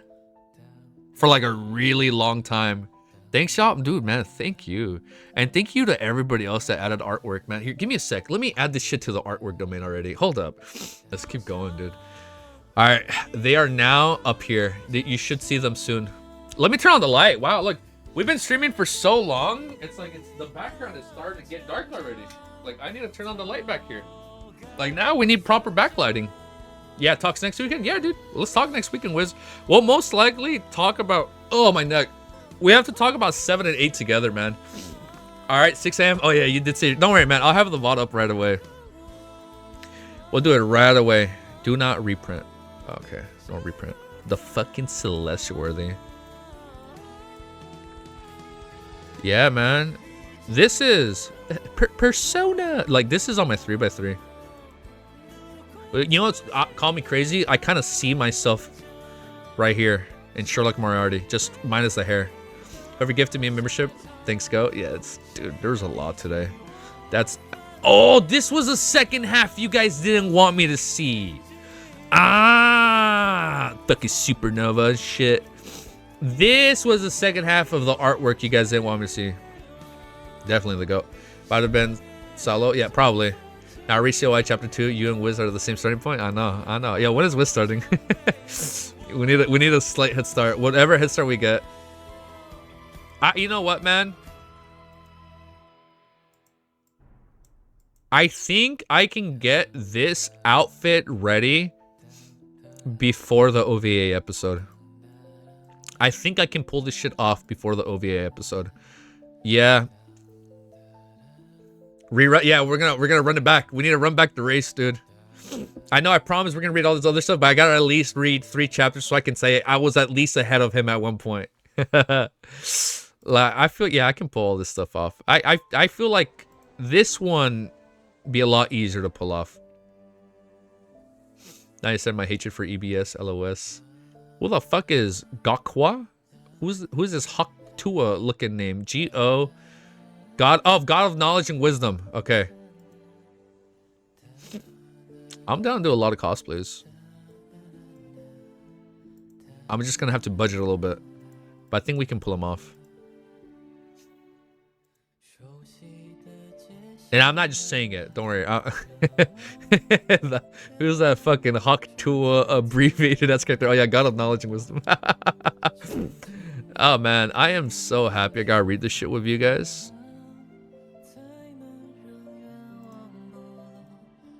It's like, I really feel like I'm still only scratching this fucking surface. Easy gonna be 99% completed and 1.3 completed to flex on Wiz, who's 100% complete, 1% completes. Yeah, exactly. Pretty much. Guess this is fine to post here. The potions appearances. Oh, this is what they look like? Oh, this is so cool. Faceless. Damn, I'm gonna name. Wow, Bizarre Sorcerer. Why does he have face? I feel like that should have been faceless. Bizarre Sorcerer? Look, it has a little face inside. Sequence 3, Scholar of Yore. Miracle Invoker? Miracle Invoker actually looks like some Bloodborne looking blood vial. For being a Miracle Invoker, that shit looks like a fucking blood vial. Sequence 1, Attendant of Mysteries. Look at that. Sequence 0, The Fool. Oh, wait, that's... wait, no, yeah, you're right. Sequence... It's faceless, so there shouldn't even be a face. That's kind of funny. That was the full card. I'm so happy I gotta read this shit with you guys. Like, you have no idea. I really feel like this changed my life for the better. I genuinely feel this shit changed my life for the better, bro. I'd be down to see Easy cosplaying as a Lord of Bathroom, clients on the toilet. We get like a fake toilet in here and just fucking sit on it and read. I can't believe we did it. Wow. Wait. Did he go to sleep with a Rhodes? I guess it would make sense that a Rhodes is with him, right? Is that what happened? Yeah, right? pregnant Amon? Nah, that's some cursed shit, man. Okay, before we look at these edits, I assume there's music, right? Oh my god. Self to a certain concept in the cosmos, and to use Oh wait, there's music. to influence the Shit. tentacles aimed at Amon like revolvers. In Amon's eyes and a moon's eyes, a supernova exploded. Wait, can I just pause and play? Pause and play. Time for cringe. Music, hell yeah. Shattering his molecule. I don't even hear the music. Amon versus Klein. Damn. even if you fail, you will have a way out. So fucking cool. It's like, it's impressive. You should see how quick you can name 100 ultimate characters. I think I can do it. Edits music are copyrighted heavily. That why he doesn't want to play them. Yeah, you can't edits without sound. Okay, I'll just leave the sound off. It's like, it's impressive. Like how, like, I don't even know what to say, man. It's impressive seeing how far this series came. Like, it's crazy seeing like how cosmic. Does that even make sense? Like, it's crazy seeing how cosmic the series got. Or like how like the power scaling in this series was fucking huge. There is an official L10 merchant use. Oh, I know, saw that. Let's look at it. Somebody linked me the fucking merch. Oh, let me look at it. I assume their Twitter handle has like a link to it. All the attendance from the cosmos shrank back. Oh, I've seen this picture before. Cosmic Empreg is a real story. Tags? Oh, hell fucking no, man. She's nasty.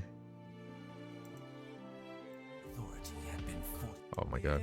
What's with the songs, man? Why can't they just like... Why don't they just press posts without the songs? Smile on his face became more exaggerated. Oh, this is when he got caught?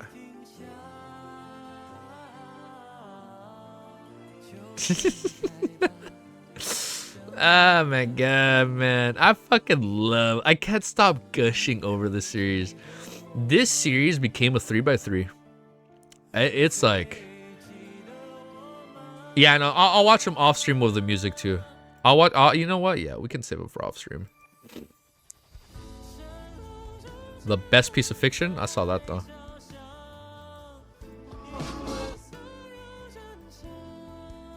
This is like... This is literally peak. Like, this is actual peak, bro. Like... I know there's people, by the way, usually give music rating 10 out of 10. Fucking 10 out of 10, man. Cammy, fucking 10 out of 10, bro. 10 out of fucking 10. Fucking 10 out of 10. Good thing we didn't get that, like, funny moment we had with Wiz.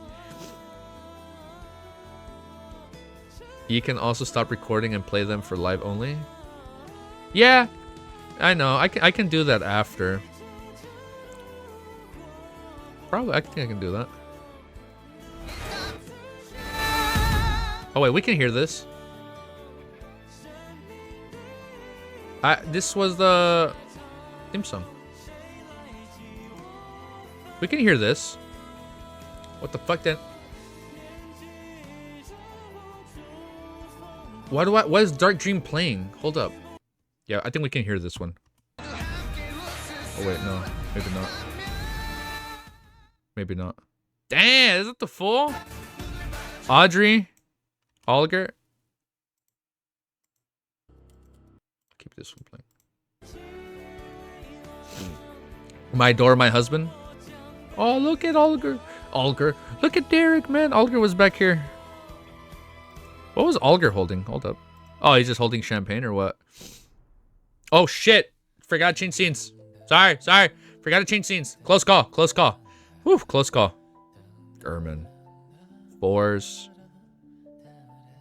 Emlyn. Dude, I think we are. So we're getting Femlin. There's no shot we don't get Femlin. Is this supposed to be the full? Is this supposed to be Klein Lord of the Mysteries? But is that the game? Dude, this looks good. This looks beautiful. What is this from? Oh, The Last Banquet. It's like, dude, this fucking series, man. When people like, there's people that say like, Family will be real. Like, there are people that like, be like, ah, this is peak. This is the greatest series ever. And I know people don't like that. People don't like it when people act like that. But like, I feel like it's 1000% warranted here. Like, this series has everything. It has the lore. It has the world building. It has the fucking power system. It has the characters. It has the complexity. It's like, it literally has everything you can ever fucking need in such a goated series, man. And I guess some people, oh my god, we reached the end. And I guess some people would say like, hey man, it was too long, this and that. But I feel like it was worth it. It was fucking worth it, bro. We did it. Man, I'm sad ending the video now. I feel sad ending the video. Even though the main series is over, it's okay, guys. Our journey with LOTM is not over. We literally still have the side stories. We have COI. And potentially book 3 if he decides to do one. We have all the OVA reactions. We have all the seasons. Like, there are still a lot of LOTM content to come. Like, I still want to do a tier list. I do want to finish doing reviews on all the volumes and maybe do stuff when the physical books come out. Like, I mean, there's still a lot of stuff we're covering, but at least this era of the LOTM read through is over. And I think we finally hit 100,000 views on the playlist. Yeah, dude, we still got like 10 years of LOTM content to cover. Yeah, man, the music is good. You got like 3 songs for LOTM ending to listen to. I don't know, man, we got a lot. I'm gonna go back. Look, this is what there's things I want to go back and listen to. I want to listen to Dark Dream again. I like the Erase. I want to listen to all the lyrics now and like fully understand it.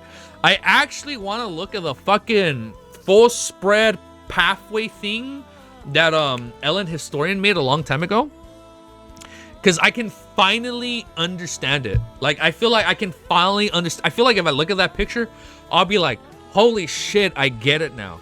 Yeah, and like, dude, I want to go back, rewatch episode 1. Like, I want to go back and rewatch the whole season dubbed.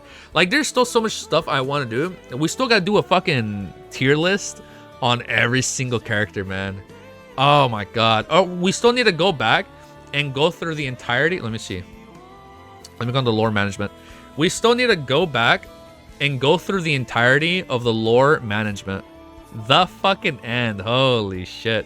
We need to go back from the very I'm sorry, is there a quicker way to go to the top, or do I actually just have to scroll all the way up? Aren't there also spoilers? I think he originally said he has an I have to look at the original version then from like a year ago. But at least that one from back then didn't have any it didn't have any COI spoilers. Yeah, I know he did say he was going to eventually update it and add all the COI. What the fuck is left in COI? I am sorry. What the fuck does that even mean? Oh, probably all the GOO shit. But I feel like I can at least see the first draft where it was only LOTM shit. That's crazy. I got to go back and read all this shit, man. Yeah, no. We got to read COI. Oh, shit. I scrolled down so much, my thing crashed. Oh no. Oh shit, I scrolled down so much, it just fucking crashed. That was kind of funny. Okay, we're good, we're back. I have a Reddit post for you, but send them to me. Damn man, you guys are fucking crazy. Thank you guys for posting all this shit. Ask before you watch anything. No, that's alright. We'll go through it. No, I mean, I'm gonna go back and look at the original one he sent, or the original one he posted a long time ago. Yeah, I feel like that one I should be able to watch, or at least read. It's crazy, man. I can't believe we fucking did it. I feel sad ending the video, man. All right, man. Here we go. Here we go. This is our final. If you like what you see, all right. Wow, we looked at artwork for 1 fucking hour. I am sorry. We actually did 1 hour. We did the artwork. I did overall thoughts. Let me do overall thoughts. And artwork it was at 3 hours and 36 minutes. We've been recording for 4 hours and 36 minutes. Overall thoughts. And we really did fucking do another hour. Artwork really was 1/3. All right, man. No, you guys, no, don't do slander. That's mean. Me and him, we're on good terms. Me and him are on good terms. He's never spoiled me. I haven't, I mean, because also I haven't looked at his stuff, right? So, I mean, I'm okay. We follow each other on Twitter. We have no bad blood. We're chill. We're homies. I think we're homies. Shit, I forgot my own honorific name. Let me see. Do I still have it typed right here? I have it right here. Don't worry. I have it right here. And I know he's also done a lot for the community, man. Like, he's been posting Elton videos for like 5+ years. He has a dark past. Kevin has a dark past. Oh my god, man. If you like what you see and you want to see more, make sure you like, comment, subscribe. This is the ending of our main part of the Lord of the Mysteries read through book 1. We still have the spin-off stories and COI. And we still have a lot of... We haven't even talked about the game. We still have so much Lord of the Mysteries content to cover.